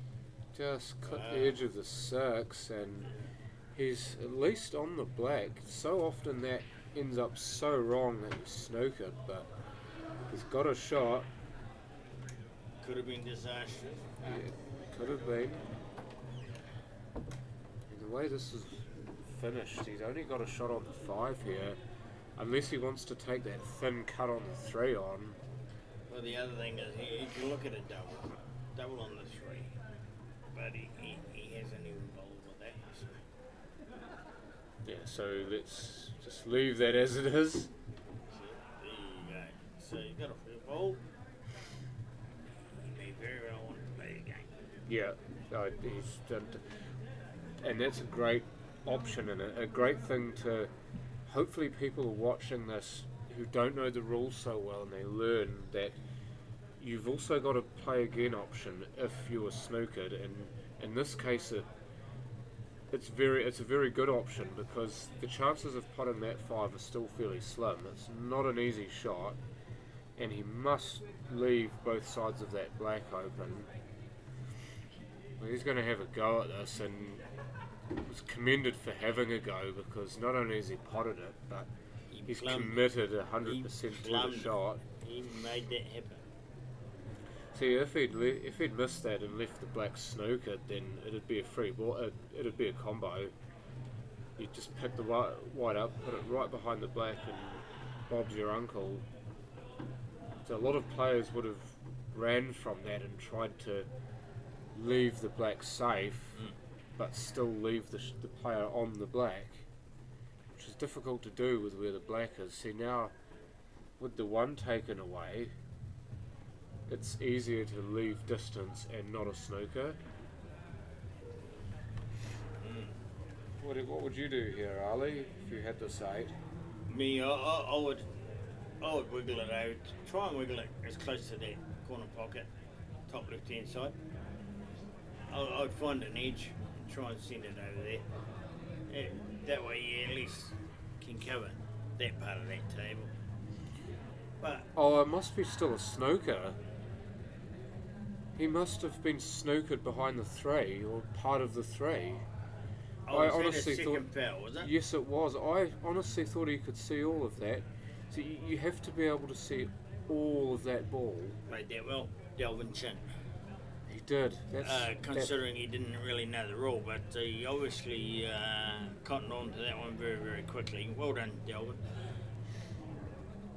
That's one of the other beauties of this tournament, is seeing those players pick the rules up, because one of the biggest struggles with chartered club rules is the fact that they're so much different to anything that you would have ever played. The rules just look alien, and it's Well- hard to play in a way that utilises them to their full potential. But Well, you got to consider, though, John, is that Dunedin don't play charter club rules. no, A lot of these players do go away to these tournaments, but a lot don't. They're stuck in their own ways. Have been in their own ways for years and years and years. I've been down here 20 years. Never seen a charter club tournament down here yet. You know. so how can you actually expect? Pardon? How can you actually expect to get any better playing these rules if you don't have tournaments playing these rules? Well, the thing is, we don't have a charter club down here. Full yeah. stop. Well, that's true. Yeah. And promote a charter club tournament is even trickier than what you can believe. I'd love to see somebody come up with an idea where we can have a charter club down here. It'll happen. It's a wonderful place. What would the obstacles be in making this a chartered club? It's not at the moment. It's a pool, hall, and lounge. But what are the things you'd have to do to make this a chartered club? The type of license for a start. The license has been requested that we try and make this place a charter club of some sort. But for some various reasons, there are licensing rules, there are other things, restaurant and things. Yes, we do have a restaurant here. Don't be fooled by that. But there are other things that make it that the rules of being a charter club you've got to abide by and got to have facilities for. Whereas at the moment, Bowey's doesn't. It's been pointed out to them that they don't. So until those things are ironed out and rectified, then maybe they might be able to look at it again in the future. Most charter clubs, as you know, John, like you're from Christchurch and big organisations that are very, very well run. You know, great big car park, great big facilities. Whereas Dunedin doesn't have that at this time. So until that happens, we're still taking on the challenge of trying to promote charter clubs through Bowey's, and you know, Bowey's has got a lot of potential. Mike's done very, very well with it. So, and we hope that we can improve things for it. This is why we brought the other tournaments here. Is just to have a crack at giving somebody a half-even chance as well to winning something. Well, it's awesome that you guys even have this place after Sam Chin's pool hall went under or whatever happened to that. But you've still got a place with 9 ball tables. You've still got a place with 7 footers. Don't get me wrong, mate. Nine ball tables are still very, very popular here in the south, and there are a lot of people that play NZPA. But there are a lot of people that actually aren't even aware that here in Dunedin that charter club actually exists. Because they've never really played it for that long, so they wouldn't have known about it. They don't know the rules, so they won't even try it. Hence why we brought it here, hence why we tried it. It's worth a go. Well, you can also make the decision about whether you want to play in one of these again after playing this. Granted, the format's different where it's a handicap tournament, but the experience of playing the rules that so many other people play, especially in everywhere else in New Zealand, you have a good smattering of people who play chartered clubs, so that gives you the chance to travel to play pool. If you enjoy this and you can commit time and money to it, then you can decide, okay, I'm going to go to this place and play a chartered club tournament. Yep. You've had that experience, you get that knowledge in the rules from playing, Yeah. which you don't otherwise get. Yeah. And the biggest surprise of all is the camaraderie that you get out of it going to a charter club tournament.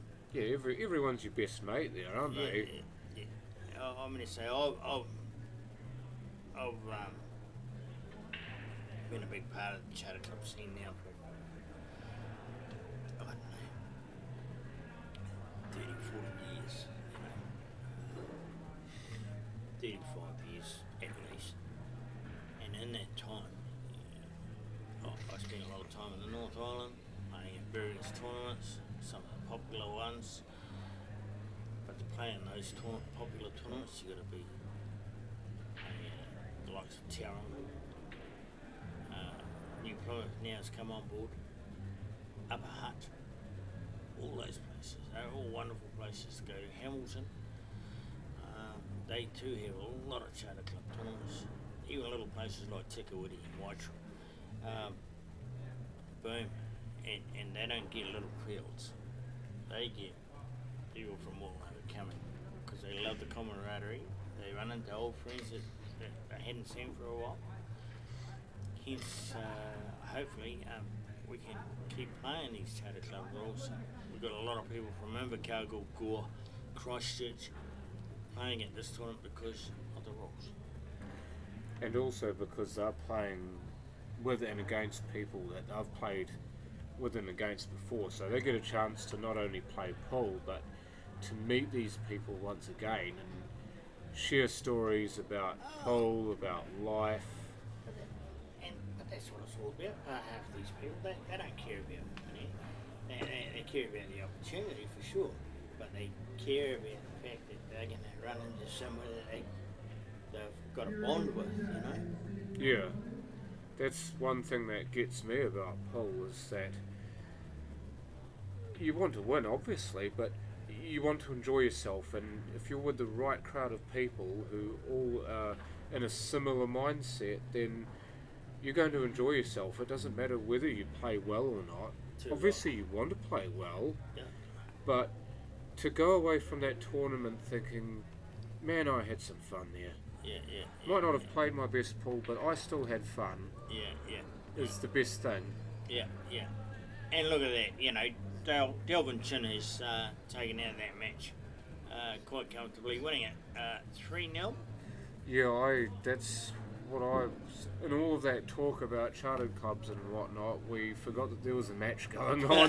But we did make some really good points, but the main one after all that is said and done is that Delvin Chin will emerge victorious with a 3-0 win over Dave Barton, was it? Yeah, Dave Barton from Gore. Now, Dave Barton, you know, he'll be back.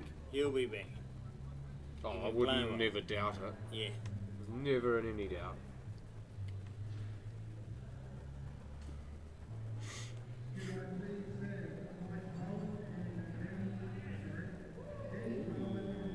Maybe we might be getting a bit of flash on here soon.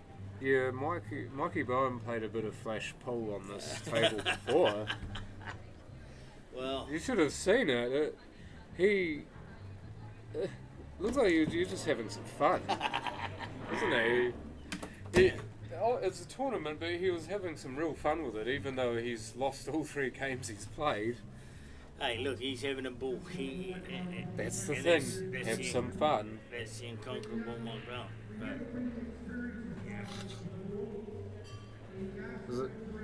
I tell you what, it was really interesting coming here though at 11 o'clock at night on a Friday night Start driving through Dunedin, and you see these throngs of young people, especially students, walking around. Well, it is a university town. It is. I know. I'm not stupid, but you know what though?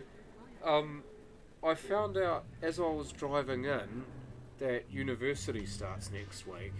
Now that takes me back, Yeah. but because university's starting back next week, you'll end up having orientation weeks Yeah. starting up, which you'd offer. Who's that? You'd, Who are they? Who is? Simon Singleton. Are you looking at? No. What are you looking at? That. Who's brushing Zales down? Is that Jack Nick? It is Jack Nick. Good on you, Jack. Yes, it is Jack Nick. Well done. Thank you, Jack. Jack Ing, did you say? Jack Nick. That's Brendan's dad. Brendan's dad. Oh yeah. Yeah, I was about to ask any relation, but yeah. Yeah. Ning and ning and ning. And chin chin chin. Yeah.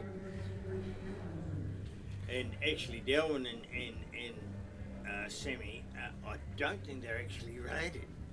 They just happen to have the same last name. Well, them and 200 million other people. Yeah. There aren't that many people around with the last name couple, though, are Yeah, there? no, there isn't. There isn't. Oh, look out. Here we go. Mike Tookie. Mike Tookie's on the table. Hey? You might want to tell me a little bit about him. I've heard about him, but I've never seen him play to Well, the me and best Mike of my Tookie, knowledge. we ended up, we played in the Nationals in Upper Hutt. 2014? And, we battled our way into the semi-finals of the Peers Nationals, getting beaten by the incomparable Phil Wilkie and Matty. But the class of people that we had to get past was unbelievable, and it was a great bloody quarter final that we played in against. Who was it? I wish I'd been there. Was this the 2014 event? May have been. No, maybe The one after. The one 16. after. The one. Another 2000. nationals at Upper Upper Hutt. Hutt. Yeah. I'm just trying to think back. Hang on a moment. 2015 was Kashmir, wasn't it? I'm not sure. Maybe after Kashmir. 2013 was New Plymouth. I know that. I don't think I went to the 2014 one. I know 2013 was New Plymouth because I He's played in playing it. Danny Bowen. He is too. Here we go. Oh, this will be good. Now he'll be paranoid that we're talking rubbish about him. The incomparable.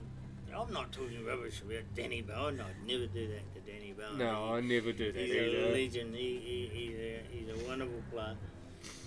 He's a good sort, isn't he? Yeah. And he's so good on commentary too. Yeah. He's so funny. Look at this. Oh, look at the cut down the roll. Go in, you dirty bugger. Hey. Wow. Referee. What an effort. Oh yeah, you're gonna park and roll. Park and roll. Move it out of there, Mike. Move it out. I love the way he played that though. It actually ensured that it was going to stay there with the side. He's gonna move. He's gonna move. Oh, he didn't move it far. Yeah, the white got in the way. He would have been better off Stunning hitting it. the other side of it and moving it towards, or between the 7 and the 8. I don't think he would have wanted to try and double it otherwise, because the risk is that he ends up doing what he just did.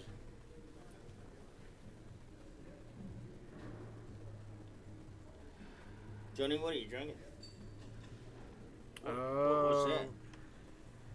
Jack Daniels and Coke Zero, in fact. I just need to wake up, eh? Yeah, I don't think that'll wake you up, mate. You need something else, like some water. Water, coffee. I had a coffee before from here. It was very good. I think I may hit Nathan up for another one. I do find that, especially when I start in the morning, if I have a whiskey when I'm starting on commentary, it actually loosens my vocal cords up. Right. It helps me to start talking with some articulation. Yep. Rather than stumbling over my words like I sometimes do. Well, I don't think he wanted that. He played that very, very casually, like he wanted that to hang. well, I wouldn't be surprised if maybe he'll hang this one too. Well, either that or he's just going to have a blat at it. There Oh, you Have want a to go. avoid that. He's gonna have a go. There you go. Double, Double. or just park it near the middle pocket, maybe. Double, got the split, needs a good bounce off the rail, that'll do just fine. Great percentage play there, Danny Bowen, and now over to you, Mike. Wow, here we go. Who's dancing now, Mikey? It's your son that's dancing now. Yeah. Who's dancing now? Yeah, I'm just gonna go and get myself a coffee, and I'll be back soon. Sweet as, mate. That's all good. Honestly wish I'd played this morning, eh? Because I played this morning and then I could have had a snooze, but Yeah. that's not to take away from this. I absolutely love doing this, but my eyelids are quite heavy at the moment. It's all good, bro. It's all good. Sweet as.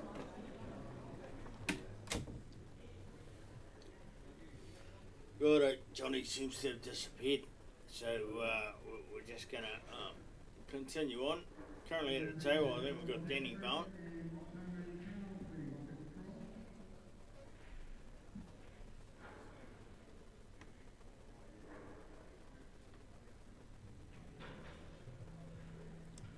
Well, uncharacteristic, but still sitting in a box seat, really.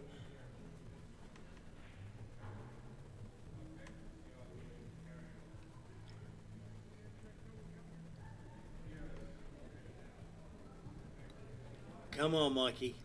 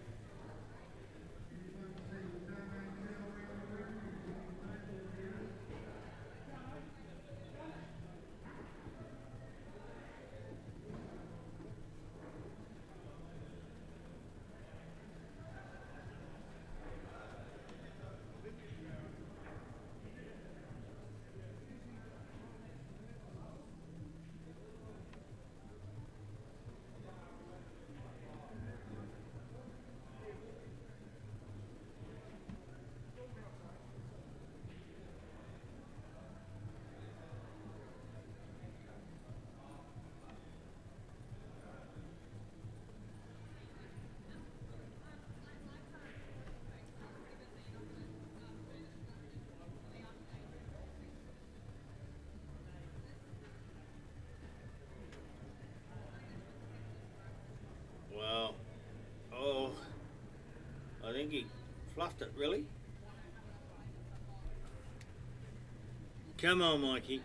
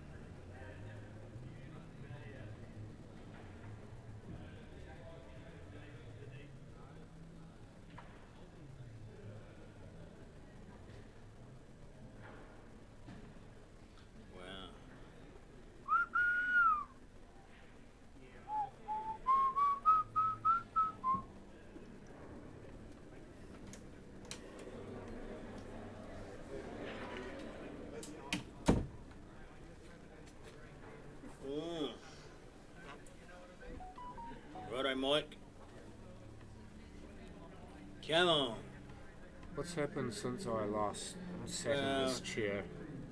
Danny's missed a couple of shots, but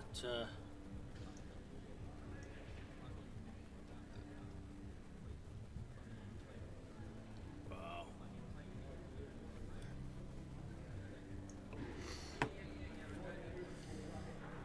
Yeah, I was just looking at my phone. I heard that I'd had a message, but a bit easier now that I can see what's happening. What is up with Dunedin players and almost all of them wearing gloves? Is it just the way that they've been brought up playing? Yeah. You reckon? Yeah. You don't see that all that many players in Christchurch wearing gloves. Yeah. Hey, Logan. Not a lot of players wear the gloves these days, but yeah. So, we're joined by the young Mr. McKenzie. How are you, bro? Logan? Good, mate. How are you? Yes, sweet as. Long time no see. Yeah, Indeed. yeah. Glad to see you been rocking in, because I tell you, you got a point to prove. You're going to be fine. Oh, yeah. Try my best. I'm pretty sure you Have we will. work out So- the rules? Will we right? You don't It's, need to work out. yeah, I've it's a, seen you now. What's you off the list? Yeah. Commentating? yeah. Oh. It's a bit unfortunate that you get strung in here and you're the number one seed. And I see that Simon actually did have a point. I think he's a little bit negative towards us overall, but he did have a point where you're still really inexperienced at these rules, and you end up being the number one seed in your section. Yes, well, there's a reason for that too. I believe in this man very, very much. And he plays very, very well, whether it's these rules, any other rules, it doesn't matter. And I'm pretty sure, he's played these rules before and won. Well, So- yeah, of course. I saw that. I Yeah. was commentating on that. Yeah. We had the fortune or the misfortune to lose to him and Simon in the semi-finals of that tournament. Yeah, well, and that's not the reason why he got that. But I'm going to say there's room for 12. There's only room for 12 number one players, and we wanted to give him a crack because we believe in him to be able to. Mike, there's been players Oh, out what there a that's gone really, really well today. Yeah, but look at that. That's What a an incredible card. card. Why do you not get the luck and get on the black though? That's got to He is on the rip your insides. That. Yeah, well, he's on the black, but he's having to make an awful lot out of this to pot it. Yeah. I tell you what, you pot one of those and you think, oh, I'll get position naturally after potting a shot like that. But no, he's got to work overtime for this. Might actually be on plus that 4, Rail, 4, nah. 4 rails, go on. Nah. Yeah. So what have you been up to, mate? Just working really. Where are you working now? South Roads down in Totha. Oh, okay. Yeah. What a town. Yeah, so it's not bad. Good week place actually. Working down at the Freezer Works. Yeah, I hear a rumour you're in town a bit now. Unbelievable. Locals are keeping an eye on you. Yeah. Making sure that you. Oh, well, I finished work this morning, mate. Got home at 3:15. Was here at 7 o'clock. And I got to play this afternoon, so. Oh, what a lovely bump that was on the 8. That's near perfect for the 1. Just needs to screw this back. Mike Who was Turkey. that playing? Mike Turkey. And Daniel Bowen. Yeah, mate. There's an edge. You'll be right. I'd be playing this with bottom Look at that. though He's to playing avoid with an being iron ball off. cue too. He's been playing with that thing for years and years and years. And it hasn't let him down. He'll have a lot of notches on that cue, won't he? Yeah, oh, he's got a few. Oh! Why? Why would you play it as a drag shot? See you, mate. Dear, oh dear. If you're going to hit it with bottom, then you really do need to commit to it. That was I think so. unfortunately a very poor choice of shot. That, yeah, I was That's a looking bit at that's a bit harsh, Ali. that. I know what you mean, but I don't actually. you just don't like what he's said about this tournament. Yeah. Too Yeah. right. I mean, see, he's welcome to his thing. Good luck to him in the Spike Hand game. And you know, I don't care. It's all good. I'm happy. Everybody's happy here. I haven't heard a grumble or a rumble from anybody. So here we go. Well, the only players who I imagine would grumble would be those who didn't get the most out of the event, or those who were maybe A-grade players and didn't play to their potential. Mate, But it's some have polo. already dropped the ball this morning. I'm going to say, and it's not because they got outplayed by somebody. It's because absolutely, you did right. The pressure got them and they tipped out. But yeah, oh well, we rock on.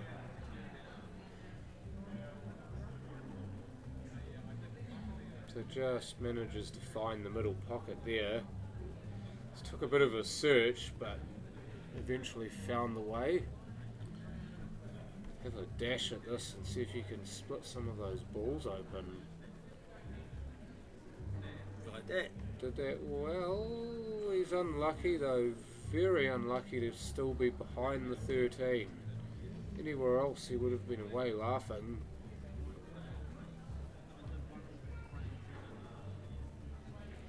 Yeah, then you got the likes of Denny Bones surviving that first race. You know, he's survived a few today. Yeah, well, I think he's giving a frame to Mike too, so Yep. Mike's 2-0 ahead. No, he's not. He's it's 1-1.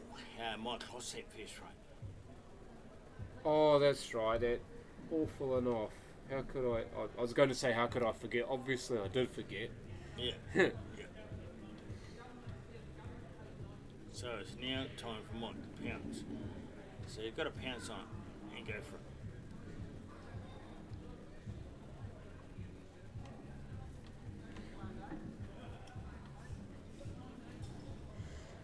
Mike will be looking to see if there's a plant on here, or even if the 11's on by itself. 13's not on, so attempt to plant, and did cover the 1 at the very least, so it's not a complete waste. It's not what he wanted, but at the same time it's not too bad. It'll do for now. I'm just going to go to the bar, Johnny, and I'll be back. Okay.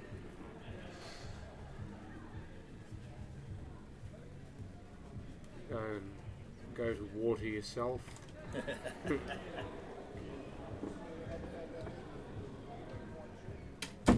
Fair bit of that going on at the moment. See a lot of people have turned up. Some of the afternoon players have just arrived.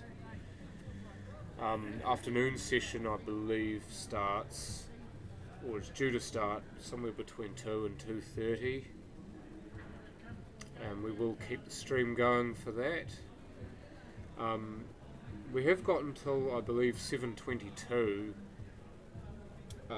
before we have to shut the stream off and restart it, because we only get it for 10 hours, so the equipment allows a stream for 10 hours and then it stops. So you then, before the 10 hours are up, it's best to stop the stream yourself and then quickly start a new one. That was an excellent shot from Danny. Didn't want that to drop, he wanted that to sit right there, because now the pressure's all on Mike to make something of those 3 balls that Danny's just blocked. I know one shot that Mike could play, even though he'd be opening the frame up slightly, is if he if he hits about half of the 11 on the right hand side with a bit of punch, then punch the 11 into the 15, bring those both out, and the punch then gets the white into the 9, and that moves that away as well. So he can actually get 3 balls out of the poo with one shot. But he didn't play that. But that is one shot that you could have played there. It's not an easy shot to execute because you have to be precise with where you hit that. Otherwise you only maybe get 2 of those 3 balls out.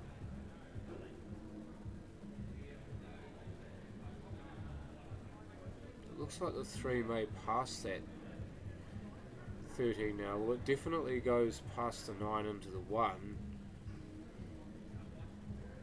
He'll be wanting the 4 now because he's in good position on the 4.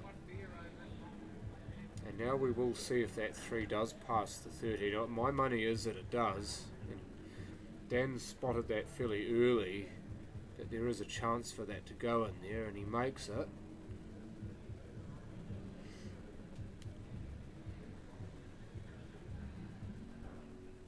May have to reach slightly to get to this 5, but he's tall enough, he shouldn't need the rest.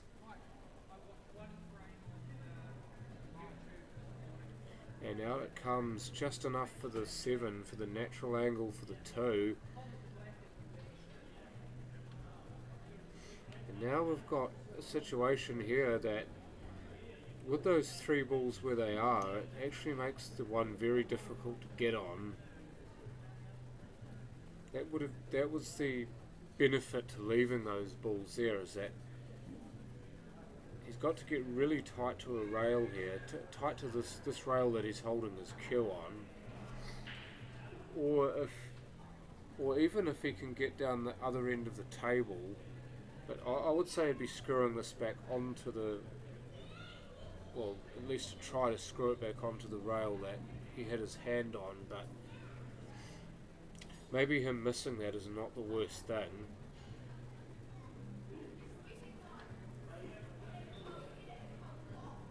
It was just an ugly ball to get position on. Maybe if he can work the 2 more, then he can get that easier position on it, because when it's that close to the pocket, it's not always easy to manoeuvre, and now that it's away from the pocket, if he can get the angle on it, then he can manoeuvre it.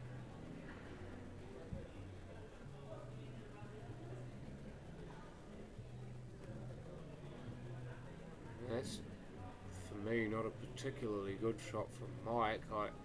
I'd say Danny would be taking the 9 now as a free ball. He's been left snookered. The 1 is the difficult ball to see out of this slot, so you're wanting to pot that now, and if he can just slide down table for the 2, then he'll make that angle for the 2 for the black and the pocket past the 13. That's what I see him doing here. It uses the 15 to good effect, so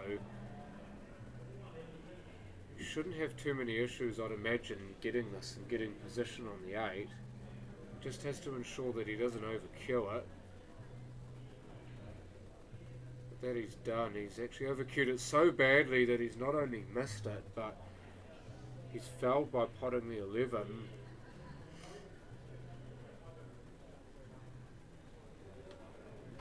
So it's about the worst possible outcome, and now Mike, with previously almost no chance in this frame, now has a really good chance to steal it, especially after that first frame with that horrible in off. This would be a great way to hit it back.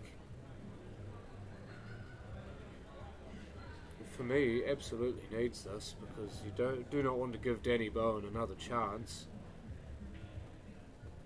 Uses the 9 to good effect, but I think he's gotten a bit of bad luck again with his position. 13's not on, and neither is the 9, so he's going to have to play a containing shot again. It's an absolute coach killer when you do that. You've got a ball in hand, you can put the cue ball anywhere you want, and that's also a very bad place to wind up in.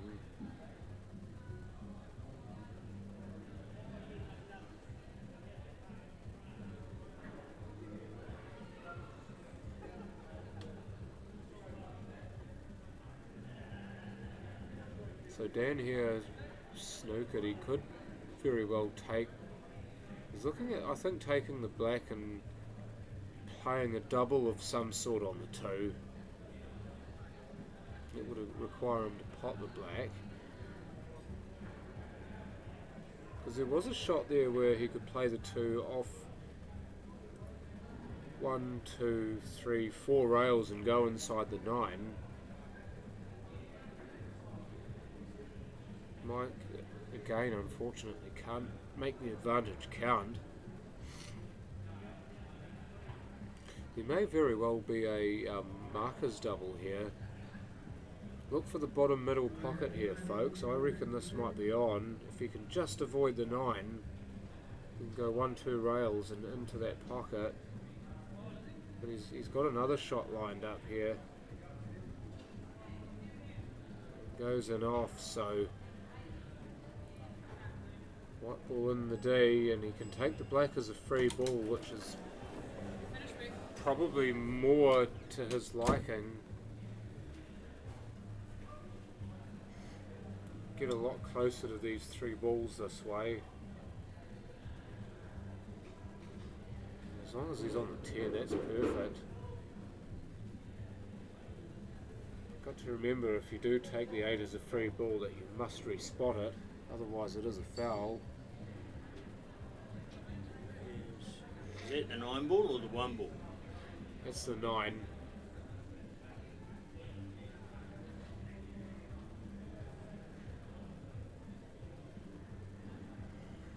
So this is interesting, playing a plant. Might be a strength of his. Most players wouldn't leave themselves these unless they were good at them, but Mike clearly is good at them, and he's controlled it very Clearly well. Just very, very confident what he does with that cue that he uses. So look at that. I would have gone in off if I used my chief doing that. For sure.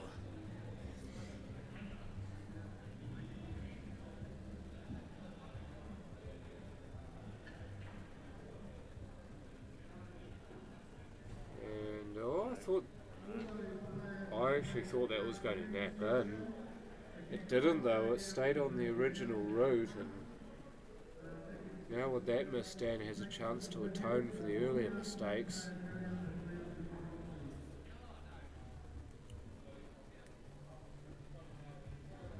One shot for glory here. Hold all tickets. Got a little nudge. Yeah, he did. Got a little nudge. How lucky was that? But that's all good. Still a safe option there available for him. I think with Mike, he'll won't look to pot this, so I reckon he'll look to just bump it off the rail enough so that it's on in both pockets. Sorry, I was about to say that it's on both ways in the middle pocket. Safety was never the option there as far as he was concerned. All he wanted to see was the black in the pocket. Yeah. Well, you're going to see the black in the pocket in a moment. Oh, no. And he got position on the black. Yeah, exactly. So But this still a pressure shot. that it is. Come on, Mikey. This for a 2-1 lead. Woo! Down it Look at that. goes. Here we The go. cue Dancing ball again. Has Wow. just missed the pocket. He very nearly repeated what he did in the last frame, Exactly. but this time the roll goes his way. 2-1 Mike Tukey over Dan Bowen.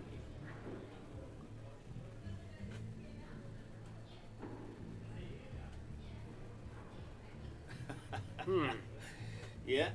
Well, could you imagine what it would be if he had a, could have been 3 zipper. Well, it's 3-1. Yeah, but I mean to say it could have been 3-0 if he didn't go in off in the other Oh, one. yeah, true that.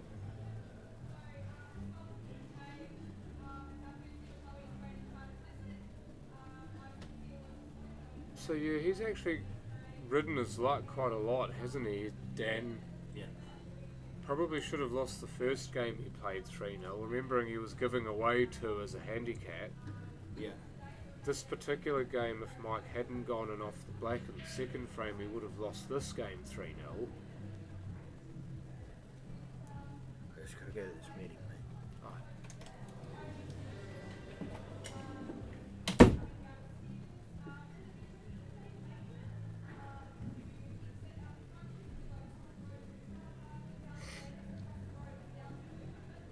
So Ali's just stepped out for a while.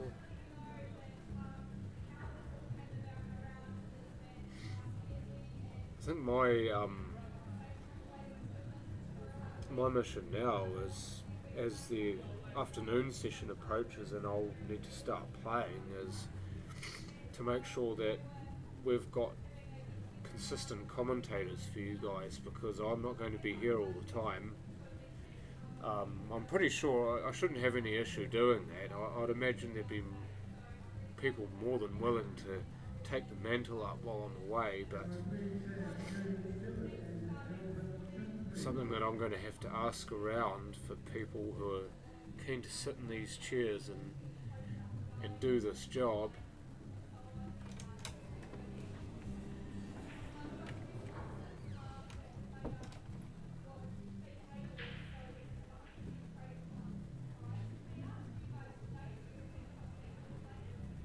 It was just thin enough to cut.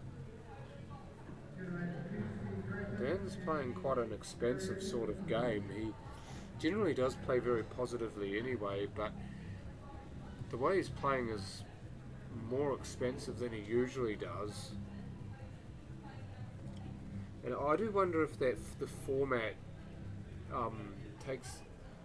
is why he's doing that. Maybe he's figuring, well, he needs to actually make things happen. He's not going to get it handed to him when he's at least a frame down in each match, so he needs to go out and get it himself.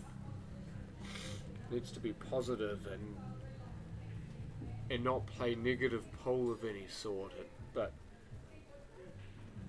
one thing to remember is that negative pull isn't always, or that playing a safety game is not always negative pull.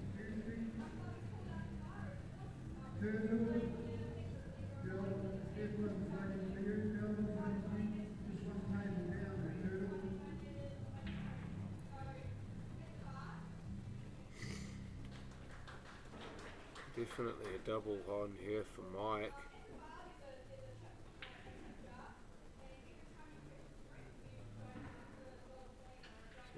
He must have been thinking that would go inside the 7, because certainly from this angle where I'm looking at it, that didn't look to be so.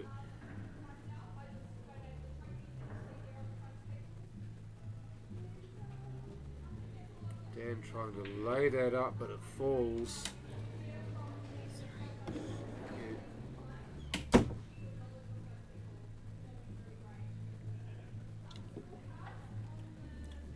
So hopefully this coffee will keep me awake for long enough.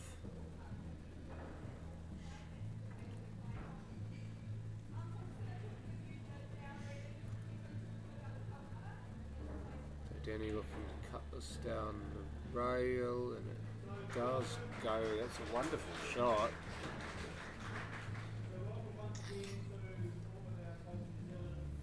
Now the 7 looking to, I say, get on the 1 here. You get on the 1, which he has done. That takes another tough ball out of it. And from here he may even be able to get onto the 3, which is the other potential problem. Has he got the weight? Yes, he does.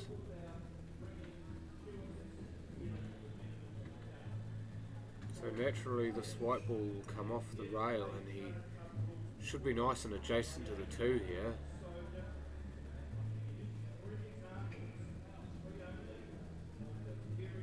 still adjacent to the 2, but he's the wrong side of it, and this is going to be difficult to cue with the 6 being there.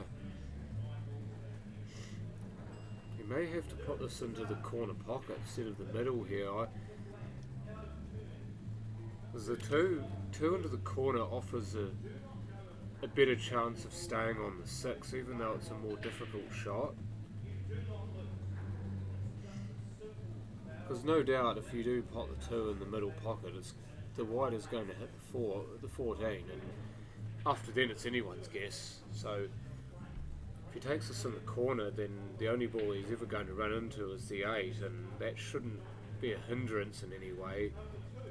As he's done there, he's played that beautifully, but the unfortunate thing about that contact on the black is the fact that he's pushed it to the rail, but I don't think he'll let that bother him. I reckon he'll give this a fair good draw. But again, he's cued it poorly. He's had a number of shots where he's had an opportunity to really put it to bed with one good shot, but he's been unable to play that one good shot. Whether it be through pressure being on the stream, or whether it be through just taking it too quickly. Could be just about anything, really.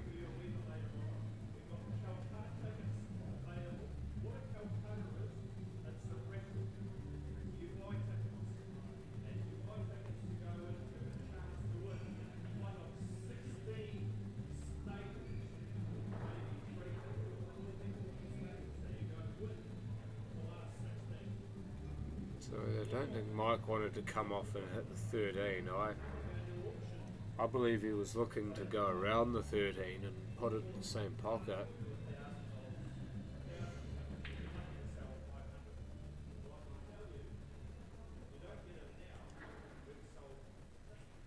It's this when you've got a shot like this, you've got the double or the cut. I think the double is the better option in this case because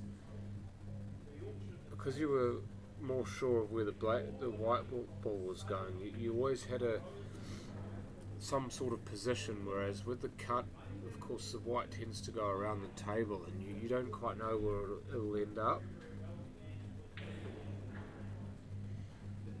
Dan played that shot with beautiful pace, and now what he can do is, with the 13 where it is, he doesn't need to pot this.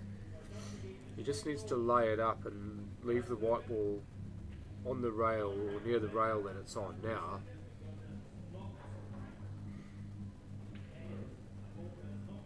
That would make it extremely difficult for Mike. He'd be dealing with the black near the pocket and the 13 in an ugly position. He may not need to even get a shot at it. That's a wonderful roll down the rail. He's been great at these all game, and Danny Bowen using that to square us up at 2. So this will go to a deciding match as the players shake hands.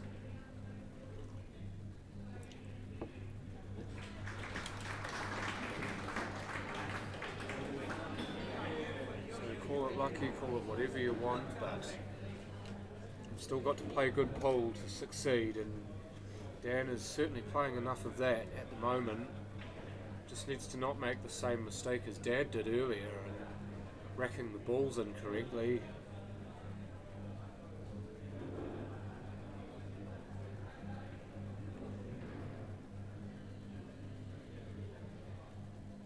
He's also quite anal about this rack as well. Not so much because it's the last frame in the match, but also because of the fact that this is his best chance of getting a good split. All he then needs to do is hit the break nicely, and that's your best chance of getting one down and continuing on.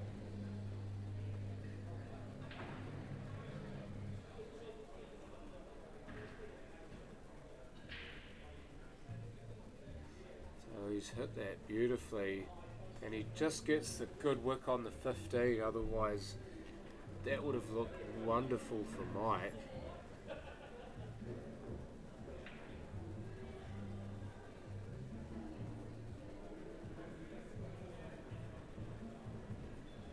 So the 12 is on here.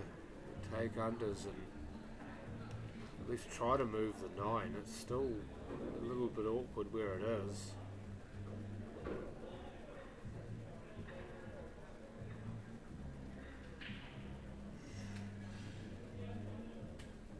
"13 doesn't appear to be on, or 11 should I say, does not appear to be on. That's the ball near the 9. But the 9 may very well be on from here though. He's managed to just wangle it enough to get it past the 8.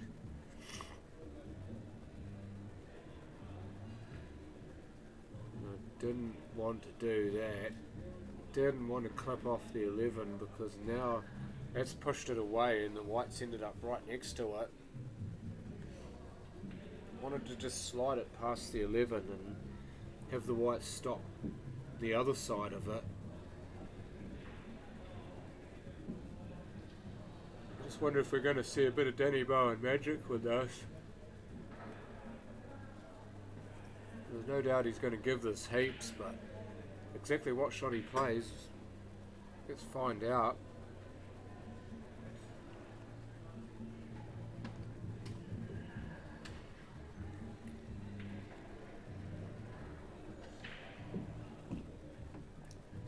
Looks like a big jack-up shot with a lot of side to do as much as he can to try and get the 11 near the pocket. He's from where he was, that would be a good result. It's too close to the ball to actually get it to spin it into the pocket. It was further away from that ball, it was actually on, and he could have used that spin to spit that into that corner pocket, but it's a really good containing shot that he's played. And with Mike Tukey missing that, he can now mop up the crumbs.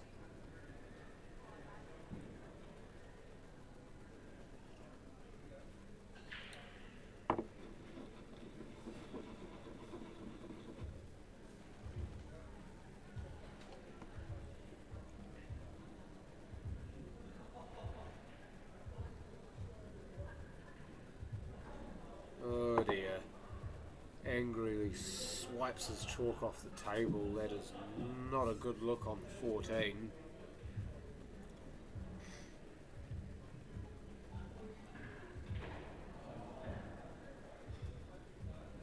Seen that reaction from him quite a lot in this match.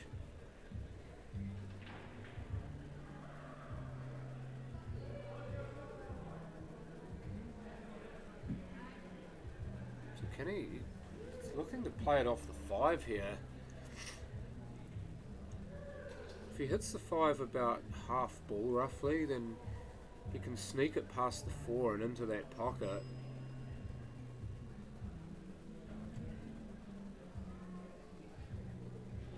Oh, he just clipped the edge of it, but not enough to redirect it into the pocket.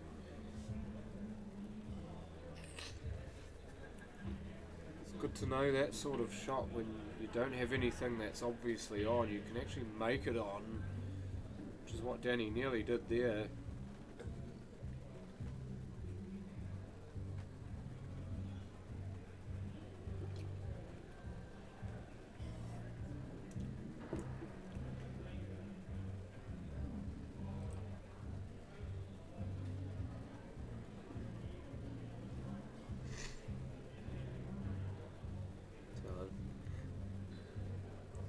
To be the 5 first here,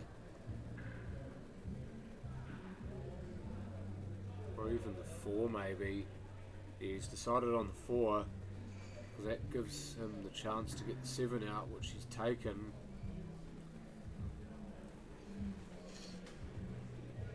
Now he's got the option with a... How are you, Cuzzy? Hey, good to see you. Good to see you, bro. Live going on? Yeah. That's the one, eh? That's the one. That's the one. Oh, keep your up.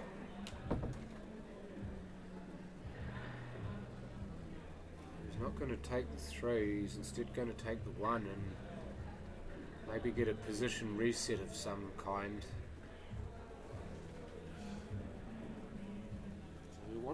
imagine he'd want to stun this. He'd be just off angle on the 2 if he does, and that'll be perfect to get there for the 7. Now that a bit of disgust there tells me that he's overcooked that. So he's the wrong side of the 2 now. He could try and run the gauntlet here, or he could just take his medicine and accept the fact that he's got a cut on the 7, but he has decided on having a go at it, and that's ended up very, very well for him, because now he's on the 7 into the middle pocket, which if he plays it naturally will just leave him on the 5. Wouldn't be thinking about the 5 right now, Mike. You've got position on the 7, which is what you played that previous shot for, so I'd be definitely taking that.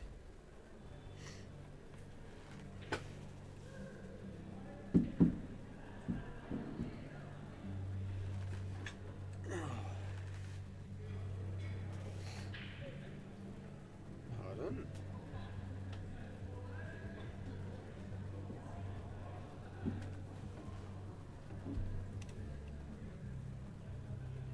That was the frame for me, and it's hit the first jaw and spat out. I reckon it was his if he'd got that. It was definitely the money shot. Dan's good at fine cuts, so he should just eat this up.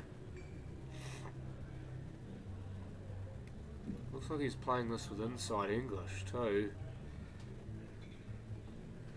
I just think that'll be to keep the white that side of the 8. In fact, he's playing a safety shot, and that's precision perfect.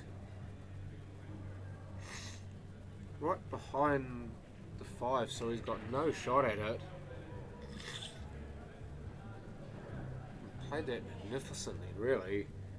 Because everybody would have thought he'd have a go at that, because he likes his fine cuts, he likes to play aggressive pull, but slipped in a deadly safety there.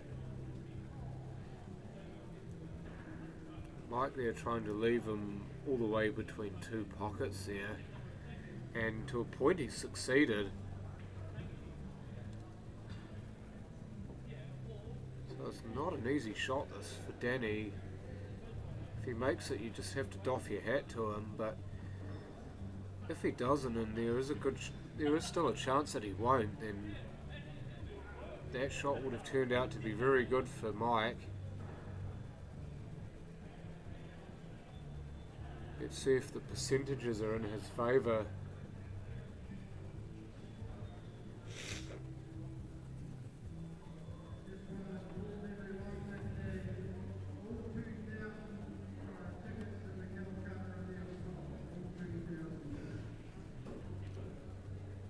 He could play this in the corner, and he could play this in the middle. The corner's probably the easiest shot, because it's not as severe a cut, but it also doesn't send the white so far away. This is what he's tried to do. Does he have the pace? No, he doesn't. Just ran out of gas, and now the chance for Mike to sew this one up. We reckon he could have done it before, but for the foul on the black, so now the chance to redress the balance.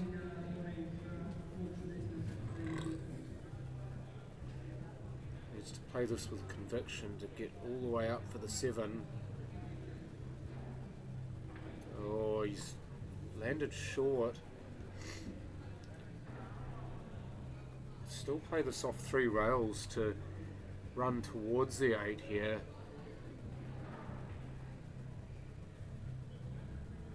If he'd been the other side of it, it would have been a lot simpler.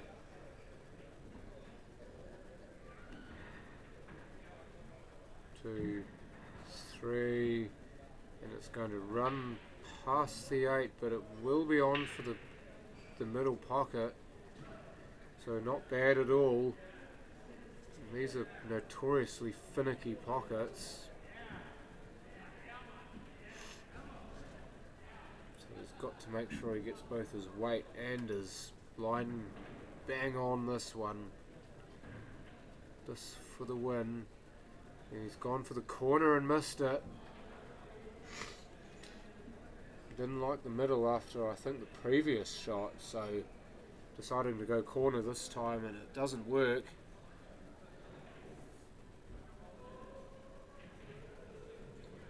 Oh, well played. Uses that natural whip with the top to get down the other end of the table, and he just needs the white ball to stop, and he's good. So the shake of the hands there, it is 2 frames apiece. See, a lot of players, they play that shot into the corner pocket, the one that Danny played, they'll play that with top and not, and trying to get the white down the other end of the table, but they'll put too much top on it and the white will kill down that end. But in this case Danny played it well enough and not with so much top as to get that whip, but still the momentum in the white ball to get down that other end of the table, so he didn't have to risk playing a big screw back.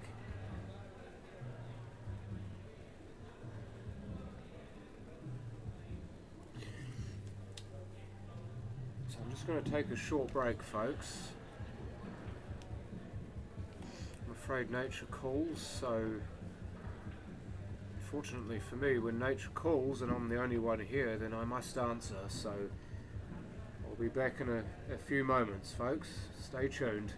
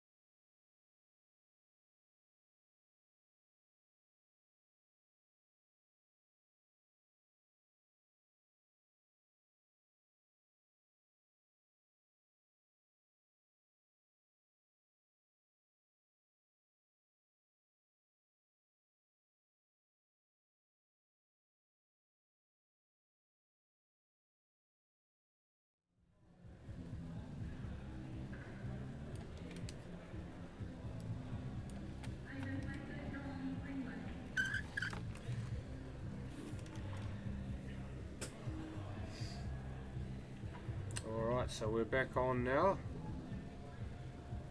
I've gone and done what I needed to do.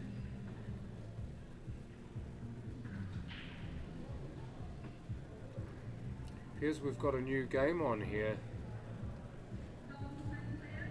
Unfortunately, I didn't see the result of the match I was commentating on before.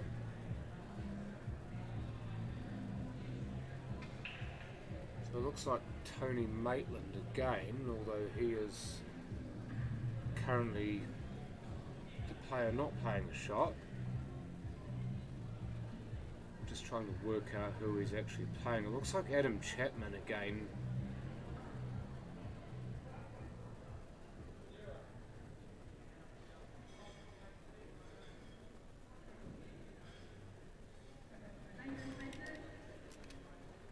No, it's Malcolm Pollock, in fact, against Adam Chapman. They both play for Hornby, or at least Malcolm used to play for Hornby. I think he now plays for St Albans Shirley in Christchurch. But then with St Albans Shirley going under, he'd have to find a new place to play for.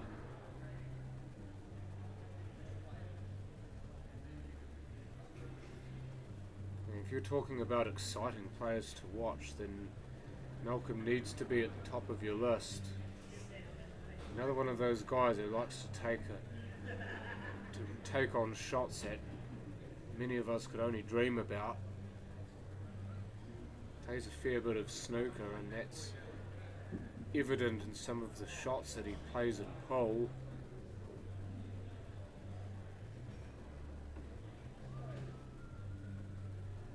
Already he's in very good position to take this frame, just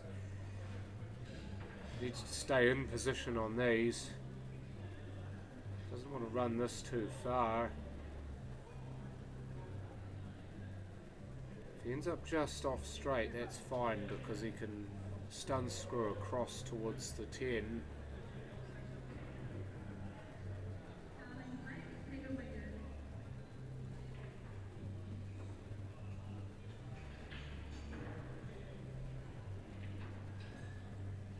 He goes inside English to take the rails, and that's worked out quite beautifully for him. And that's the sort of stuff that he does. A lot of players would have just drawn that back or played a stun type shot, but Malcolm, with his knowledge of the angles and the ability to make the cue torque, he can play those sort of shots, and many people wouldn't see them. A lot of people wouldn't even think to go that way. But Malcolm, dare I say it, is a different breed. He's not one of the best players in Christchurch for nothing, and whilst he's a little bit lucky there with his nudge on the black to still leave it on, the intent in the shot was there for all to see. So he easily drops the black, and that was a smooth, crisp finish. So Malcolm giving a frame away to Adam here, having been rated as the number 1 seed in his section. Adam, I think, was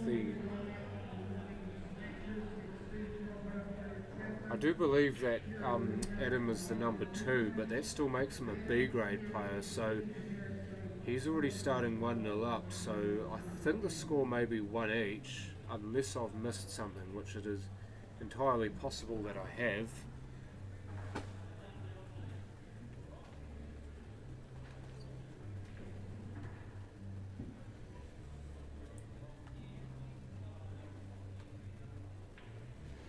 It's one thing that was apparent with that shot that Malcolm played, to get the shot that I was waxing lyrical about, how he could have played bottom, or he could have played with a bit of stun to get across for the second to last ball, and sort of accepted that he was going to get a longer shot, was the amount of cue power it took to get it there.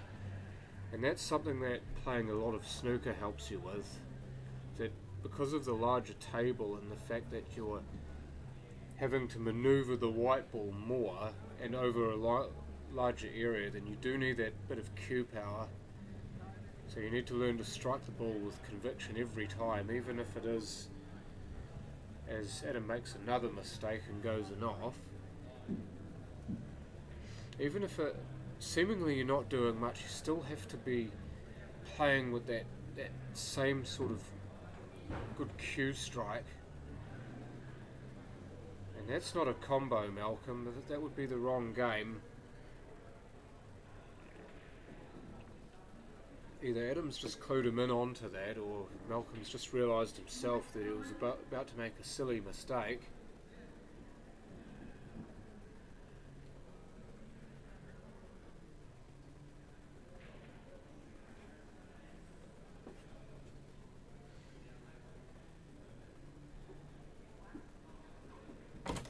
You all by yourself, Don? Yeah. Yeah. Well, Ellie had to go away for some reason. Oh yeah, no, I'll jump in for a little bit, but I was going to head off home, eventually get changed, I'm all finished up. So what do we got? So next to me now is Dan Bowen. Dan, how are your matches today? Got there in the end. Bit rough at the end, but 4 out of 5. So it's alright. Not too bad. So I'm in for tomorrow, which is all good. Oh, we got Malcolm on the board, have we? Malcolm versus Adam Chapman. Ah, yes, be alright. 2 Canterbury players. Well, Malcolm, an ex-Hornby player as well, Yes. versus a current Hornby player in Adam. Yeah, no, that's right. But one thing I noticed with your game is how free-spirited you were playing, especially that last one you played. Yeah. You weren't really thinking, apart from one shot which you executed perfectly, you weren't really thinking about tying him up at all. You were just having a go at it. Yeah. That shot where you nestled behind on the 5 Yeah, was a welcome addition to the arsenal. Yeah, well, it was a bit of a shot what not many of these new players knew. And when I did it, it was like, oh. I just did it because it was quite simple, wasn't running anything around, and I could have doubled the 14, but although I'll get a better shot on it instead, which I did, and I actually buggered that one up. But luckily, I got another turn. Yeah, we talk a lot about being able to switch between defence and attack. But we were mentioning this during the Kiwi Pino tournament as well, and how especially these rules is more so than 9-ball. I think these rules are where you really do need to make a conscious switch between playing containing pool and then attacking when the chance comes. Yeah, that's right. No, that's sort of the thing about Charter Club. It's a potting game at the end of the day, but it can be a chess match too if you both are good with those right selections and tying each other up. So I think even more so because you can't snooker. Yeah, and that's why I sort of played that last shot I did, because I was like, he can't really snooker me, he's got to get it out somewhere, so hopefully it's a bit better than where I was last time, which it was. So it all worked out, but just like I said, didn't get the pot. But anyway, back to this game. We got Adam up. Oh, he had to push that one through, and I think he put a bit too much on it. Yeah, we've seen a bit of that today actually, players just trying to force the issue whether they need to or not, and these pockets don't allow for much wiggle room. You have to be bang on when you're hitting them at that these pace. ones are quite tight. So who we got? We got Malcolm up. I believe it's 1-1, but don't quote me. He started a frame down, by the way. Yeah. The same with me. All my matches are like that. Is he cutting this in the... He is. Wow, he went for a massive cut. That's what he does, It's actually worked out for him too. That's his game. He likes those big ones. He plays a lot of shots that you wouldn't even think about playing. It's Malcolm style. It's cool though, especially when he executes them. They look pretty cool. A nice wee touch there from Adam. He's just playing conservative. This is what I was telling you about the game. He's just going to wait. He's not in a good spot here, so he'll just wait for the right opportunity to strike. and try to make it harder for Malcolm to do his thing. But knowing Malcolm, he'll go for it. He's thinking about how to finish from here. Well, even where he is there, if he can get in a good spot on 6, Yeah, that's then right. that he can break all of those away, and all of a sudden it's open season. Yeah, which he's done. He's got Avoid the the one, middle and pocket, there it is. He's yep. got a nice angle now. Only concern here is where the white's going and the other bulls, and the 2's not in a nice spot, but I know Mal, he's pretty confident in his ability, so here we go. Let's see the result out of this. I reckon he's. Oh, he went for a... Oh, he It's a was bit trying strange. to. He was trying to only get on the 5. Only on the so 5, wasn't he? I think he was just trying to make sure that he got on one of them, and then use the 5 to break the 4 away. That's a snooker kind of shot, isn't it? Because when you're playing snooker, often you look to only bring out a couple of balls at a time, Yeah. rather than going for the massive split and potentially losing your queuing. So, no, well, Malcolm's still in the good spot, though.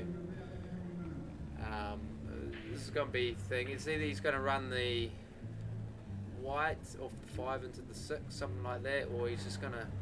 he's going for the 2, and he's obviously got a plan. He's just dribbling it. See, that was a bit of my fault. Hitting a bit under, I hit under a couple times. Yeah, it didn't. And then the Couple other of times I was balls that just didn't reach smashing the it. pocket. I was hitting it way too hard, but Adam slowly chipping away. He's got his 15 off the rail now, and he's left Malcolm in not a nice position here. He's either going to get under the 11, or he'll play the 2. I'd Well, probably you could play the 2, and yeah. if he's Run the wide in really there. nasty and horrible, then you can Well, slip he's that playing in. the 4 though, like I said. This is going to be... That's I a reckon foul. that's a foul. I think That's a he's hit the foul. 11 first. I think so too, but we'll find out in a minute. I definitely think that was 11 first. Yeah, There wasn't enough of a gap.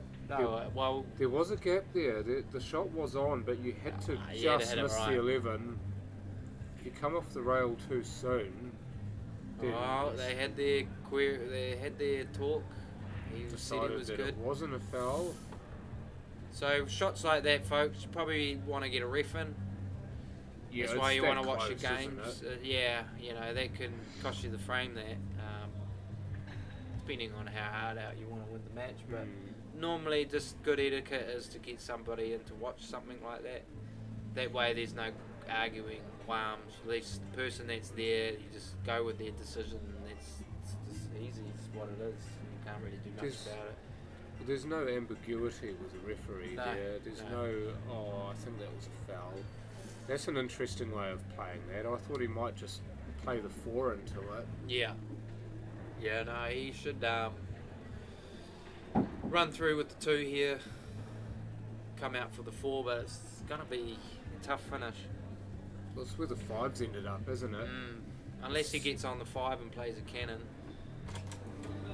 Well, It's only that, other is options. that is entirely possible. But the 4 looks like it's off the rail a little bit, so it'll be quite difficult. We'll see what Mel's up to. Yeah, he's just brought the wide out. It's in an okay position. So he's got 2 Screw options this here. in, or play with a bit of top and try to go around the 10 and the 11, and then come off the long rail closest to us and get out for the 5 that way. I know that looks like quite It's a tough shot.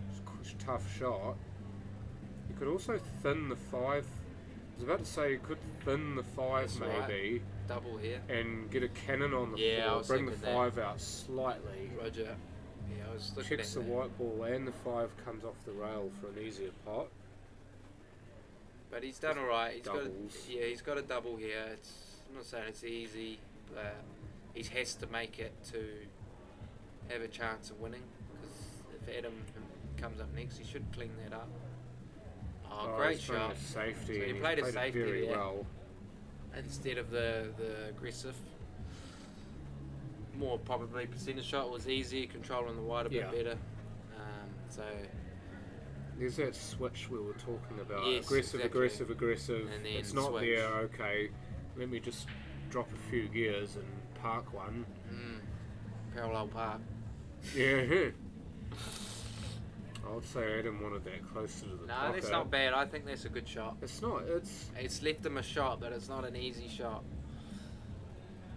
Could have been harder than that. Yeah, if but you, like you said, run it a little bit more. he just it'll be need right. now he. Well, he needs Malcolm to have another go, doesn't he? I think Malcolm, if he decides to play a safety shot here, he'd be able to park it somewhere nasty, and when he does hit this, he'll bring this out. And naturally, this ball is going to want to come out towards the middle of the table. See, there you go. That's a nice shot. See, he's It's a shame it's ended up on the 8, but the idea was the right one, and look, he's left his him goal. distance. Yeah, that's right. All his goal was just get the white down there. But you like to say about the 5, but hey, he got the white where he wanted. See, good shot from Adam too. He's reading it well. Using the fact that the 5 was anchored to the 8. I'd do another shot. What he did now, I'd probably just run the white right up to this top corner here. But yeah, great shot. Exactly what I want. Closer to that pocket, and Yeah, well, the he's rail, got- the better. He's got the cannon there, but it's not easy, and it's far. You know, the 9's on, 5's open now. Well, everything's ugly, isn't it? That's what you want. Even if he pots one of these, you just doff your hat, don't you? Yeah, well, he went Very for it. nearly did too, and he's flowing He it had off. to. Yeah, I would have played the same shot. Yeah, there's nothing wrong with what he did at No, all. He had to have a go. Yeah. That's the best way you do it. That's the best way you do it. It's not easy though, because he's got to put the white in the D. He's got a free ball, but the way he's got to cut the black in, or whatever ball he might take as a free ball. I think the 15's the shot. If he can get an angle either way on the 15, I reckon he'll bang that in, because he's good at long shots.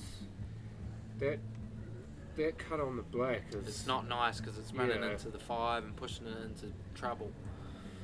The other shot that he's got, or he's got a couple more shots as well, is that you could put the black into the corner pocket, Yes. instead bottom left of screen, Yeah, roger.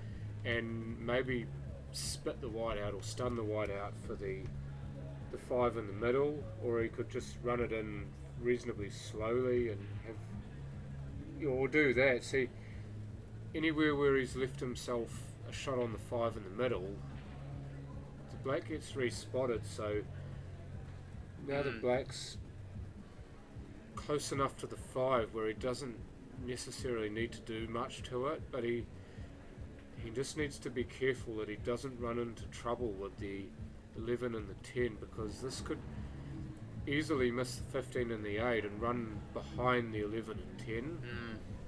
Yeah, he's got to be careful there. It's not the best angle he's got, but it's a shot. It'd be interesting. He might just dribble it in, I think.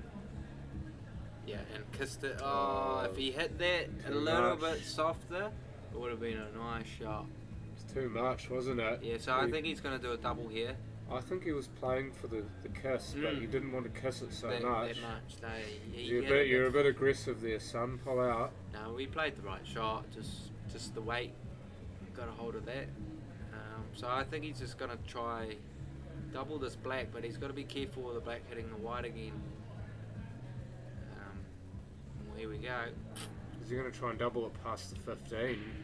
No, I Is think it he's even going to on? cut past the 9 and back into the top right corner there. Well, you could be right there, John. It looks like he's cutting, but no, he went my way. Ooh. And I like how he hit it confident, you know. There's no point in mucking around. Yeah, I with think that, he was was worrying there? about the white. So I think if you dribbled it and tried to set it up, might have kissed the white. You had to play it that way to Quite get the white firm, out of the didn't it? way. Yeah. White stays there if you don't, and the black comes back and hits it. So good attempt, but Yes. Adam here should run them out. That's worked out really well. He's Two running into options the here. 9. I think he's going to drill it back quite firm. Well, he's got. Yeah. Yeah, didn't. it's a good, confident way, but that's Not not enough very bottom. nice either. He didn't square that white up enough to come Needed back it- through the gap. Yeah, needed it to go between the 9 and the 15. Yeah. He played the right shot, just didn't execute it. So another big shot here. He's got to drill it. Yeah, great shot. That was the shot. He redeemed himself You with give that it- one. Yeah, you give those heaps, don't you? Yeah. Because you know the last time you didn't hit it right, but you've still got a shot, so this time you know you must hit it right. So, excuse me. So Adam's been practicing a bit. He's just got a new cue and looks like it's paying off. That was Bugger. the option. Yeah. Too much of a kiss again. Yeah, but he knew he was going in the black, so he had to make his mind up how hard to hit it. He's got a double and he drilled Oh, it. you absolutely wasted it. Yeah, nice shot. See you later. Thanks for coming. Nah, but he's getting it. He's getting that relaxed. I remember when he first started, he had a bit of a... Like everything he did, he wasn't happy. He just looked nervous, You didn't know, he? he just wasn't happy with a lot of his shots and he'd show it. But now, just seeing him over the years, he's coming into a good cueist. Just by watching that, you know, look pretty... It wasn't easy, but those last couple of shots were You know a what? good shot. You know what sometimes makes, especially young players, nervous as well, is when they've got their partners watching. No, I'm being serious. Yeah, I'm I know what not you mean. being funny. No. Yeah, I never have that issue with my wife. She hardly ever watches bowling. I But- won't be in that club, mate. you just want to impress them so much. Like you want to give them a good show. So if you've got that in the back of your head, that might be pushing out some of the thoughts you need to have. Like you need to think about, how am I going to play this every shot? How am I going to play this? How am I going to play this match? Instead of thinking, oh, I absolutely need to win this Yeah. for my partner. How do I do it? How do I play? But no, some people get there. I've had it a couple of times, the old man in the background. I'd tell him not to go on my... I swear I can't see him. Yeah, well, Just hide. I don't want you at the front. he's too big an influence, isn't he? Oh, no, but at the end of the day, if you want to become a good player or player, you got to learn to block all that stuff out. It doesn't really matter if parents there or not there or whoever's there. At the day, you're playing the table. That's pretty much it. Well, you know that you're potentially going to have 100 strangers Yeah, of course. critiquing everything Yeah, you do if yeah. this is being played on stream. Yeah, especially if you Even become a more good so cueist. if you're on stream. You've got the people in the room watching you play, all of whom have their own opinion on what you're doing. But then you add in the people who are watching on stream, and So, you know your head sometimes swims. So you have to just block all of that out, focus on That's right, your that's game, right. your way. And that's one big thing about Paul is learning to block things out. And it's a good thing to take into life as well. That's why I quite like Paul. It can get you into a focus mode. Never mind. You know, yeah, it's like and the Sex Pistols, isn't it? Never mind the bollocks. yeah. So you know, I quite like Paul for that reason. The mental state of it. It's good for the brain, and it's good to show how you can control your emotions too. Like I show quite a bit of emotion sometimes. Like my last game, I was look back and I was like, you didn't need to show too much of that, you know. But You give too much away, don't you? when you yeah, do but that? well, You let your opponent Yeah. into how you're thinking, and you don't want them to get that mental leg up on Yeah. you. and you can tell a lot by body language of a person when you're playing them. Yeah, that's not a good shot. Back to the game. yuck. Yeah, had him there. Not right. If he doesn't get out of this, Malcolm's still got a bit of work, but I think Malcolm's in the favoured seat here. Because it looks like he's going into the balls where Malcolm wants his balls out, so... You go into the one, split it away Yeah. from the 14. Yeah, but it's There still you the go. balls that Malcolm needed out, and he's Wonder left if him he's- something, but he didn't leave him too much. I just wonder if he's completely gotten away with this. Nah, well, this is where that shot. Oh, I suppose you could play it. You could do a Double? wee. Nah, just a wee touch shot again, but there's touch.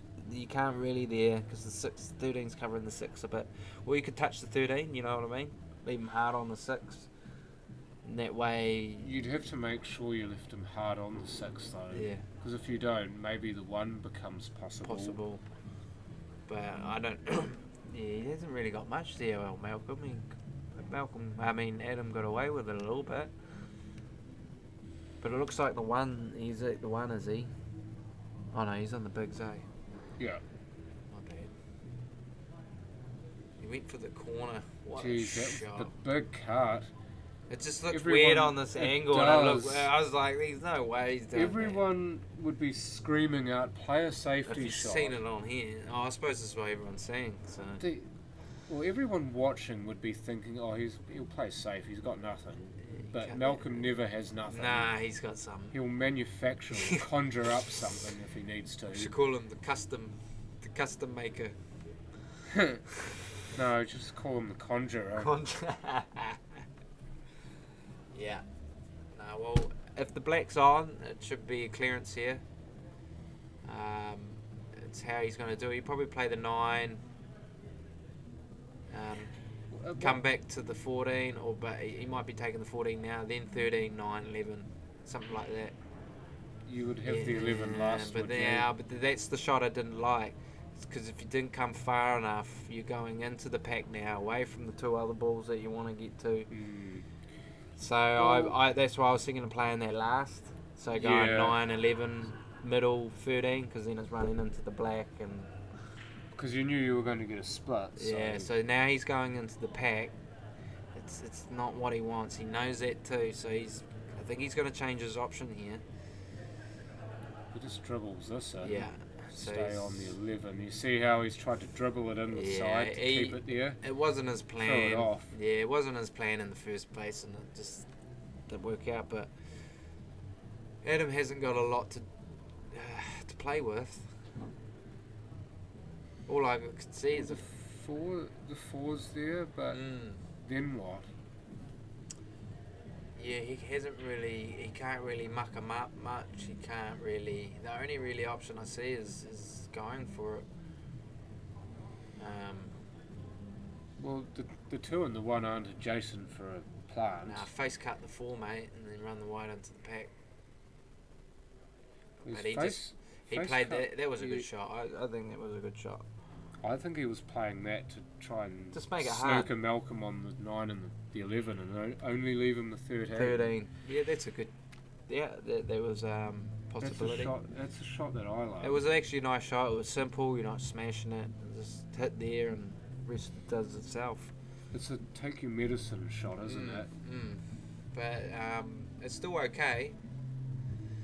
But if Mal gets this shot, I think he might have played the 11 there. Used the don't 9 a even- little bit, and I you're don't think the naturally ele- coming back out. I don't think the 11 was on. Oh, I okay. think he had to play that. Yeah, that looks like he's going to drill the 13 in and drill it back for the 11. Nice screw back.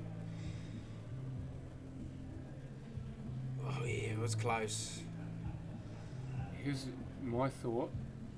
Too straight. Ah yes. He was trying to make the angle by just getting that little cannon off the 2. But you were always running against that because of the fact that you had to hit it so hard. It was always going to spread a lot off the 2. What do you think about the 6 here? Yeah, or would well, you take the 2? nah, it's a possibility, but yeah. Oh, he's hit that beautifully. He's hitting well, played. Adam. Eric's his old man. He's taking the chance, isn't he? No, he's just playing the right shot. He's left him half a chance to Malcolm, and he could very well regret that. I'd take the 1 now because it's blocking the 6. Oh no, it might not be. He's got a plan. There's 6 in the middle. Must be. I would have only taken the 1 because it opened that avenue for Yeah, the of course, 6. of course, of course. But maybe it is on. Yeah, it's on. Well, I was going to say past the 1, but Not the perfect posse there, but a little bit more. that's fine. Oh, he's running away from the black. Don't have to hit it hard. No, just I know, but wait it's not that. Yeah, it's pretty good. That was a good shot. You don't play a lot of pocket weight, do you? That's Nah. my game. I try to sometimes if it's there. Oh, well nice shot. done. Good finish from Adam. Nice 2 at the start there, and he just trickled away at it. So it's 2-0 or 2. No, 3-1. Because he was already up one. He was already up one, so it's 3-1. Is that game? I believe it is. I believe it is. I think Adam's the victor there. Yeah, it looks like. So he will walk away with the card and the victory. Yeah, well. Oh, I'm going to be excuse playing me. soon. I Oh, have to. Yeah, sometimes I even forget that I'm meant to be playing. I've been in here the whole time. For 5 hours. Ugh.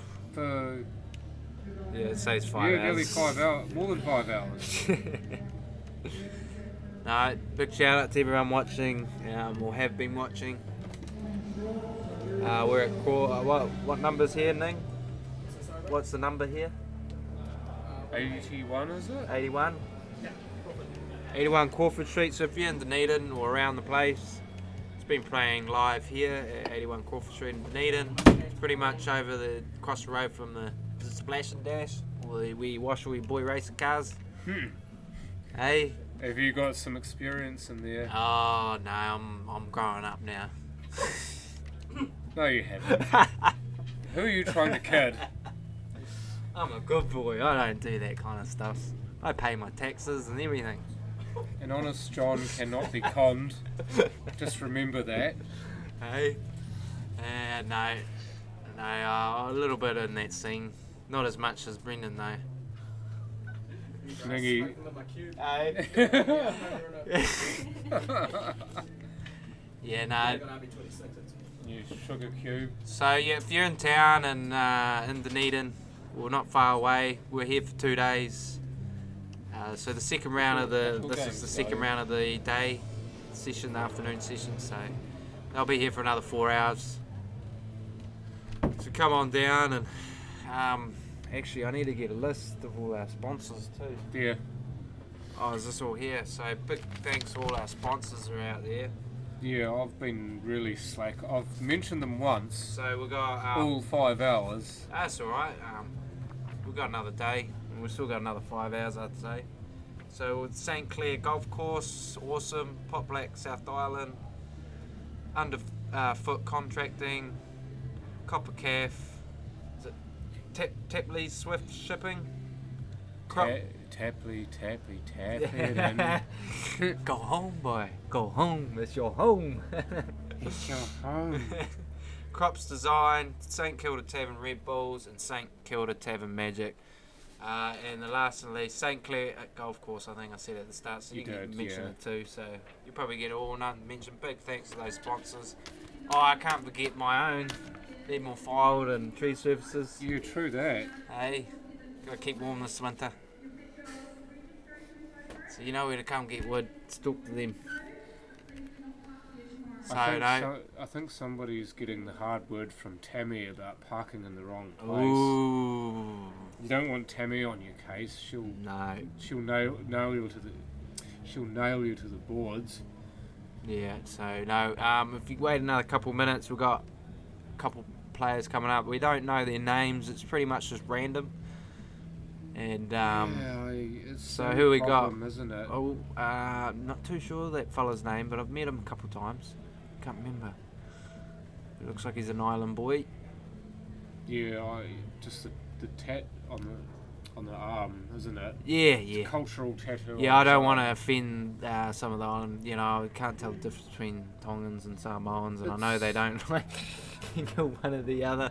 I think you're worming yourself into a Yeah. hole there. Yeah, I did. I might just shut up now. But anyway, the brother's at the table and he's going to have a smash. I'm not too sure who he's playing. It would be fine if we knew what his name was to start Yeah, with. normally they got your names and that on there. But we don't. Maybe I think tomorrow. Q score, yeah, we're going to have to figure that one out. So, sorry about this, folks, but we'll have to figure out how to use Q score, honestly. No, this is when you come to Bowey's, mate. It's normally last minute jobs down. We know about the Well, we tournament for didn't months, even- but we leave everything to the last minute. Well, they had everything set up here this morning, and somebody then went and played with it, and we had to get it all set up again. Set it up again. We needed to get. There's one shout out I absolutely need to make, and that is to Brendan Ing's girlfriend. Oh, Bowey, yeah. For Pui for coming in and giving us a bloody keyboard to start with. We didn't even Didn't have have a a keyboard keyboard, that yeah, was I know. compatible with the monitor. We couldn't do a damn thing without it, so thank you, Pui. Yeah, thanks, Bowey. So I think, is it Kiri Weda playing? You were asking me or were you telling me? No, I think, yeah, a bit of both. That's the problem with... No, the I'm fact that I'm bad. not- Like, I'm horrible, and I've known her for a long time too. Pretty sure it is Kiri Weda. She took the old man out. I think she 8-balled him. What, for dinner and a date? I don't know who would want to do that. Oh, your mum. Sadly. Yeah, she for got a her, divorce very quickly. She was like, yeah, Nah. But no, as you can see, she controls the white pretty well. It was a nice shot there, so she's going to play the 14 into the corner. And try for a split here. A nice wee touch split. First female Nice. player we've seen on the Nice streaming shot. table. Oh, is it? Yeah. Oh, we need to get more on there. Because there's actually a good field of There's a female players in decent- here. Yeah, there's a decent number of ladies playing in this. I think there's more playing in the afternoon as well. Yeah, yes. Sometimes I forget that. It's almost like insular thinking. You think that the session you're in is the only one of the day. Yeah, no, but there's another... But, oh wait, there's still another half to be played. Yeah, no, like I said, there was 72 players in this tournament. That was limited, just because we don't have enough tables to do any more, or else we'll be here for a long time. Still be playing at midnight. No, wouldn't we? yeah, and we've had a couple tournaments like that, and it gets a bit draining. So it's good having a morning and an afternoon. You know, you got half a day to yourself somewhere. But yeah, so So your dad's already on the terps. yeah, he didn't. I think he's only had 3 hours sleep too from last night. No wonder I think he he was on the terps. He would have been on the terps earlier, Yeah. wouldn't he? What? Yeah. Yeah, no, yeah. He's just wanting to go home. I was meant to head home before, but I seen you in here by yourself, so don't want to So be you that help- guy. Yeah, you thought you'd help a brother out. Held a brother out. We're all brothers. But yeah, no. Back to the pool, I suppose. It's got a little bit of work here. I've got to find his name out. There was a. See, it's got a bit of a roll up that top It end. does. I've If you seen had it it a number yeah, of times. yeah. But So- that's with all the tables have got their own knickknacks, but we're all playing on them, so That is something that it's just what it is is. actually an advantage doing this commentary, is you Yeah. can actually see that yourself. Yeah, yeah, So I know if I play my first game on that table, I know that's going to happen because I've seen so many matches on this now that I know that's going to happen. yeah, Just like how sometimes it will nap into the middle and sometimes it won't. yeah, yeah. So you don't want to chance it. No. Ooh. Francis, What's happening, brother? Francis Oh, the fray North. from Brisbane. You know him. Yeah, there's Francis and Craig North. Yep, down at Bowey's. Might be on holiday next time we're down here. Probably have another. Probably a big night. Next night, looking forward. I don't have to. I'm a big boy. I can say no, but Do you want to say no? Nah, when you're around good company, it's hard to.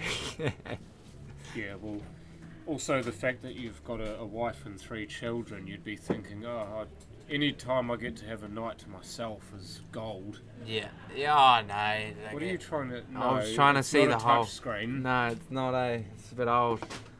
No, it's all good because if you could. Oh, yeah, you can small it. Just a little bit more. Small it. So, see, my English is terrible. Yeah, that's 9 good. credits, mate. 9 Hey, credits. it passed. I Yeah. got it, and then I was like, no more for me. I'm out of here. Yeah, At the no. risk of stuffing this up, I'm going to move it. Yeah, no, that's not too bad, is it? I just wanted to see the whole comment. Should we go 9-2, Bowie? I just wanna Ah, yeah, I it just was want to see average. the whole stream, the whole camera. So Yeah, no, it was pretty average there, Francis. Pretty average. But anyway, that's what you get when you just show up. yeah, You don't bloody practice. How No, can you just expect to show be up. any good? Exactly. So I knew I'd have moments. Oh, but didn't hello. think No, it's hit the jaw. Yeah. No, I thought that was going to run straight down the rail into the pocket. Yeah. So she came out firing at the start, and it's just dwindled away a little bit. So the brother here might have an advantage, but he can't see the 6. If he could, he could have. Oh, Can't see the good 6, but he effort. can plant That it. was- and that was a good effort. Not a million miles That away. was a tough shot to do, and he did pretty well. So he's put the pressure on her. A nice, I think, just a dribble here. If you can dribble and try to get on that 13. That was I mean, overly 12. aggressive, and that's just ended up horrible, hasn't it? Yeah, he's still got a bit of work. He's got to get down on that black, which is his tough shot. But if he I'll be- plays the 7 onto the 6 right to get a nice angle to go down there, it'll be all good. Oh, he didn't hit that. That's worked out Okay. not bad. He's just got to. I'd dribble this. If you pot it, you pot it. But if you don't, it's over the pocket. He hit it firm. Since when have I known you to dribble anything apart from your mouth? Yeah, from my mouth when I've got a big ass knife. Wake up, and you're like, my face is wet. You right there, Homer? It's like Homer's specialty. Yes.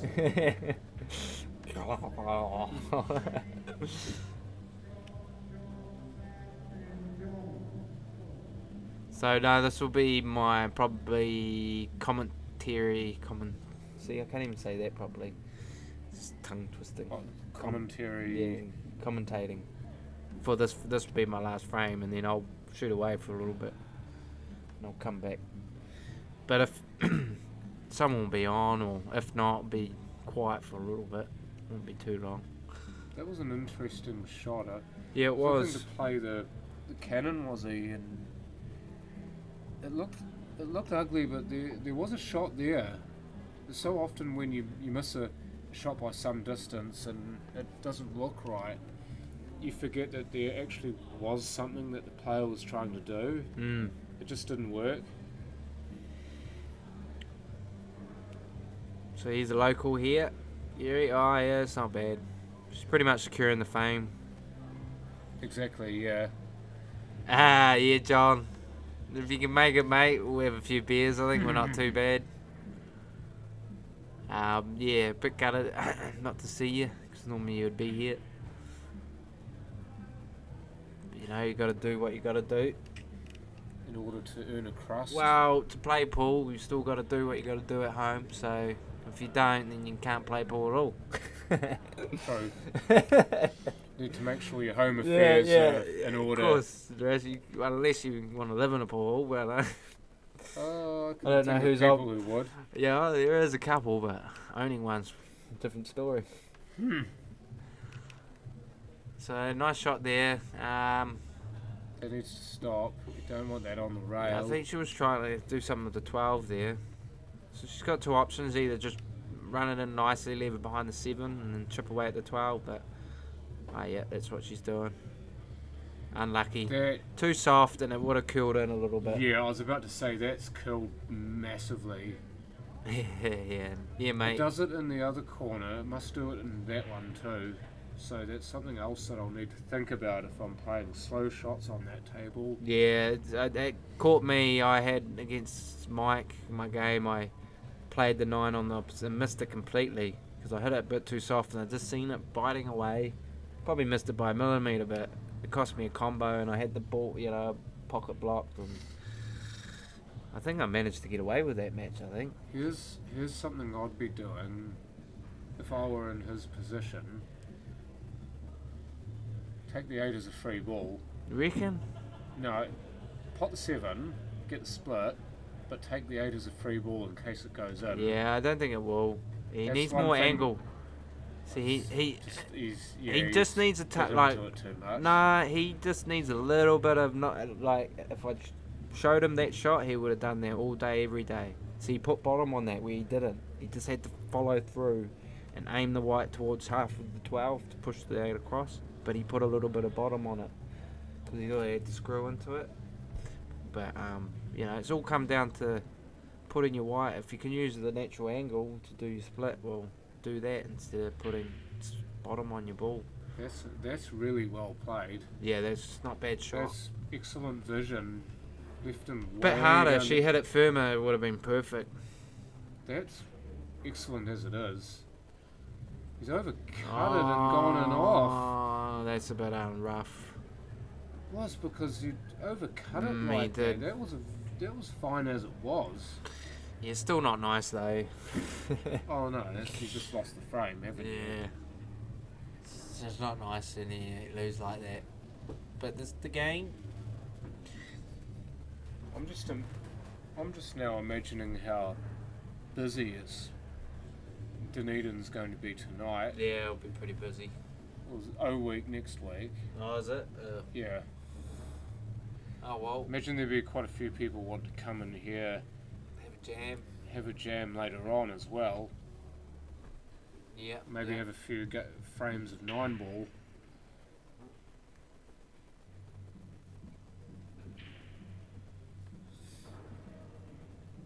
Slid off the end of that. Oh, is didn't that she? Singleton? Sai Singer, yeah. He hasn't commented for quite a while though.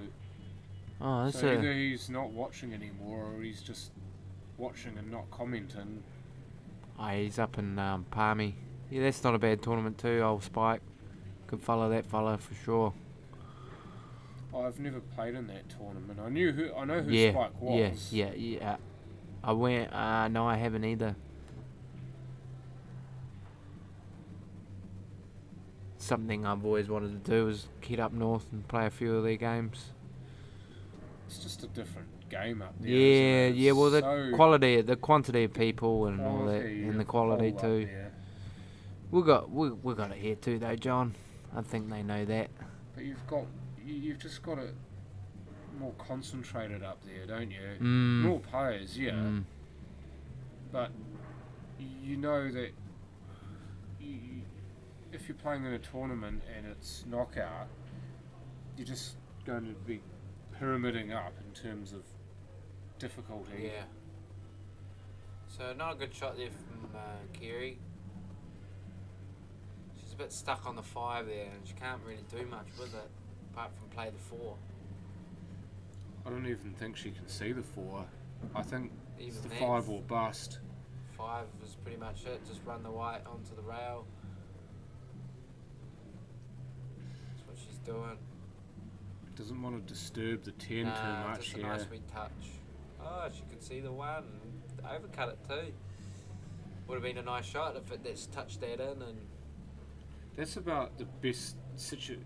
it's pretty good. Anyway, Yeah, it the has. result. It's worked out really, really well because this is not an easy shot.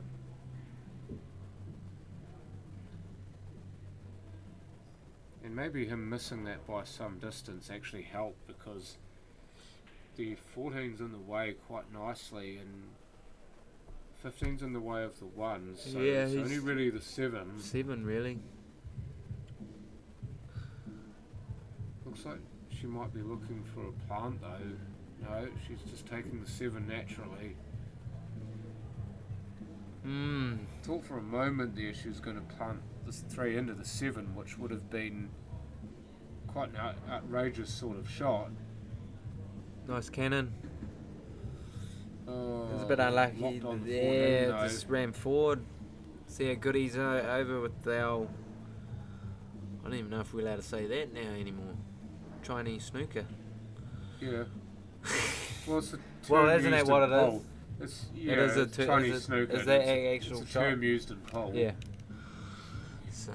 It's just like picking up a pallet Chinese style is picking the pallet up from the short side. Short side, yeah. So no, that's what they call those shots normally when you're hard on an object ball and you've got to go right over it. But he hit that well. Just to hit the ball nicely and connect it, it's tough enough, let alone pot it. Well, there's an awful lot of skill involved in cueing those properly Yes. because when you have to have good fingers to start off with, you have to have a good grip on the table with your bridge hand, but you've also got to be able to lift your fingers up, Hold keep steady. that pressure and hold steady, And then because you're cueing down on the ball, you have to cue the middle of the ball as much as you can see, and you've got to be so precise with your stroke. Ooh. Should be a bit gutted. And- You can see she's a bit gutted about that And one. you have to be careful that you don't cut the ball that you've Chinese snookered on. Yeah, touching it with your cue or anything. And that's or the main conversely, concern. you cue too far away from it and you end up topping the Yeah, white ball and miscuing or possibly just fouling yourself. So he's got a free ball here. You can't see any of his. Well, you can see some of his the bigs, but you got to see both sides. So he played the 4 there. Bit unlucky. It touched the 13 to a bad place. So he's got a little bit of work still to do. I like the look of that double on the 11 though. Oh, you didn't want to move the 5. Oh look, he's even got there again. But the 15 up the rail he's looking at. I think he's 12 is worked it? himself into trouble here. He's okay. Yeah, yes. But you got to clean up from. Oh, he's at the 1 first combo. It's a bit No, harsh. he worked himself deeper and deeper into a hole there. It didn't help that he's No, it was already only- split yeah. the 5 and the 8 up, so that was your safety gone. Now everything's open. You'd expect Kerry to finish this. Yeah. As long as she can miss the 13 or not have the 13 interfere with her in any way after this shot, then she should be okay. No, that's fine. Yeah, no, she's doing alright. Can't either way here. 5 or the 6. I'll probably into play the 7. 5. Just because it's all naturally. Oh no, I don't know about this. She didn't like the shot she had, so she. Oh, that hit the jaw. I think she still got the shot. 6 onto the 7, but Or inside the it. white hit the outside part of the jaw and straightened up down the rail. Rail. Otherwise, that would have been more central of the table, and that would have been fine. What about off the rail, bottom rail, hit the 7 and then come round again? Good shot. Well played. Gonna have to do Unlucky it again though. again. And she's Chinese snookered as well. That was a good shot, that last one. Just didn't So work this- out. Well, this you play as a cut. This is not a straight shot. You imagine that you're cutting it into Nice the 6, shot. and Good again cannon. the touch is beautiful. It was a good shot. Good 2 cannons. Now the weight. Yeah, it's just a weight shot here. You could either use 2 rails or 1. But she liked the 1. Well, 1's easier, isn't it? Yeah, it's just what you like. Sometimes I like the second one, but then you're right, 1's should be simpler. Play this straight through with the top. Oh, Maybe she was afraid of the in off. So he's given him a chance here, and it's not bad because the black's on a nice spot. So as long as you keep your white somewhere up the table, where they near the 12 or well more closer to the 13 where you want it. But I think he's gonna have a go. He's just got to be careful with the first shot. Ooh, This is it's not bad. this is incredibly risky. If he doesn't get the cover, he'll. Open it up, but even that's okay.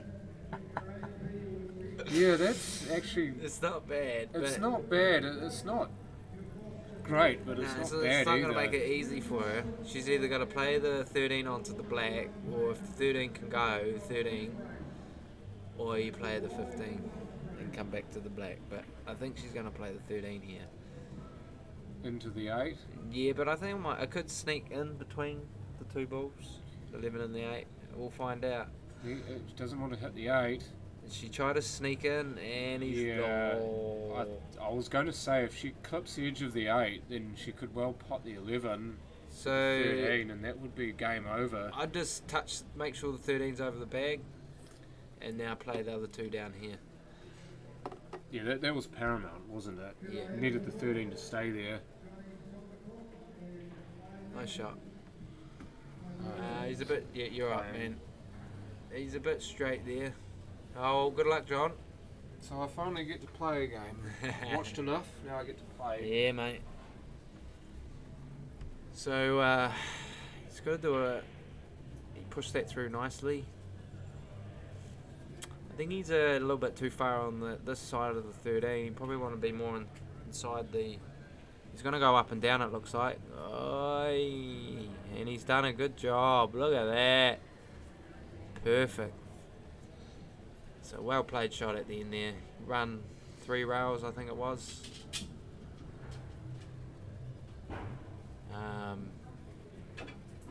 Nice, lucky to get it.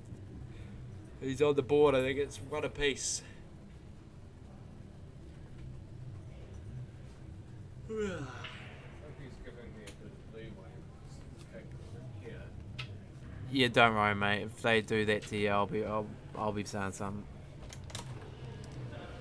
What's one to just pause it? What? To pause it? There's no pause, but you can. I mean the mic off. Yeah. Is it that one there? Click that one. Yeah. Yeah. Sweet. No, because I might go soon and Oh, try yeah. and get someone else in here.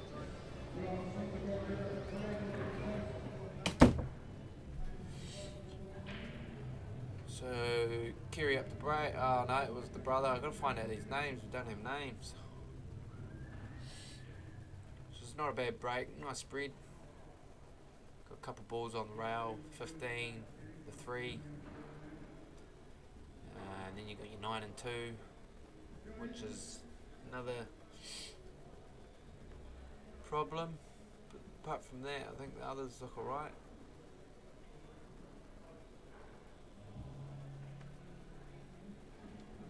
Looks like Kerry might play the take smalls and play the 7 in the centre. I'd say she run it down for the 4. But unfortunate. I knew she was running into the 6, but it's pushed it into a bit of a spot where it's going to be a bit difficult to get to. But she runs his 4 in nicely and get a nice shot on the 1. Can go and split the 6 out. She hit firm, no, she's confident. Might take the 5 now.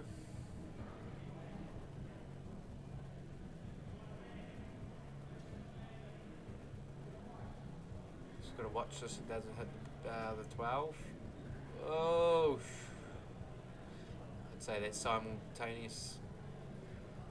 So with a shot like that, you hit it quite firm, they look like they both move at the same time, it's pretty much just a fair shot.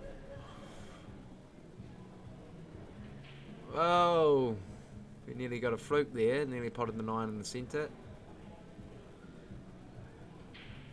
But unfortunate, but he's opened it up for himself. It looks like his balls are looking nice. Put the 1 on the black, which is not bad for him, but he's still got to, if he wants to run it out, he needs to open it up. But he hasn't left Kerry much. So you got to play the 2 up to the top right hand corner, or she's just going to probably touch the 3 over the middle bag here. Yeah, nice shot. It's a good leave too. What's happening? How's it going? Ah, right. Well, you're on if you're talking. But yeah, no, not bad. I watched the game. I was commentating the game. Against Malcolm. Yeah, no, you did well, Adam. Oh, just a few sketchy frames where he let me in, so No, I that think was it. just watching your game, because I haven't seen you play for a while. You're getting that style, bro. Yeah, It's just good. a few. Oh, you played some good shots and some bad ones too, though. Yeah. Yeah, but Getting used to the tables and stuff, they're quite different to what. yeah. Especially the on cues and All slow that. tables. Yeah, just quite yeah. different. Yeah, a little bit tighter, and you can't get 2 balls in one pocket. Once yours is in there, it's in there, eh? Yeah. But no, I watched you play, and you exited the last frame you won. You executed the last couple balls well, which I liked. You got off positioning, but you got back in with a big shot. You know. Fought that 1, then the 6. Yeah, well, you 'cause played the 15 way up the top, where you didn't have to, but Yeah. you just played the, but you drilled it. You know, you Yeah. drilled it and slotted it, which was just nice to see. It seemed like you're pretty calm out there, and nothing really phases you too much. So. Same with your style. Seeing you today play, yeah, you're going to be one to watch out for. Yeah, well, it's not too bad. Like I said, I left my cue behind, so I'm just using the old one I used to use. It's hardly got a tip on it, but like I said before with John, you got to learn to block stuff out. When you're at the table, you're at the table, so there's no excuses. But yeah, no, good match against Malcolm and a good scalp. But no, well, the brother here, he's potting the balls out nicely. He's, Yeah, I've been watching him today. He's been quite a good player. But unlucky there. If he just missed the 5, would have dribbled down nicely for the 11 back into the middle by the 3. But he just clipped the 5, and it's left him not a very nice shot. I'd say it's either he could. I don't know if he can see it or not, but if he sees a little bit, he'll probably just try to hit it more than anything. Run the white, maybe down to the 6. Yeah. But that's a tough shot because it's pretty fine. He's got to hit. So it's either he's going to go down, hit the bottom rail, and come up, do the old Hopawati. Quite tight this shot here. Oh no. Yeah, so he went down and up, but just hit a the bit 2. more would have been nice, but it's the way it goes. Bit more angle, but it's normally that's how it goes, all right. Yeah, no. So they'll be starting the afternoon session now. See if Yeah, the no, games have already gone out. It's well into the afternoon session. Yeah. No, that's good. So I think the score's 1 apiece here, or it could be 2-1 to. No, it's 1 apiece. So she's going to play the 3 in the middle here. Oh, and she's That's left a good free ball. Yeah. So in Charter Club, if you're new or listening, free ball, you're not allowed to snooker your opponent on their ball. They've got to hit both sides of it. So at the stage, brother's snookered here. So his options are you can let your opponent play again, or you can pick pretty much any ball on the table and go for that. So at the moment, he's going for the 6. He called it. Oh, That's what beautiful. a What shot. a shot that was. Nice sweet shot into the Nah, middle, great run back shot. down for the black and keep Yeah, on. so he played the 6 as his free ball. He even split the black and got positioning on his next ball. So great shot. But it's going to be difficult here to get onto the black. But it's either he run up one rail or do a 2 rail shot. Oh, he went that way into the instead. corner. Oh. So he didn't have to run the right around. Yeah, there's an option, but the pot was harder if he went. The way he went, the pot's harder, but the running the white was alright. I think it would have But been the other way natural around, to go into the middle and then run up and down. Because you would have, even given enough weight, you would have hit the Yeah. bottom cushion anyway. Yeah. It would have been fine. Yeah, Roger, he'll be onto it. So he's put himself in a bit of a pickle here. So Oh, she's left another free ball. Enough. Yeah, free ball again. So here, what is that? If you can't see both sides, of it? If he can't see both sides of it, he can either make a play it again. Oh, Which in this instant, where his ball is at the moment, I'd make a play it again to try force a combo. Combo, yeah, Roger. Yeah, and then just which he's done, obviously. Made it play it again. Oh yeah. So if she fouls or sinks the white, it's a free ball. Yeah, snookers him on that. He can have the, like I said before, opportunity of giving it back, or no, she can't do that either. No. It's got to be in the D.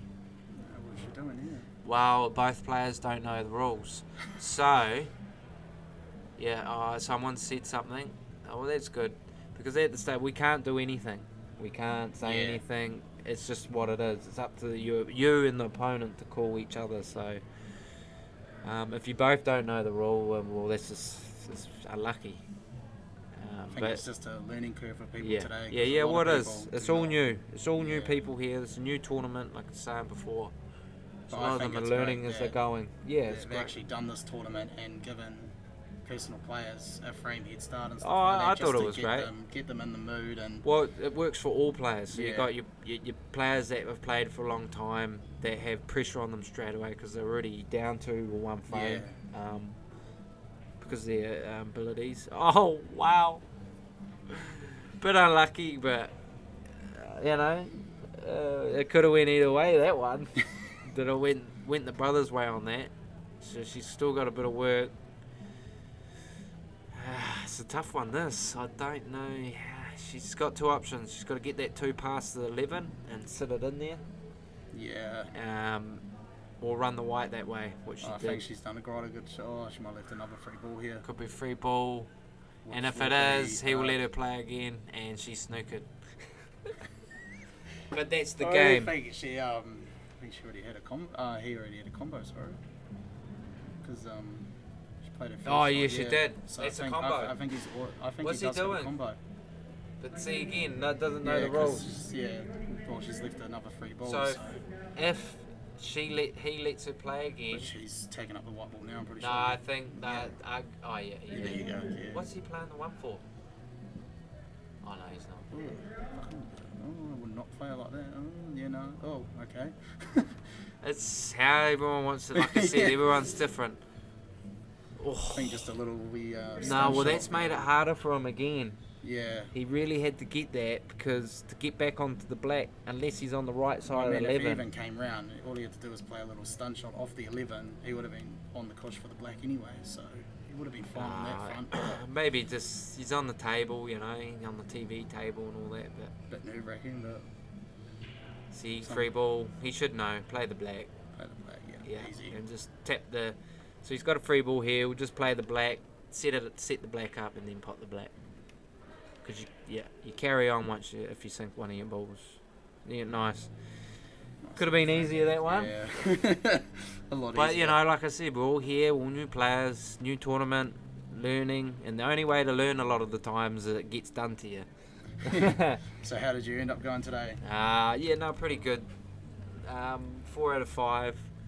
Like I said, I was on a handicap. I gave frames all the way, so I had to fight for most of mine. But Yeah. that's like the whole point. Yeah.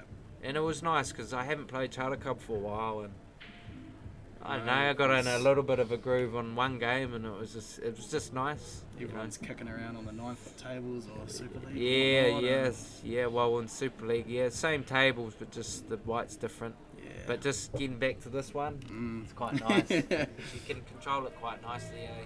Yeah. So I think it's 2-1 to the brother over Kiri.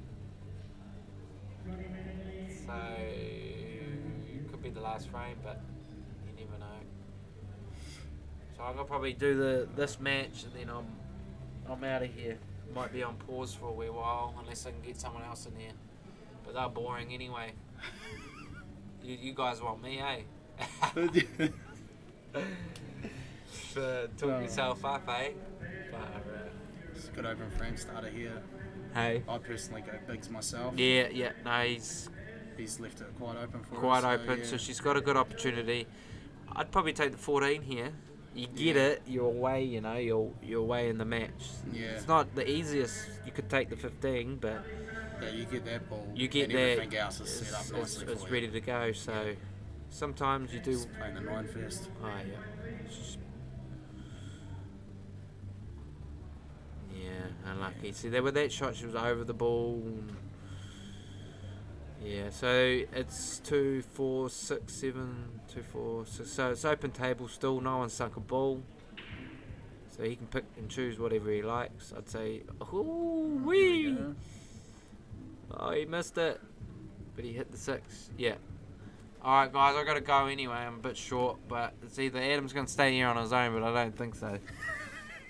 No. These, Unless you I'll lose all my viewers then. Yeah, you'll lose everyone then. Fucking no, you will. But at this stage, it's going to be a little bit quiet. But I'll try. I'll probably be back in a couple of hours, but it might be all done by then. But we'll try to get someone else in here to do a bit of commentating. Is your old man going to jump in? So peace out. Catch you later.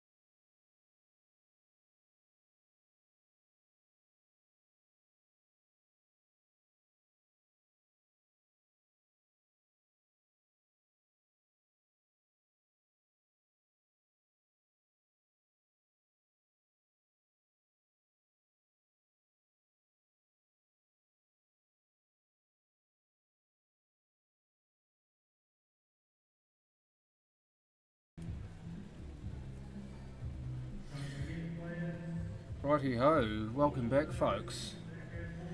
I played my game not too long ago, my first match against C grade player Eileen Fatuera, and despite the fact that I already had a 2-frame disadvantage, I managed to win that 3-2.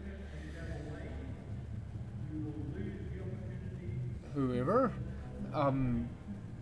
back to what is now important is this particular match between Steph Crowell, who is at the table currently, and Baz Winders, both of whom I believe are from Dunedin, so we've got two Dunedinites playing in this particular match. Can't tell you what the score is. I know that you people who have watched this match will have a handle on that.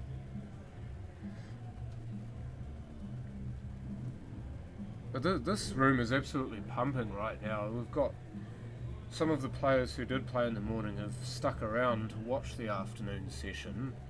Some of them have understandably gone home because they could be doing stuff at home, or go home, get changed, come back, go home, have a shower. Or if, like me, they came in late last night, they might just want to go home and have a wee rest and then come back here later on.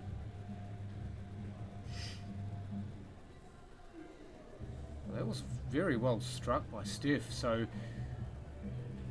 in what looked like next to no time she's onto the black, and this would be to take the frame out, and it looked like a sure stroke, but it jawed and shot down the rail.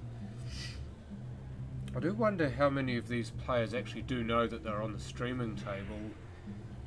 I'm sure that when they get introduced to play, they are told that their match will be on the streaming table, but then it's whether they remember that or not, or whether they just decide to put it out of their head and just concentrate on playing pool. That's the way I'd be looking at it. If I were to play my next game on the streaming table, then you just kind of put that to the back of your head and just focus on playing good, attractive pool.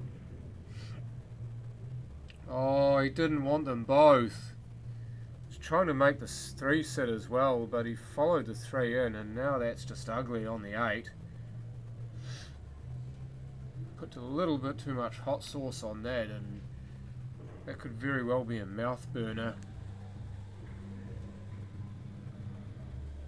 If he hits this extremely thin, which is quite a risky shot, then it won't move very far, and the white will shoot back up this end of the table for a safety. I reckon he'll be looking for a go of some sort here, and he has. And that's pretty handy for Steph. The cue ball is on the cushion though, and these aren't always easy to cue. But Steph's actually been putting some good swings in this particular match. I saw her play a couple of shots before when I was playing on the table next to her. Everything was like that, played with intent, and unfortunately in this case it's not only missed, but Baz has got a fairly easy shot into the middle pocket.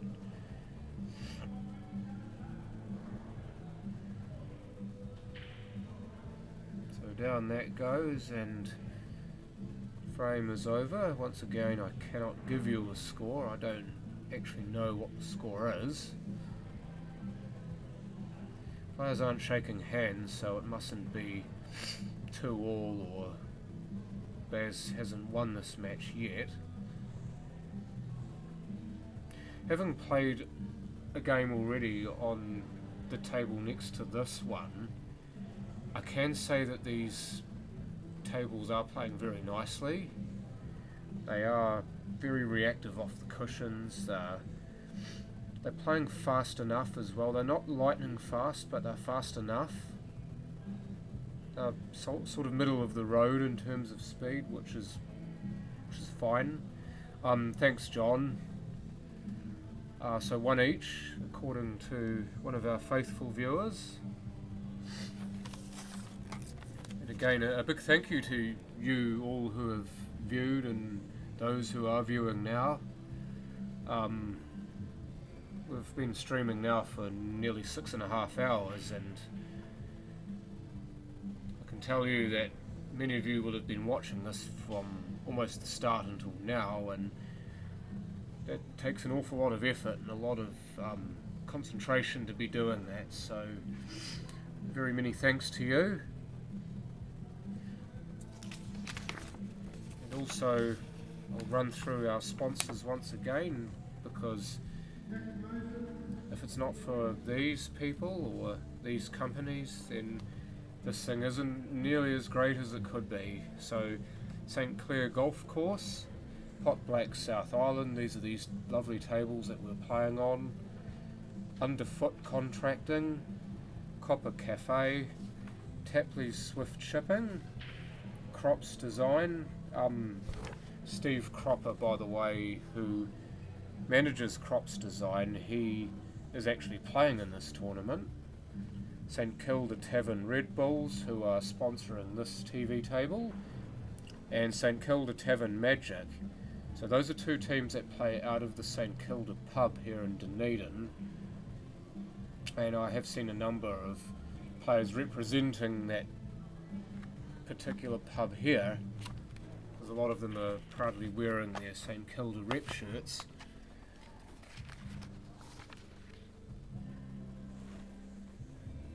And also, while I'm thanking people, I need to extend a massive thank you to Tammy Adams for allowing me the opportunity to not only play in this event, but more to it, to commentate on it.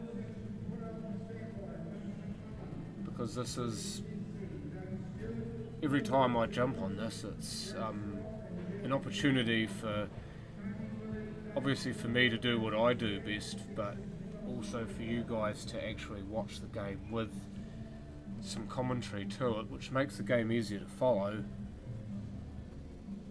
And also just the trip to Dunedin and to see some of my mates and to make new mates and to experience being with some southern hospitality, as it were, because this place most definitely is hospitable.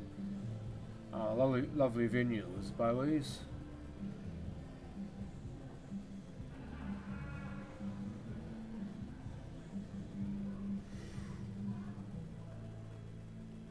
So this plant doesn't look like it goes. I can try to make a mess of that pocket though, if he can stick. Well, I was going to say if he could have stuck the 7 or the 2 in front of the 12, sorry, the 14, but that would have been difficult with the black being there. I don't think that he could see enough of that 2 to be able to put 7 in the way. And what he's left Steph now is Steph possibly looking for a double inside the 2 here. And the weight will be important here, and she's actually played that extremely well, because had that 6 not been there, then the 2 would have gone inside the 9, but with the weight that she's played that at, she's snookered Baz on the 2, so he has to play a plant, and this is rife with risk. Yeah, just like that. It wasn't that far away, but if you catch a big piece of that 9, you grind it over to the pocket.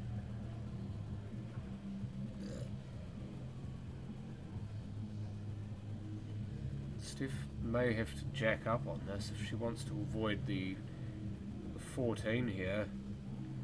Either that, or she just has to play this pocket weight so she doesn't bump the 14 away from the pocket. The 14 is actually quite handy there, because it looks like the 11 may plant onto it. And alternatively, and it seems like what she's looking at here is just to lay the 13 up and play a safety. Not bother with trying to pot anything when there's nothing that looks reasonably on. And again, that angle was confusing, because she very nearly potted that. I didn't think that was a snowball's chance in hell of dropping, but she's done extremely well to leave that right over the pocket, and now Bears is going to have to play into the traffic here if he wants to take the 6. This is an incredibly risky shot.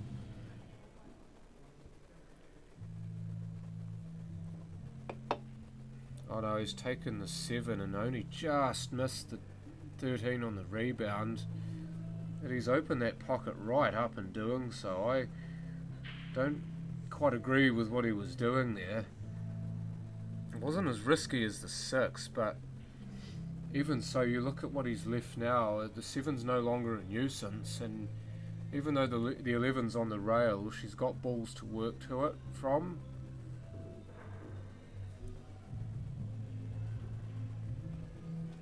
So she can take the 11 down the rail. Now that may not be a bad option, even with Baz's balls being the way they are.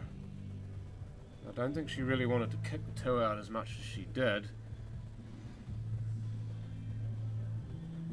If you're playing devil's advocate to that, you would say the 11 is now out, so that's no longer a big problem. Baz's big problem now is making sure that he can get a finish, because if he can't, then Steph's in a much better position to do it herself, and that's not a great leave. Didn't want to be snookered on the 7 there. The 3 with a bit of finagling could very well go inside the 14 here, but if he doesn't get it right, then he makes that even easier for Steph. He needs to get right underneath this. He's going to play a little behind the back shot.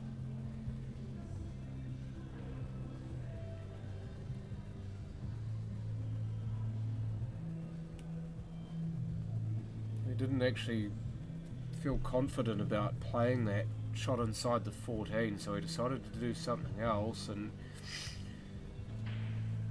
a bit of a nothing shot there from Steph. I don't think she was trying to cut it in. I think she was more going for the double in the corner pocket, roughly where the 7 is.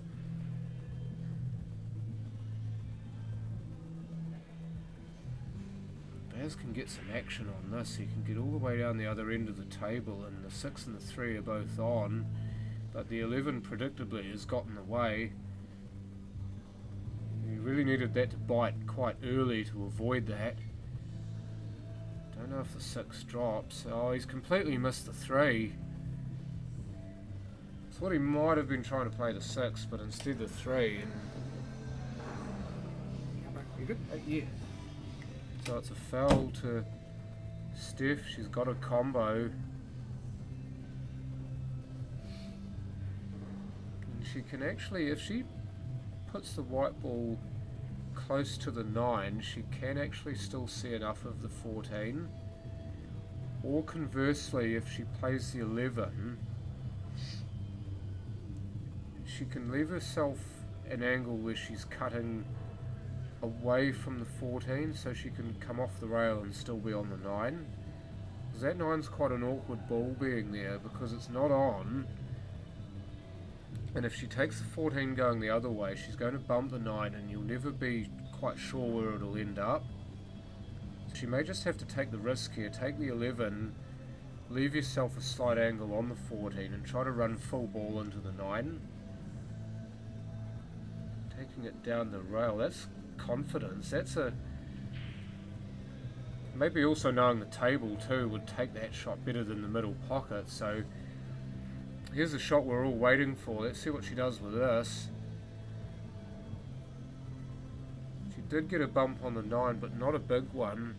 This will still cut though.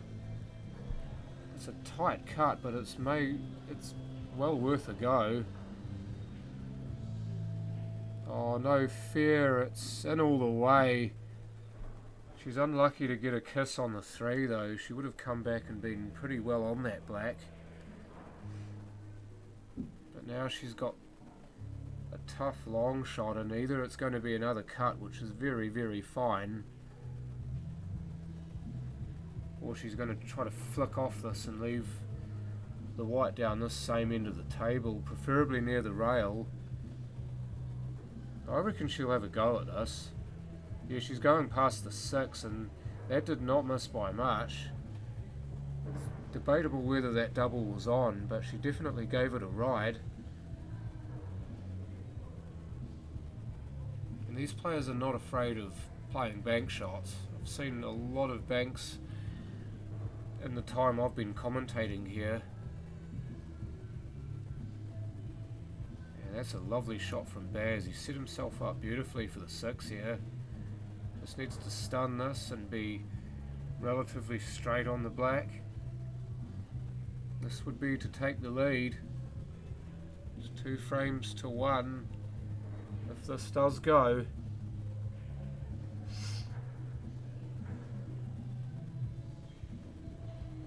Don't think either player is giving away a handicap here, so this started as a race to 3.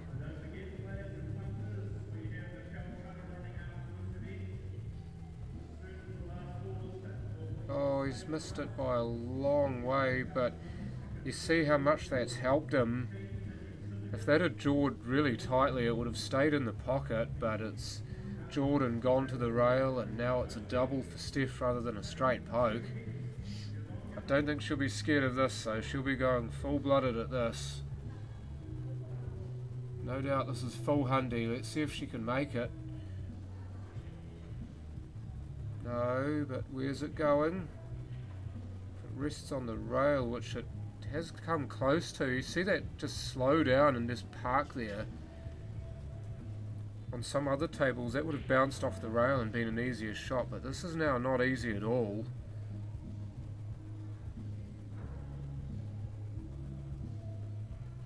Oh, but he's cued it nicely, but look out for the trap in the other pocket. A bit of bad luck there from Baz because he struck that so well, but unfortunately the angle the white was going on, there was always that chance that it'd going off. So Steph Crowell leads Baz Winders 2 frames to 1, and now the thing is for both players is to put that frame out of their head for differing reasons.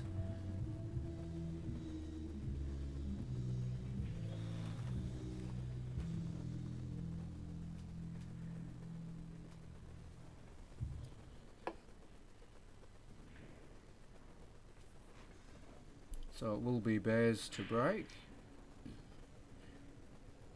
And a very nice break it is. Very good spread.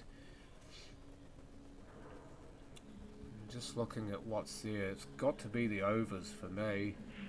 You've got the 5, the 6 and the 3 all covered by the 11 and 13. The 11, by the way, looks like the worker, looks like the ball to take first. Unless he likes the 15, but he's decided on the 11. Only to miss it and now hand that advantage back to Steph. Oh, this is Tony. He's going to sit there for 5. Hey, Tony. Now joined by local boy Tony Maitland. Tony, how did you go this morning? Yeah, it went alright, considering I don't play these rules. This one. Is it that one? Yeah. But this What's picks wrong up. with the other one? Oh, we're just using one, but this one picks up sound really well. Oh yeah. No, I did alright today. It's my first Charter Cup really, so, and I qualified, I went for unbeaten, so, but it's just certainly a learning curve with the new rules and stuff for us. So who we got playing here? Steph Crowell versus Baz Baz Winders. Baz Winders, oh yeah. Yeah, we So went. I do believe both of these players are from Dunedin, is that correct? They are, yeah. Baz is very competitive. He's in the Target B team with me. Steph is a very good player, partner of Neil Wally. Okay. So they're both B graders, so they'll both be having a race to 3. Me and Baz went hunting not long ago. We camped down by the Waitāhuna River, me and some of his mates, and for a night went night shooting. So Baz is right into his hunting, loves his hunting. In fact, he'll be wanting to be out there now with hunting while we've got one of our best days for a long time.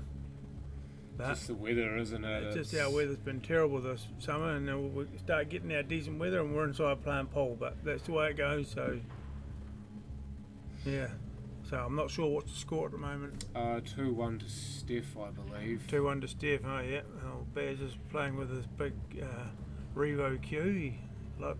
they like to smash them around and moving that wide a wee bit. So Yeah, you guys seem to love your massive boomsticks, don't you? yeah, well, Big 9-ball cues. There's a lot of you guys play with the 9-ball cues, and I only suppose that's because you'd play a bit of 9-ball as well. well, we play a lot of 9-ball. We spend a lot of time on the 9-footers here. Simon was the one that got it really going. He started playing Super League with his one, but then he changed and this and that, and then Brendan started playing with his, and next minute they're all starting to play with them. So, but with Baz, yeah, he's like me. We haven't played much charter clubs, so we don't know the rules and the tactics. Whereas Steph played quite a bit of charter clubs, so. Has she played it just before here in Dunedin, or she played in other leagues, or? No, she's from Dunedin. She's born and raised in Dunedin, so Oh, she's yeah. always played it here. But she has picked up the rules from other people, and then. Yeah, she's picked up the rules and the tactics, and she's played in a lot of tournaments. She actually does very well. So. See, I don't see her that much, but then again, I'm not from here, so I can only assume that's due to the fact that I haven't seen a lot of you guys come to Christchurch to play tournaments. No, you would have seen her play a few tournaments, Timaru and that. Not probably so much Christchurch. The odd one, because she was raising kids and that, so it takes up a wee bit of time. But she's certainly onto the rules and the tactical side of it anyway. But when you Baz won't want to lose. He just won't want to lose this game, and Steph won't want to lose to him either. So it'll be very competitive. It'll be all out win. It's all about trying to qualify to come back tomorrow. So, or to play in the main draw anyway. But It's also when you're playing against one of your teammates as well, that competition fires up. You don't want your teammate getting one up on you.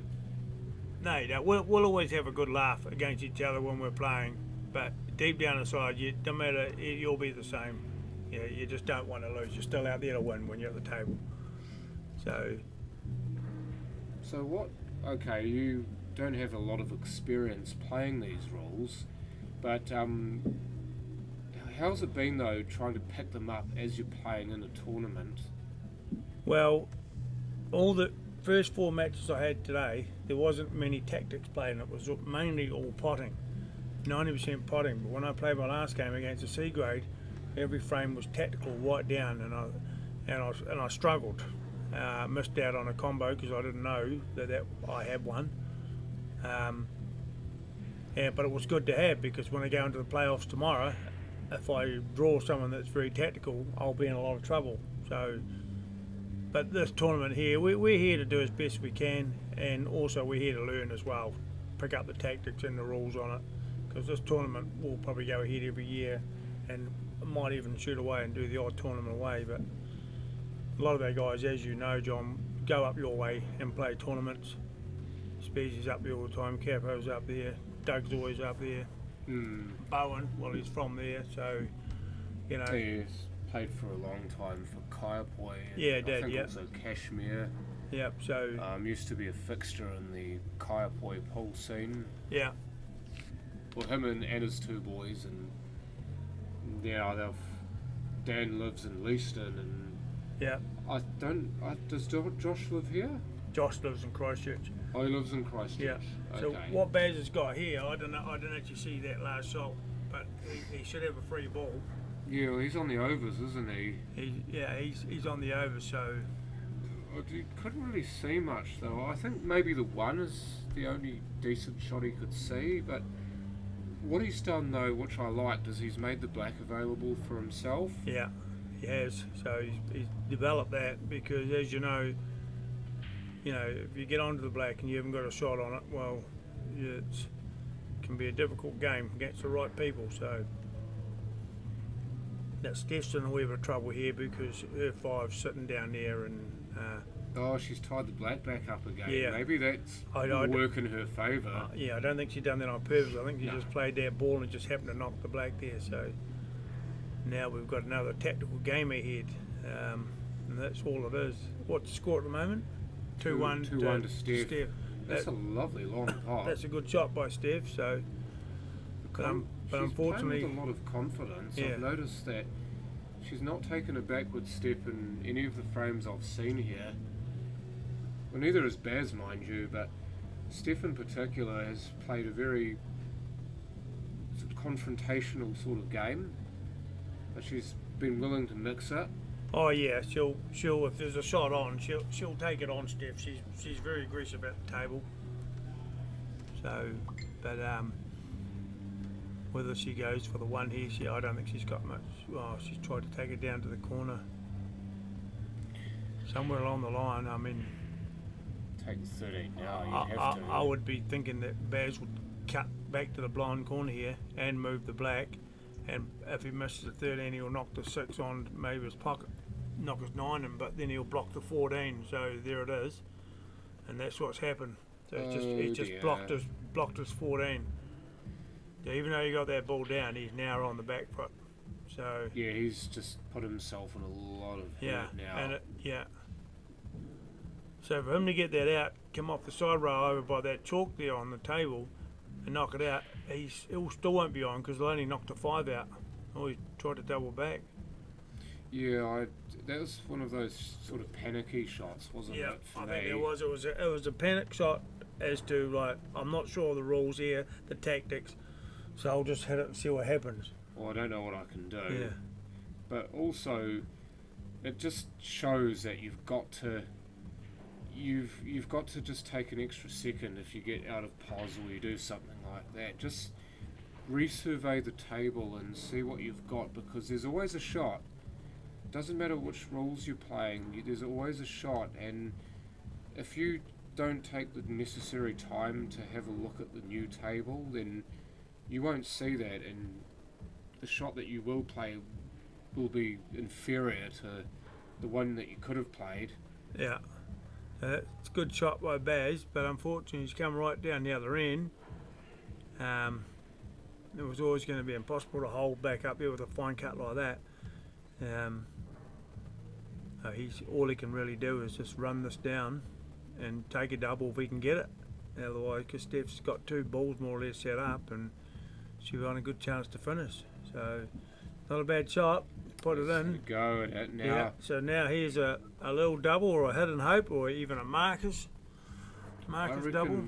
Yeah, I reckon possibly back towards the corner where he's standing, top right of his Yeah, screen. he has to get it because it's not onto the double, the top right hand corner. Looks like he's coming across the face. No, he went for the Marcus Went up for it the and corner. he wasn't far away. Wasn't far away at all. Right? He had no choice. He had to go for that one. There's no safety there. Yeah, you were never going to leave it somewhere where Steph didn't have a shot. Yeah, that's right. Yeah, it would have been a hell of a fluke if you did. So now Steph's main thing is now is she's got to knock the 1 and then get onto that 5. Get herself in a position where she can get onto the 5 isn't up without running into it because the wrong nudge on it could. That's fine. Yeah. She can see enough of the 1 Yeah, to yeah, pot it. she She's can. fine. Yeah, that's all right. As long as she hits it well enough, she can get back onto the 5, which she has. Yeah, then she's got a natural angle just to come off the top rail, possibly a wee bit on the side rail, and back over the black over to the middle where she's standing now. Doesn't need to hit this hard. The rail will do the work for her. And there it is. And she's chonked it and it stayed up. Stayed out, all right. Yep. So Baz is breathing a sigh of release, but he's also thinking, well, I still got to put this black away. Yes, never a done deal until it goes into the pocket and the white ball stops. There it is, it's in. So we've got a hill game here. 3-all. So Steph would be absolutely kicking herself because that was a gilt-edged chance. All that had to happen was that for that to drop, and she would have had that shot herself. But these pockets are unforgiving if you're just a little bit out. The way they're cut, they stay in the jaws rather than brushing off and going in. yeah. So you do have to be very exact, even if you're playing a slow shot like that. And Steph found that out the hard way there. Yeah. Now tell me, does that mean that message just come in? Yeah, so So it looks like my friend, who I haven't seen for quite a while, Mr. John Adamson, I was actually going to ring you the other night just to make sure you were still alive.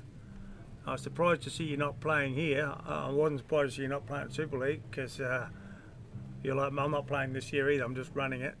You're like me, we hate the wee white ball, but it's good to see you watching, John, and we'll catch up soon. I thought you might have been in it, but I suppose you're just giving me a chance to win it for a change. yeah, well, there are a lot of players who love playing pool but don't like the Super League solely because of the small white ball. Because it's very different to playing this game with the same sized white, and I must admit that's the reason why I stopped playing Super League in Christchurch, because I found it difficult to control the small white ball, and then to switch from the small white to the regular sized white for Tuesday nights. That was quite tough because I found myself playing on Tuesday nights shots that would have been better suited to the smaller white ball. So yeah, it just started buggering with my game, and so I decided to give up playing the two-shot rules. Yeah. I still know enough about them to be able to follow the game and to commentate on the game, but I don't put enough time into learning how to play A, the rules, and B, with this different white. So if I can't do that, then how can I expect to be any good at them? Yeah, it's certainly a different game with the wee white ball. It can be pretty frustrating if you don't cue it properly. It makes you look like a beginner. And John looked like a beginner quite a few times, especially when he was playing me. But you know, me and John have a lot of good laughs, and it's good to see you out there, John. So we'll catch up soon. Is your 9-footer set up yet? Yeah, that's just what he just asked. Yeah. Or the Yeah. response. Yeah. Well, I hope you got a permit for that, Gareth. I'll be ringing the council. In fact, where's my phone? I've got a potential cowboy I want you to check to make sure he's all legit. I'm sure that 10 passes. I think Steph just looking down the line, I believe, to make sure it does. Oh, the 10 passes, all right. Yeah. I think she might even be better off going for the 11. It's a chance now, isn't it, to get rid of it, because the 7 and 3 block it. Yeah, that's right. I think you'd be better off getting rid of the 11 and you know, you've got your 12 over the middle, get the right angle on your 15 back into the same pocket middle, you can come right down and around behind the 10 and the 14 again. So, but we all see the game differently. I do wonder if the fact that she's left-handed might not help her with that shot on the 11, because maybe it's more awkward to cue it. Yeah, it doesn't help me, left-handed or right-handed. Oh, sorry, you're talking about Paul. Yeah. Yeah, I was actually, now that I think of it.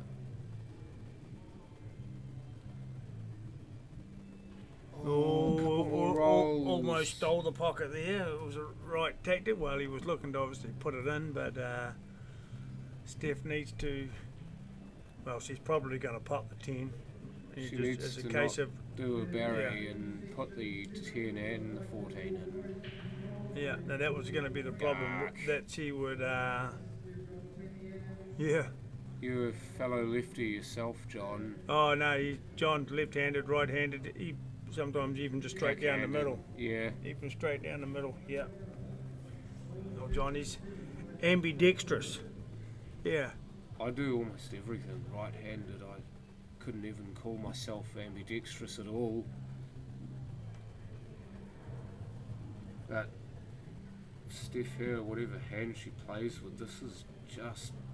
Yeah, she won't be playing the 14. She's only going to be playing the 11 to the middle. That's her shot. She has to get that ball out. Yeah, see, both hands. You're ambi-sinister. There's your word for the day, folks. Ambi-sinister, meaning equally rubbish with both hands. An ambidextrous person is. Is that actually a word? Ambi-sinister. Yeah.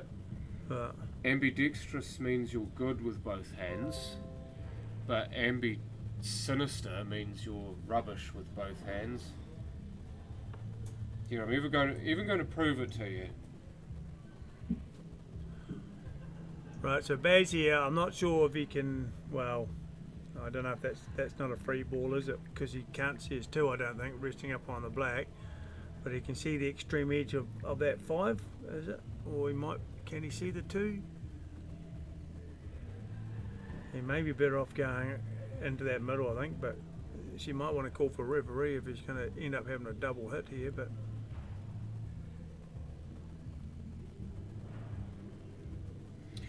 Well, here we go. So, ambisinistrous being the adjective, clumsy with both hands.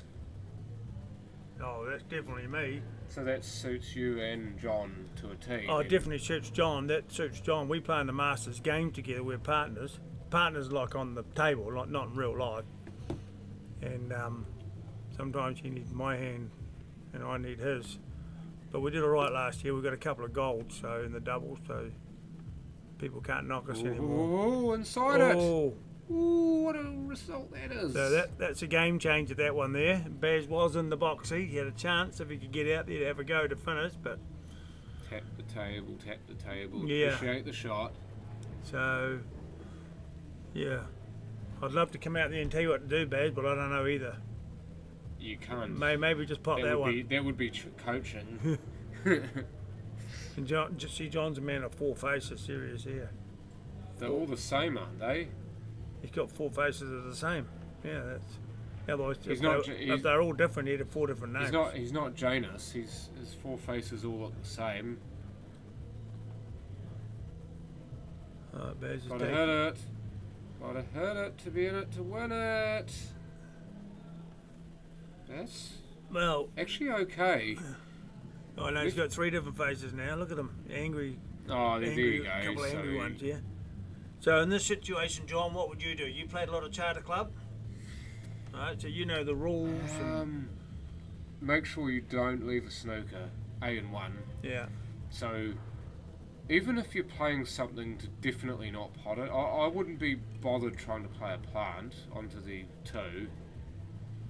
I mean, a shot like that's fine. Well, that's actually just done Baz a favour, because when she goes to hit the 14, knock the 11 in, well, you don't know where the 14's going to end up, whether it's going to block. You do. Yeah. If you can actually, that's actually easier for Steph, I reckon. That 2's jammed up hard on the 11, so if she hits the 14 half ball into the 2 softly enough, the 14 will spring away from the 2. The 2 won't move much, and the 14 will still be on past it. As it is where she is now, she's left herself in a rubbish place, so she'd be better off perhaps playing the 13 maybe, possibly between the 8 and the 9, just to put another ball somewhere there, so she's got another option. Yeah. Ooh, that's alright. It's not a snooker, she hasn't potted the 11, Baz is still in the poo with where the 2 is. I just thought with where the balls were, she should probably have played at 14 with a bit of pace, because she had 3 balls out in the open up near the middle. Oh, look at that. Didn't see it going that way. Double kiss off the 2 back into the rest of them. Yeah. There's a shot that I showed Baz yesterday. I remember in Christchurch how a Samoan guy called Perry Lilly used to play a shot like that on a ball hard up against the rail, and it used to be called the Samoan screwback. Oh, unlucky. Yeah. That was always a possibility. If he'd managed to not do that, then that would have been an amazing get out of jail, but it's a combo to Steph, so... And here's where knowledge of the rules helps, because maybe not so much here and now, but if there's a chance to perhaps take that 2 and get rid of it, because the 2 could be a nuisance there, she can take that 2 as a free ball. And no, she actually knows about it, so yeah. You were telling me before she knows these rules. She knows the rules, so me, I was just looking at playing the out, one of them into the middle, 12 into the same middle, then running across and taking these 2 in the corner. That's what I'd have done, but I wouldn't have thought about this. So because I'm not used to these rules. But It's a good option what she's done. Yeah. Because now she's got a ball there, and so she's got more options for angles for this. The black actually makes this a bit tougher than it should be because it's in the way for the 9 to the middle. Oh, that needs to stop. See, might be back to safety here.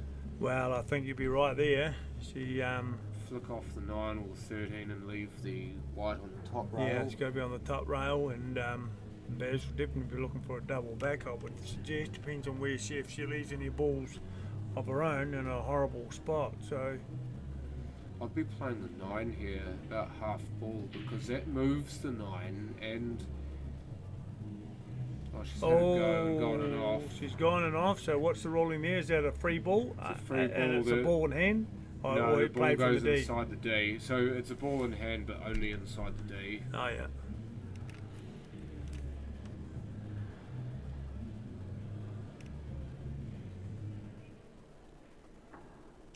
Well, Potter does get position. Yes, he does. So, but me playing, I was always worried that when I was playing my last ball to get onto the black, that I didn't snooker myself, because any foul on the black, you don't get out of it. It's lost the frame, so it's certainly not a rule I'm used to. I don't know if it's got the power to get there. No, it did not, and something he would have learnt watching that is that it does nap in big time into that pocket. Oh no, it doesn't happen. All these tables roll out. Unfortunately, the floor's a bit unlevel. When we get them levelled up and people walk around, the floor moves quite a bit. So it's quite a hollow floor. Yeah, there's a bike shop underneath, and it doesn't have a lot of support with the poles down there. So unfortunately, we can't keep them level. Double, having to bridge over the 9. Turns into a triple, which wasn't far away. So yeah, Baz was sweating a minute there, but he'll still be sweating till that black's in the corner.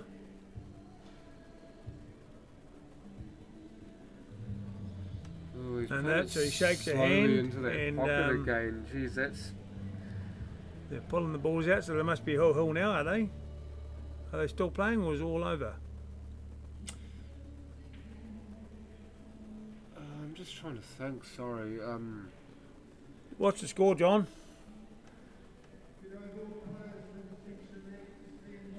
2 each. The frame took a while, so it could be 2 each now. Oh no, it looks like they've walked looks like away. they're walking away. It's all over. Baz has won. Lucky escape Yeah, for he Baz, did. John G. Yeah. Lucky. So now I'll actually have to go back out because I believe my section's been called. Yeah. So 3-2 to Baz. Yeah. Awesome to be on the mic with you. Cheers for Tony. that. So they'll be putting another game on, but I'm way home. I'm hungry. I'm not hanging around here. Man's got to eat his fish and chips. I was here 7:30 this morning. What are the fish and chips like up that way, John? I'll come and dine with you. You might go and see him. I'll come and take your Merc for a ride, see if it's got the same power as my supercharged.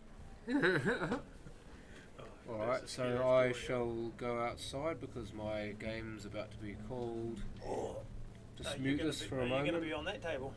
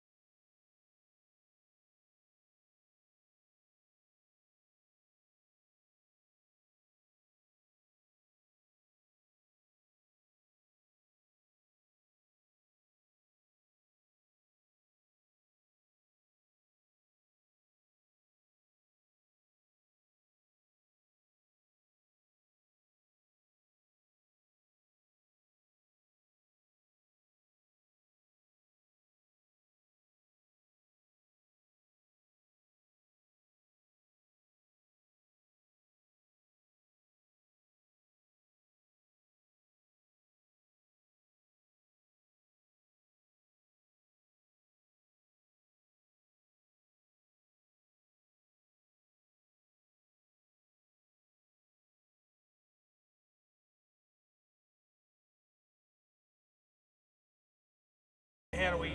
Oh, yeah, there it is. You there, John? You still with us? No, not those. Hey, you guys get out of here. This is private property. This is a nice double to the middle. So what we have here is Harry Messina playing some dude anyway. Never seen him before. So I now have commentating with me Shane Matthews from the famous. Oh, there's John. John said, "Yep." Shane Matthews is here, John. So he's wishing you a Merry Christmas and Happy New Year, and Oh, he's missed an easy one to the middle. he's missed an easy one to the middle. Yeah. I think John Edison would have had that. Where is he? He should be down here. Is he? He's sick. He's sick. Yeah. No, it's not Og. He's not here. But it looks a bit like Og. Yeah. Looks like a bit like Og. It could be Dog. Hey Shane. He says. I know. Yeah. Well, say hello to the man. Hey John, I hope you're well, brother. Looking forward to see you back on a Monday night in the next 4 or 5 weeks, whenever we start up. Brother. As soon as I seen the two, I knew you were related. I know, brother from the same mother. Oh, it's going to go. It's going. Oh, it's just run out of legs. Just a wee bit short, like Tony Maitland. Yeah. But looks good. What's he going to do here, Tony? Do you think he's going to play that combo, the 4 onto the 1? Oh, I think Or the 6? I think you'd probably want to play your 6 and screw back and leave your combo then. Yeah, there it is now, because he's got to leave himself a shot to get back up to that 5. So What are you thinking? Just a wee slight tap here? I think so. He's got to. You just don't want the 4 shooting off and coming up. Look, John's going to be there with bells on. Bells on your shoes or your pants, or a cap. A cap with bells on. I definitely hope John is watching this with pants on.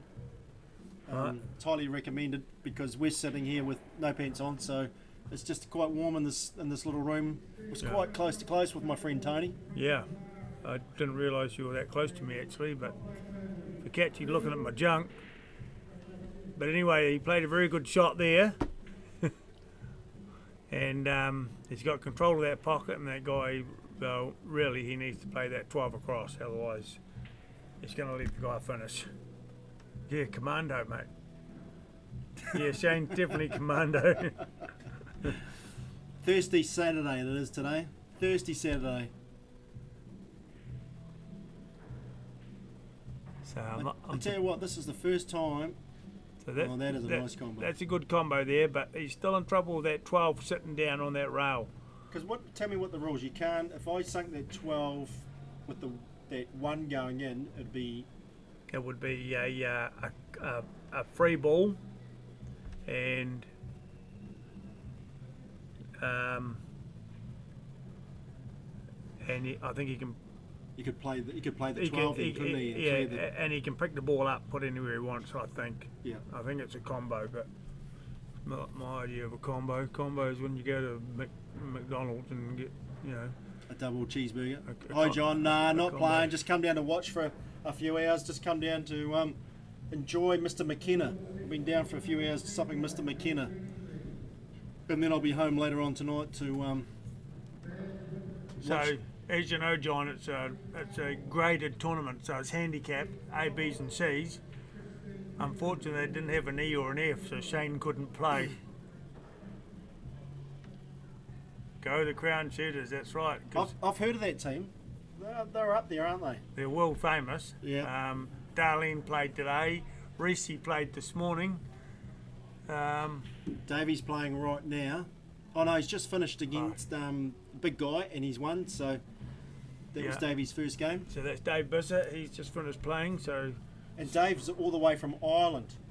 He's a good player from Ireland, and we appreciate him playing in our tournament. He's actually from Wales. Oh, yeah. I get confused because he does talk all the same. No disrespect to those Irish fellas. He might even have some French in him as well, actually. Yeah. Yeah. But back onto this game, it's very tight, like you're saying, with the big balls. Still got 3, 4 on the table, but like you said, that 12 is in a dangerous spot here. Well, the 12 is in a very dangerous spot, and he's going to need a bit of luck to get out of this. Welsh gets, yeah, that's true. Actually, Scottish. Anyway. So, ball, so he put a bit of running right hand side on that and came round and unfortunately clipped the middle pocket for a bad jaw there. Inside jaw there, so he's not where he wants to be, but.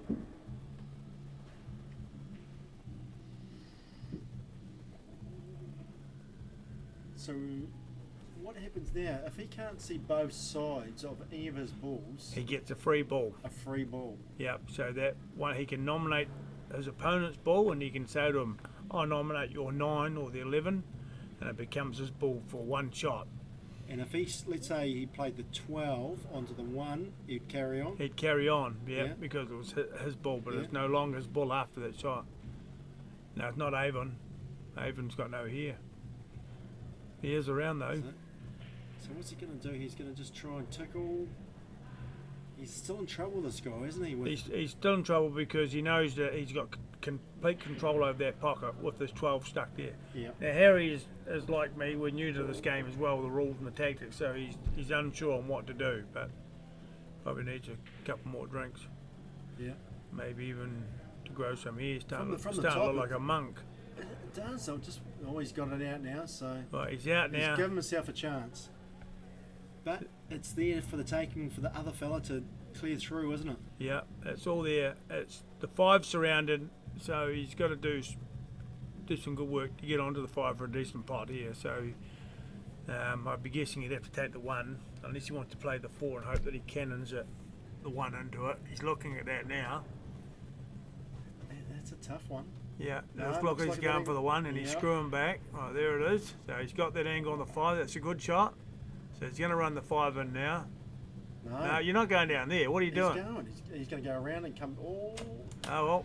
Is that thing that's on for the middle? Certainly not what I would have done. So, but it's still on for the middle. But this will be a good shot. Just make sure you come around the rail so you don't snook yourself on the black. I couldn't believe it just didn't run that in. So what happens if you snook yourself on the black, Tony? Then you've got to get out of it. You must hit the black first ball, otherwise it's lost a frame. Any foul on the black is lost a frame. So, which is interesting because I'm pretty sure that I seen that earlier on today when you were playing. Yeah, but I cheated. The lady didn't know the rules, and I wasn't going to tell her. So, unfortunately, you just got to cheat every now and then. Yeah. I don't know why they call me. My nickname is called the cheat, but. Where's he going here?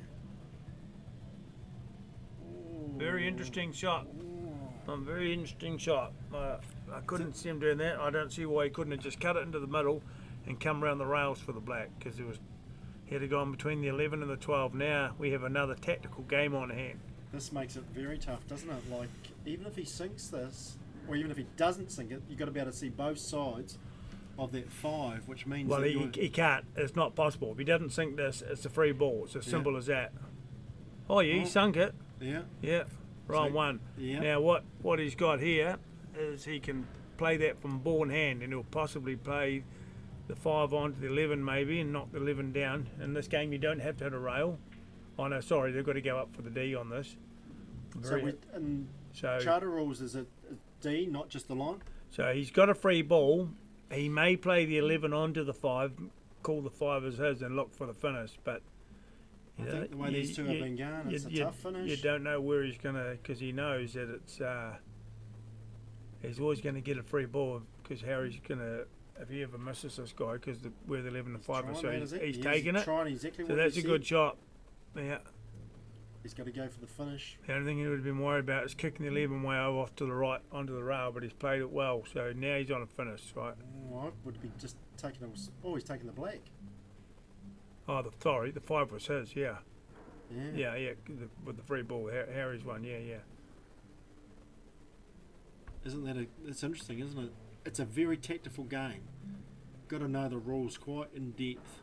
So here Harry's either going to take the 12 and come across this side near the 11, but if he misses either one of these balls, he must allow the guy to see both sides of the black, or he gets a free ball. So if he plays this with pace, it'll be. I know he's just played it soft. Yeah, right, there's a shot. Black. Definitely see both sides of the ball, can't we? Maybe not. It's hard to know, but the black's very potable. But whether he can hit the extreme edge of the left-hand side, it's hard to tell from here. But he doesn't need a free ball from this. It's well on. I'd be cutting this into the middle. And it's a finish. and it's in. So 1-0 to that cat there. We'll just call him Cat because I don't know his So name. we go the Grey Fox. Free ball. Yeah. Grey Fox. And now, what is the score, Tony? Is this the... That is the first frame. So there's 1-0 to that dude playing Harry. And do we know if they're both A-grade players, B-grade players? They're both B. Well, I've never seen the other guy, but Harry's a B grade. That guy's definitely not an A grade. So that it'll be just a straight out, Brent Og lookalike. It'll be just a straight out race to 3. And if Harry was playing a C grade, what would that mean? If Harry's playing a C grade, C grade's got to get to 2, so they get a frame in. So scorecard already comes with them 1 frame in, so they've got to win 2 more to get to 3. Harry has to win 3. If Harry's playing an A grade, he gets 1 frame in. So the A grade's got to win 3. Harry's only got to win 2 more. So that's the advantage of that. Which how makes the it handicap works. So which makes it quite even for the novice that wants to come along and have a bit of a good effort. It does, because today Mike Bowen, a very experienced player on these rules, played a C grade first game up, lost the first frame, and that was it. He'd lost because the A grade has to give 2 frames into the C grade. Oh wow! So but that's how the competition's designed. There's no clear favourite. Anyone can win it. So which makes it more achievable or more fun for that. Well, that it makes C it more grade. fun for the people that don't win much but do all right. But thinking, well, they can push you and they can beat you, and it's happening in this tournament. That's what you want. You want people to bloody give it a go, come along. How many people are entered in this tournament tonight? 72. It was capped off at 72, so there was only 72 spots available all up. So it's $1,000 to win it, and if you don't qualify today, unlucky to go in off there, because on this camera here, top pockets actually look quite big, but they're actually very tight pockets. The tables here at Bowey's. But anyway, $1,000 to win it, and if you don't qualify today, you come back for the plate tomorrow, and it's $500 to win that. Wow! So thoughts did cross my mind, maybe just head down to the plate. But with handicap, you're not guaranteed to win anything. So the Calcutta will be interesting tomorrow because it's a full sellout of 2,400 tickets. So my plan is to win this, the main draw, somehow get into the plate and win that, and then win the Calcutta. Yeah. Wow, that makes it interesting, doesn't it? Then I'll go to the casino and hopefully win big there too. Maybe that's what. Yeah, and buy one of those Mercs 2012 AMG, twin turbo vehicles, like I know someone that's got one. Crikey. It's not me, I can tell you that. It ain't me. I drive a trusty old Holden. Trusty old Holden from way back. This one does 230k up the kill mark. Very important. Yeah. Very important. But back to the pool. Here we go. With Who's the up police now? hard and behind at 200k. Lights are flashing. You just keep going fast and they've got to pull out now. Not that we're condoning that. This nice. guy's got his confidence going. He's putting very well. I don't know if he can get directly at that 7 from here. It's looking like he can now that he's going down for it. There's only... yeah. Those middle pockets aren't as easy as they look, I can tell you that now. Yeah, I'll fill it up for you, John. Just bring it to my house. Just leave it there for a day and I'll fill it up. I've got all my fuel there, so... It'll go well in your car, John. 2-stroke. Mixed with a wee bit of water and oil and grease and sunlight liquid. Should be alright. Is Harry looking to run that into that corner pocket? And he's setting himself up for, what's that ball there, Tony? The 10, I think it is? That's the 10, yeah.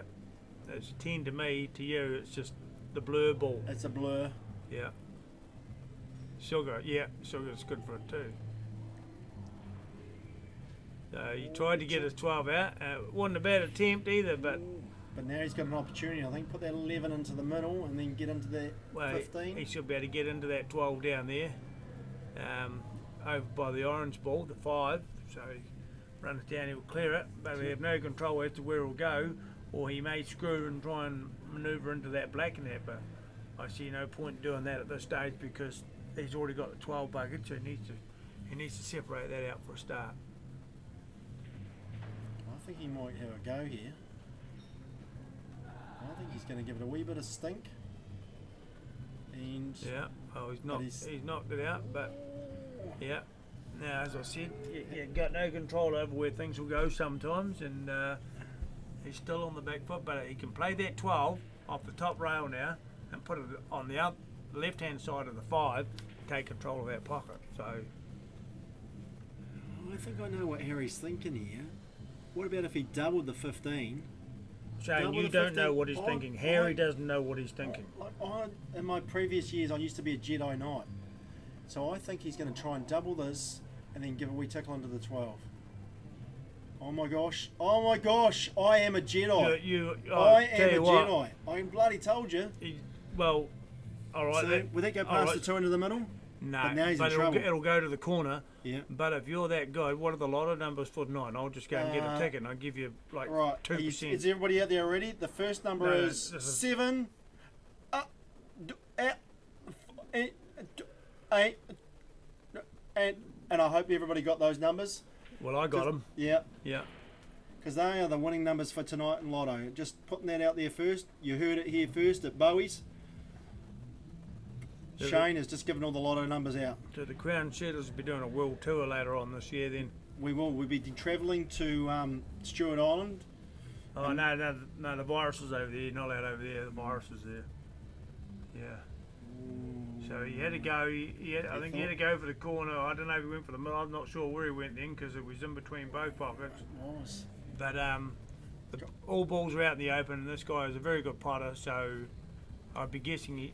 Take the 5 first and work your way. Well, I'd be thinking he might take the 1 first. I mean, he can take the 5 first, come across for the 2, leave the 5 to come down for the black last. But I don't know. I think he might be cut the 2 into the middle, and then bring the.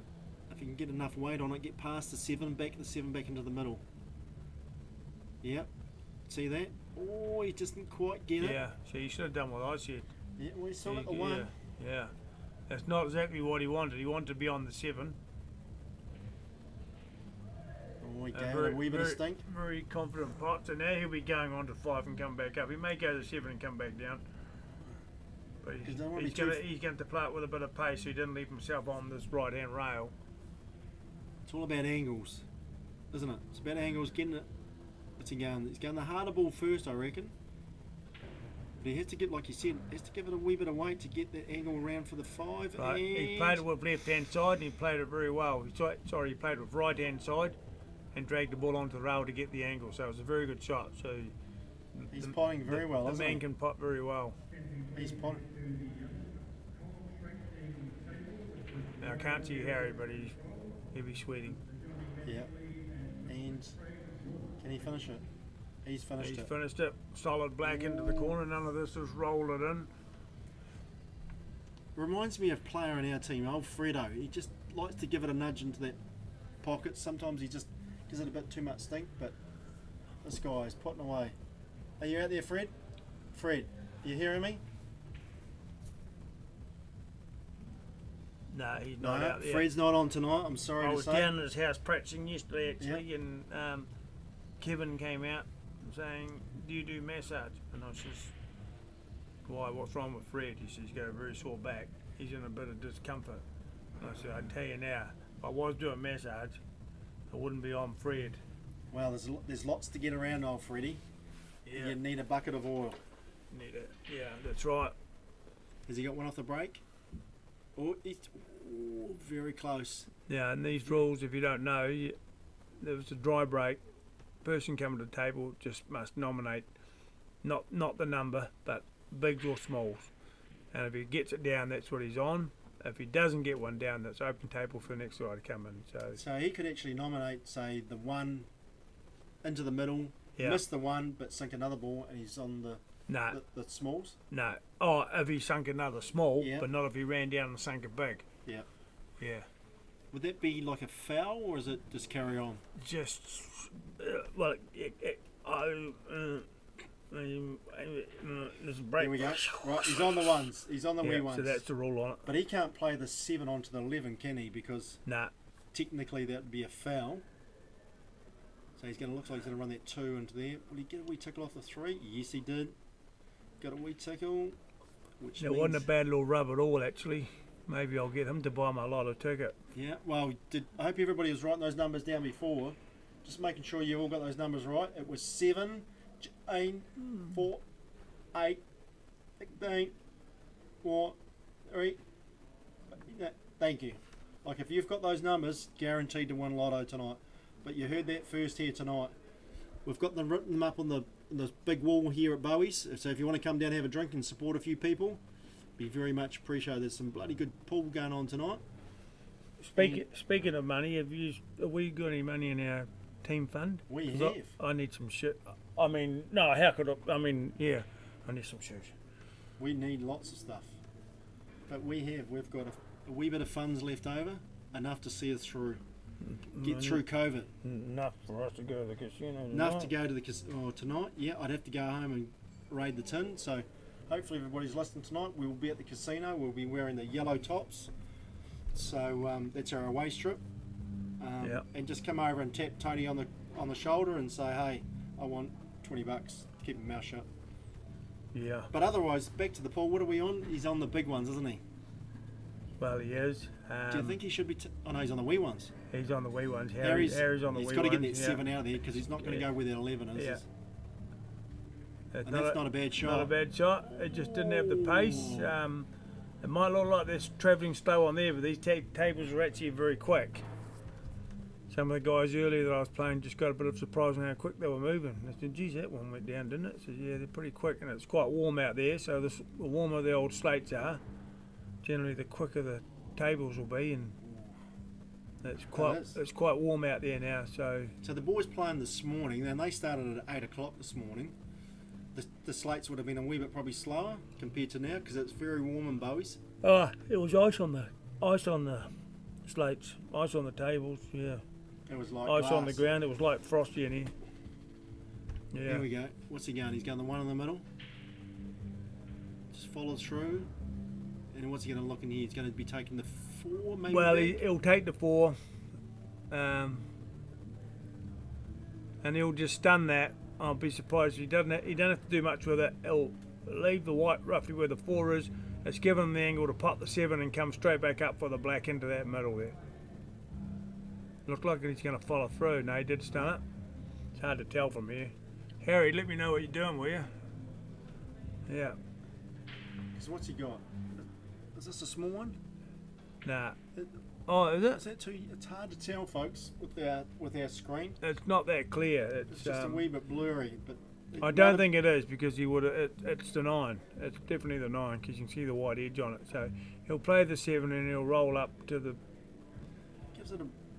To the black, bit of top, it'll come back to, I reckon, play it in the middle.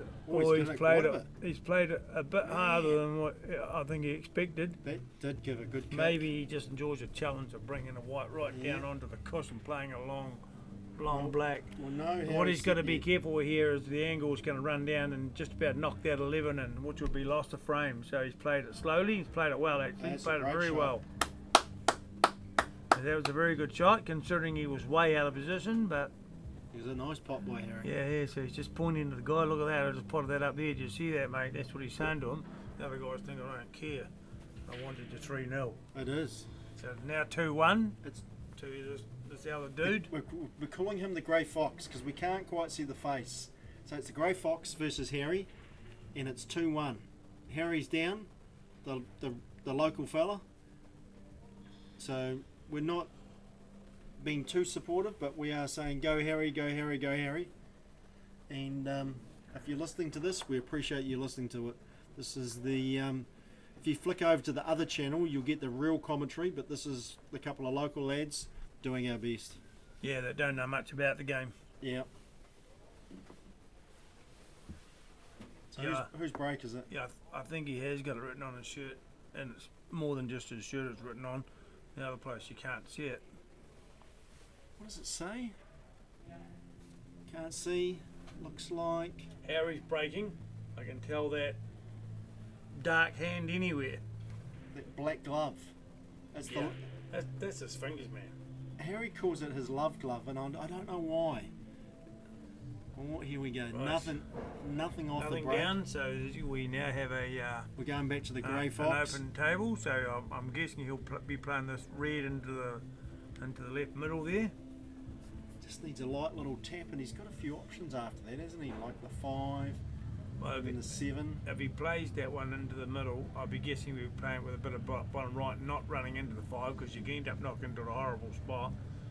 And maybe looking to get him around that 1 somewhere and clear something out. But he's looking around to Harry. Where is that guy? He's at the bar. He's always at the bar. Yeah. No, he's Always- going. He's looks going like for the got a 5. five. He's going the 5. Yeah. No, so he's come back up for the 3. Yeah. Very good angle actually to get back round there. So What's going to be after this one, do you reckon, Tony? Just a little tap for the 7. he may do. Yeah. That's Ooh, what I he's don't- done. I don't know if he. Ooh, geez, that's a bit tight. That Free is ball, tight. you can't get through there, man. So if he couldn't see both sides of that, he'd have to play another ball. Oh, he can play that Yeah. ball if he wants to, but he Yeah. wants to continue on. He's got to Yeah. play that ball. So Yeah. I'm guessing he'll try and follow through or screw across for that 4. That's now there'll be a little stun shot here. If he can just give it a stop, maybe back for the 1. Already this guy's thinking, this is the frame, this is my turn at the table, finish him off. Well, That's all what's it- going through his mind at the moment. I think if Tony Maitland was up here shooting some pool, I would say he would clear the table. This is the shot, this is the winning of this frame. If he gets the right angle, yep, I think it's good night nurse here from Harry. Yeah, This guy is potting well enough tonight to win this whole thing. he might want to play for the Crown Surges. Yeah. We could sign him up. Ooh. That was always going to be the problem, holding for the 2, but he's run into the balls to Yeah. hold. So now he'll play the 2. I'm guessing come off the side rail and come back out for the 6 into the middle, and then And like you said before, the middle pockets are a bit tight, so if he doesn't quite get it, he could be in trouble. no, he's gone too far, has he? No. Oh no, he's played it perfectly. It looked like it was going to roll on, but those magnets under the table seem to work Yeah. for him. Yeah. Here we go. Hold on, 1, 2, 3, 4, 5. I hope Harry's got freaking clean underwear on, because this could be knickers down. But you know, if this, where's the white going to go? Where's the white going to go? Is it bouncing back? No. That's it. So that was a good finish by that cat. He's and just it's all shaking over. Harry's hand. The grey fox has beaten Yeah. Harry. Masina. So I'm going to sign off because I'm getting hungry. Shane's going to sign off. He needs to go and practice his pool because he's shit. Sorry, man. I didn't know it was still on TV. Are we? Is this live? Like, are we? Are you guys still seeing us out there? Can you still hear us? Live to the Milton prison. Is it? Oh, like you guys double bunking. There's nothing wrong with a bit of man love every now and then. You know, you can't knock it till you try it twice, isn't it? Right, Tony? Yeah, that's right. Yeah. Twice. It's actually not that easy to commentate, and we're not getting paid for it either, so Yeah. we don't care.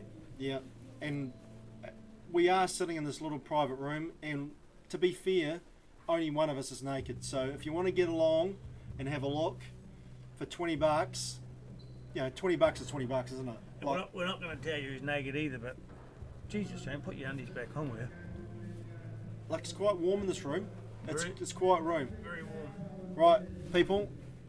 We've got to sign off because one of us has to go to the bathroom. Yeah. Oh, hold on. Our viewer counting is going up Oh. by the hundreds at the It moment. So the next game, we don't know who is the next game up, but we do appreciate you watching. And And from, you can watch it, but we won't be commentating. sorry to say this, but from here on there'll be no nudity inside this room. All right. So one of us is going to put our clothes on, and one of us is going to the bathroom. Yeah. Good night. We'll try and find you some more commentators that No shit. you know, John.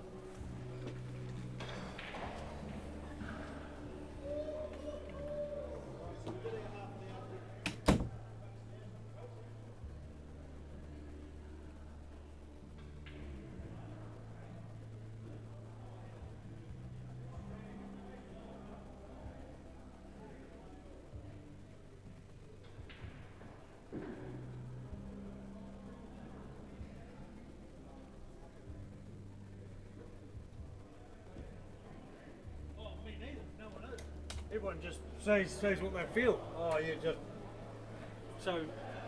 Oh, this is In case you're just sitting here speaking into that, because you've got 16 people that are viewing at the moment. So you just sit here and commentate the game as best you can, tell a couple of stories, and I've been not good at that. yeah, well, we aren't. We weren't even watching half the game. Well, we were, but we were talking about other stuff as well. Oh, so that's live stream. Yes, it's live stream. So you've got Baz Winters again back on the TV table. As you remember, he just played Steph not long ago and beat her with a Hill final game. So I'm going to go and try and find someone to live stream for you guys. Okay. Yeah, so.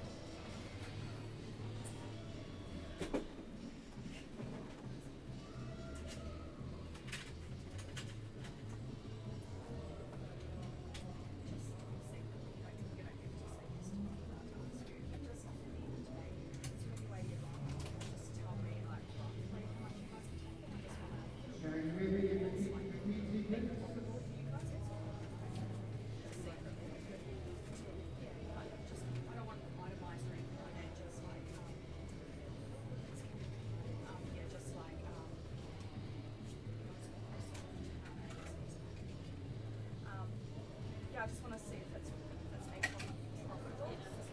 Yeah.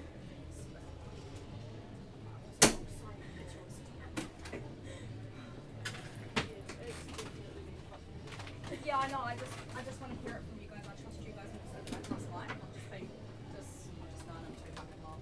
Yeah, don't worry. No, thank you. Sure. Yeah, I always feel.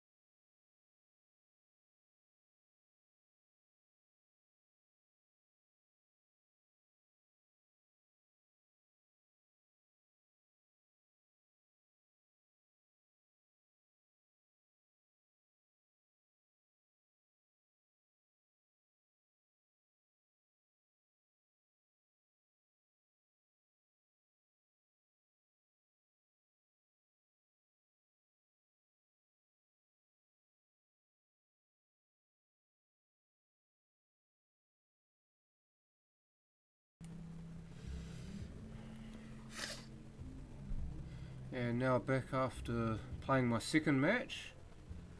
Not so successful that time. Mustafa Gul beat me 3 frames to 1. I gave up a frame head start to him, but I just didn't take my chances, to be honest. So that's about all there is to say about that. This game's really interesting though. Just looking at the players playing this, you've got Baz Winters versus Ali Kapol. Both of these guys local. And Ali is actually one of the organisers of this tournament, and Tammy Adams, who also had a hand in the organisation of this, she's playing as well, as is Glenn Spears. I think he also had a hand in the process. He's playing.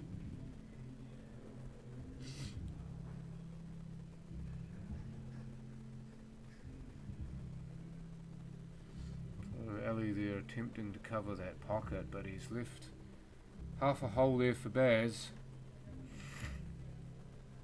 Don't think he'll need a second invitation to plough that through.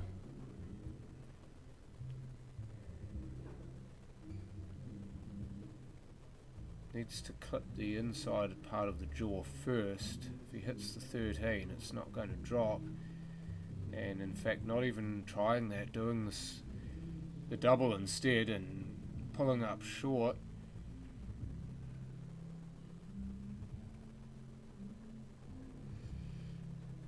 The 10's in a bit of an Aikimo spot there. It doesn't look like it's hard on the rail, but with the way these middle pockets play, especially that sort of angle, this is not going to be an easy shot. He has to get close to it first of all, and he puts bottom right on this and hits it fuller rather than thinner, then he can get that side to bite and kick towards the 10. Well, there's not really much point in playing this unless you try to get as close as you can to the 10. But he's decided he can do with playing across the nap and playing a longer shot. So Maybe this is more on than I think.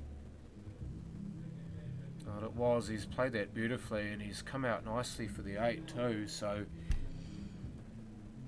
made me out to be a liar on both counts. Well played, Ali.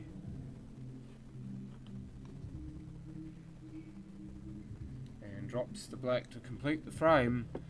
So once again, I don't know the scores. I do know who's playing on this occasion, so that's a step up from a few games ago.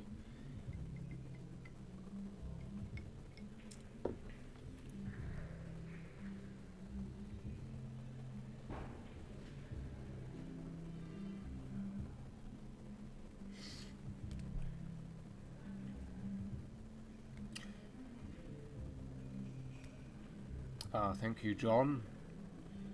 So that was the first frame, so the score 1-0 to Ali Kapo, who now has the advantage of the break in the second frame. Awesome feeling in pole, that. Win a frame, get ahead, and then you get to break the next one. And break the next one he has. That's a monstrous hit. He's absolutely spread those to hell and back. The Jewish diaspora had nothing on the spread of that. So unders for your life. The overs apart from the 13 and the 14 look good, but it's those two balls that are going to cause headaches. So while you've got an easy one to start on as well, why not go unders? You would expect Ali to make a short work of this. Plays that well, spits out for the 7. Slightly the wrong angle here to get back on the 2, unless he drives this into the rail and pops back. Now if he didn't, which he hasn't, so he's still got the 1, but he's going to have to almost cheat the pocket on this, because if he doesn't, then he could easily draw back into the 12 and that would ruin the shot. You want to draw back so that he's reasonably straight on this too. Alternatively, if he's just off angle, he can play off a rail and be on the black that way. That's all sorts of horrible. You want that to drop actually, and it hasn't. It's one of those occasions where you're better off for the white ball to go down. It is the 2 he's shooting for, and he can't quite make it, so will be a combo to Baz, and I wouldn't put it past him taking the 12 or the 8 here to try and split the 13 and the 14 up. That would be my choice of shot. Get rid of that problem straight away, and the rest of the balls should sort themselves out.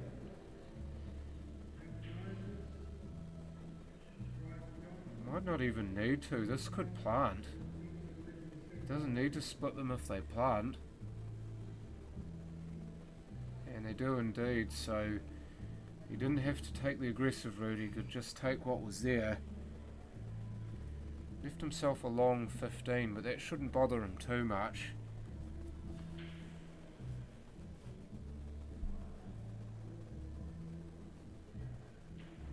Except for when you hit it like that, and he nearly got a big slice of luck, but Jordan hung up. So Ali with a long 2 here. Yeah, I was about to say if he hits that roughly pocket weight and drops it, he should stay down there for the 8, but that is a difficult shot to pocket weight. You're really having to trust that the table isn't going to do anything funny there.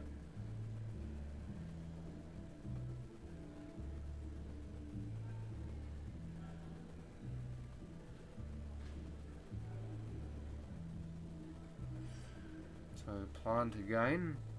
It's the second one in this frame that Baz has played. I'm going to cut this quite thin so that it spits out into the middle of the table.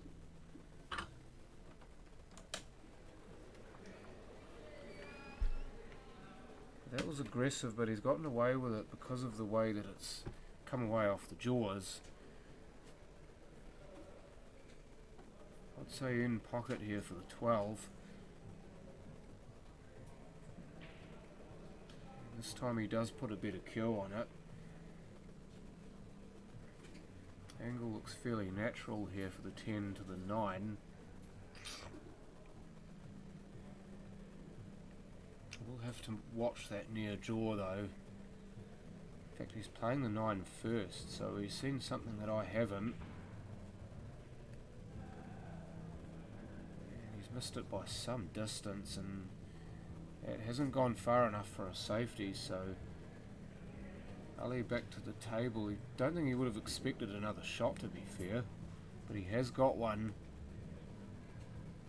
And he can't make it count. He's overcut that. Another roll would have been interesting because Baz wouldn't have been on the 10 and the 9 would have been the only ball, and that would have been difficult. So Baz does have a free ball. He can take the 2 if he wishes, so that I imagine would be the ball he'd play and try to get down that end of the table for either 10 or 9. I don't think he was too happy with that, but it's okay. As with everything, if you put a good stroke on it, and he has done so, and he's got a similar sort of shot here on the 10. You just have to hope that the way he cues doesn't falter him on this shot. Look at the drift, it just had enough. Just had enough to get there, and now cut on the black to square us up at 1.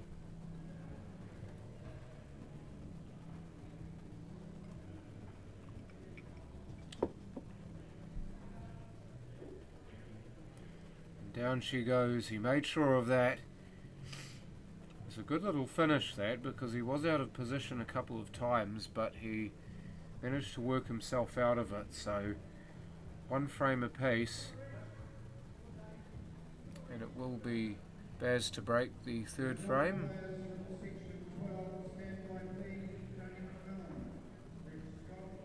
Neither player will have an advantage, so it will be a race to 3.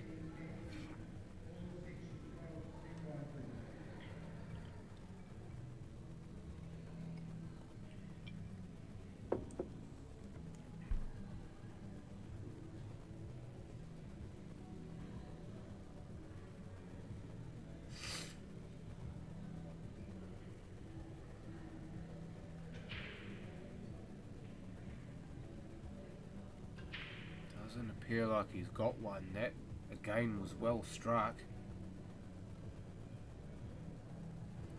but in fact I can count 15 colours, so no good as far as the break goes.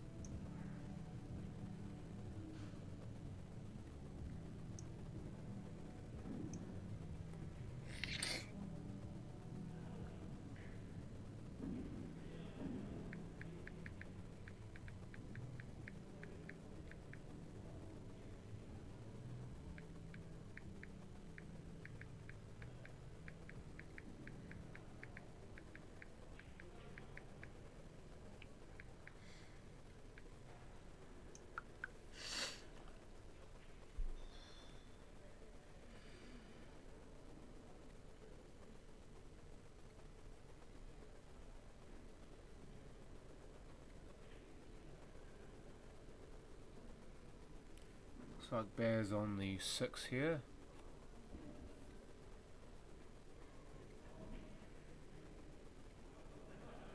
That was not very well hit at all.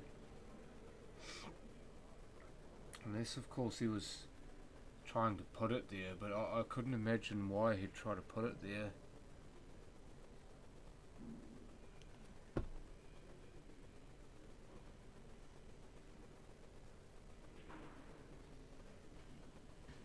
Got onto the 11, he's played that really well.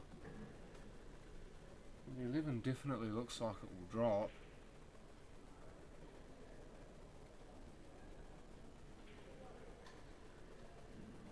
May play the 11 here and draw out for the 14. Don't believe the angle's right for getting on the 13 or the 10, so I'd be getting position on the 14. Looks like he's going to play this with some top though, so he may just be able to have enough. Hit it with bottom.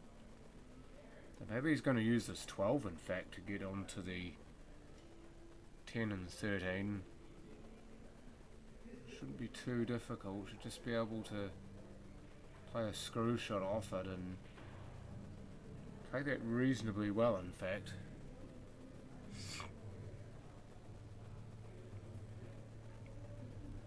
Now to bleed this into the pocket. And no, but he does have a cover, and that's pretty good at this stage. A number of bulls that would like that pocket from Baz, but now they can't have it.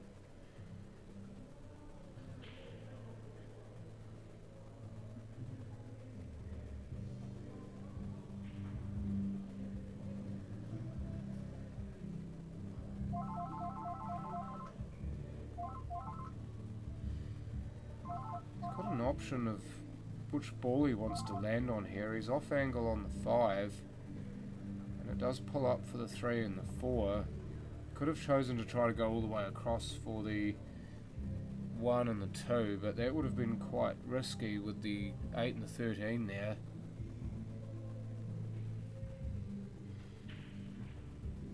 Could be just off angle enough on the 4 here to maybe run into the 2 or the 1, or to go behind them and try to put them down the rail. See what he can do with it. Here's your other one, is for a double. This should naturally pop the 1 off the rail. If he can get a good slice of this 1 off the 2, so it's definitely given that a ride. You can see that big piece of the 1 that he got. Didn't want to hit it thin because that would have pushed it towards the 10. So Ali can see the 13. Plant it onto the 10 and manages to not pot the 13 as well. We have seen that more than once, how players have played that shot and ended up potting both balls when they didn't want to. That's not where he wanted it, or where he was playing for it, but that's definitely where he wants it. Looks like it's just off straight. All he needs to do is just punch it in. And now this easy 8 ball for a 2-0 lead. Or sorry, a 2-1 lead.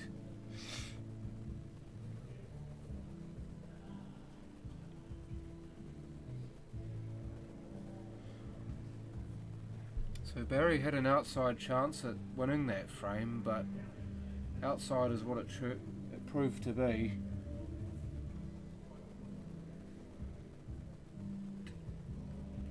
Ali will rack and break for the win in this frame.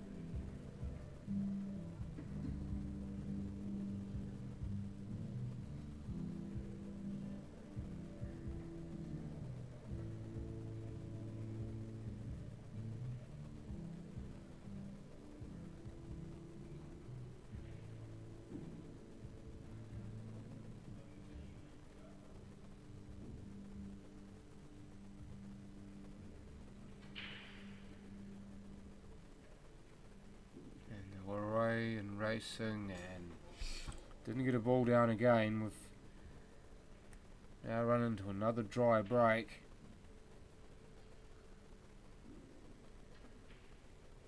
It didn't take long over that at all. He must have been able to see that through the gap between the 10 and the 8.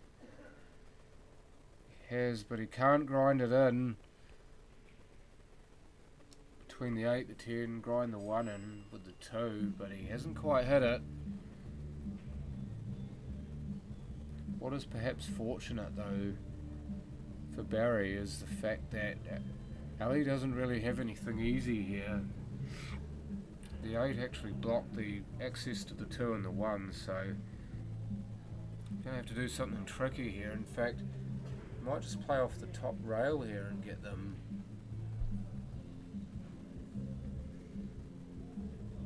This is going to be difficult because this proximity of the cue ball to everything. He's got to be careful.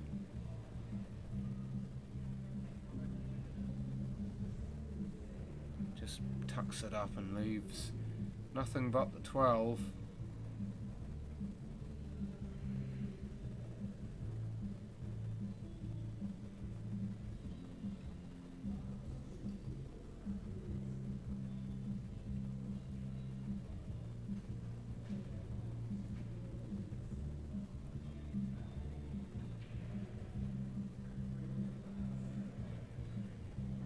Looking for Ali now. Seems like the 3 and then maybe the 5, but he's missed the 3.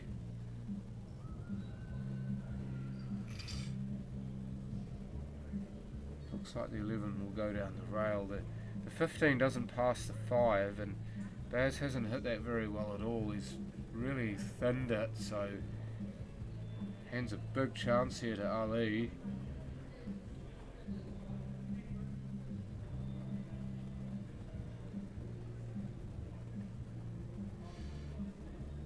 Got a chance here to get from this 5 to the 4 or the 7 in the same pocket. Now, I'd be taking that opportunity now to try and do that. Even if you don't do it, then you'll still have a shot on either the 2 or the 3. In fact, he's now taking the 3. I'm not too sure about this unless he can get position, which he has managed to do.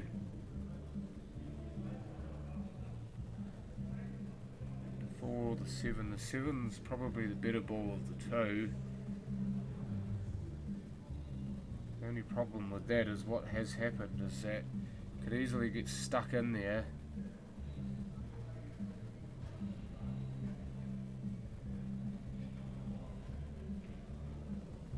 Kind of needed to play that so it bumped something out. That 6 got perilously close to the 2.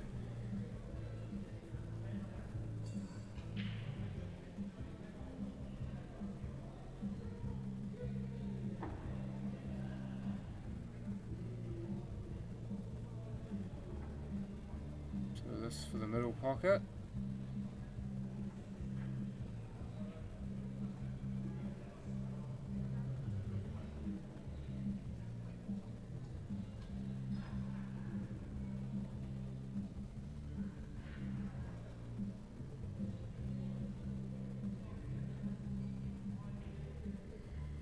Down goes the 15, and he's gotten behind the 12, so he's done well to get position on that. These 3 balls that he's playing towards now, those will be the killers if he doesn't manage to move them. Looked like he was attempting to block the 8 there.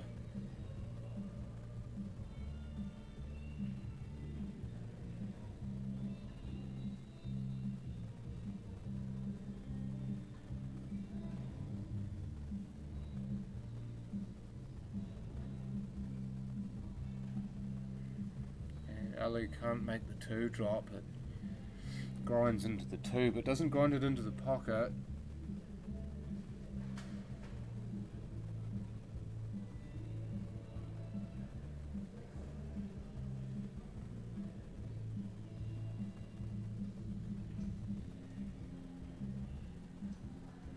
And double is no good from Barry.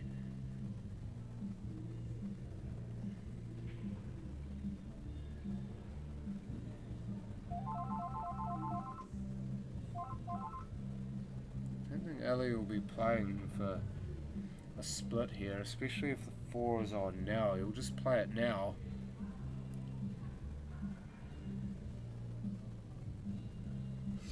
Play it now and just screw out for the 6.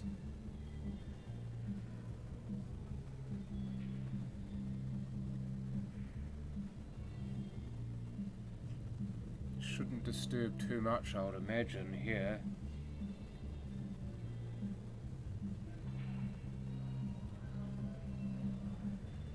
No, he's managed to play that without running into the 9, so now he's got an ideal sort of shot here on the 6. He hasn't played it very well. He's put too much side on it and not enough punch. I was about to say that'd be a difficult ball to get back onto the black from, and he hasn't managed to get close, so now a chance for Baz.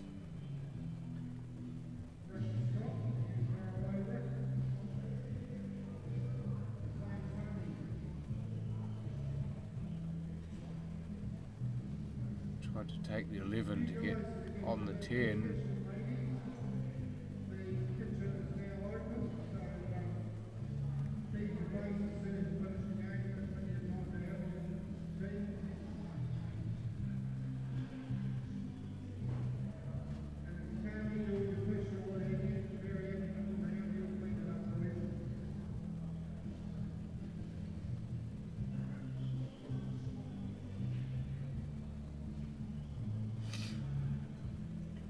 He's hit the rail first, and he would have liked it better if he'd left that completely covered, because at least he would have had to play a good shot and earn his black.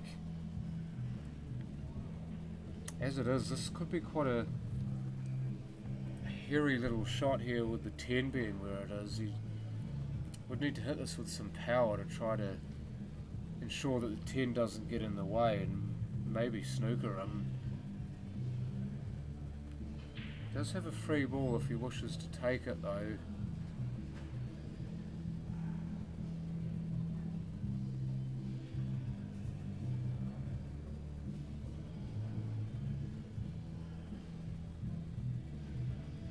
And he's popped that out beautifully.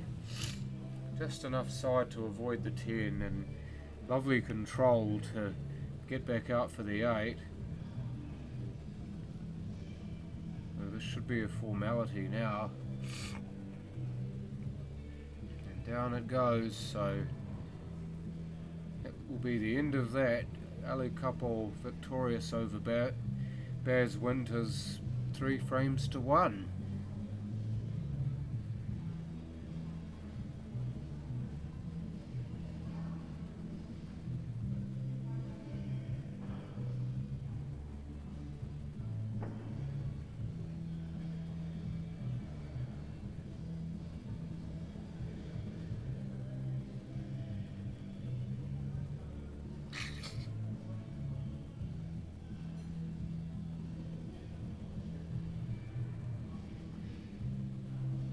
We will wait for the next streaming match. I'll take a short break and be back a little later. Maybe my game will actually be called in between that time, in which case it'll be a little later than that. But either way,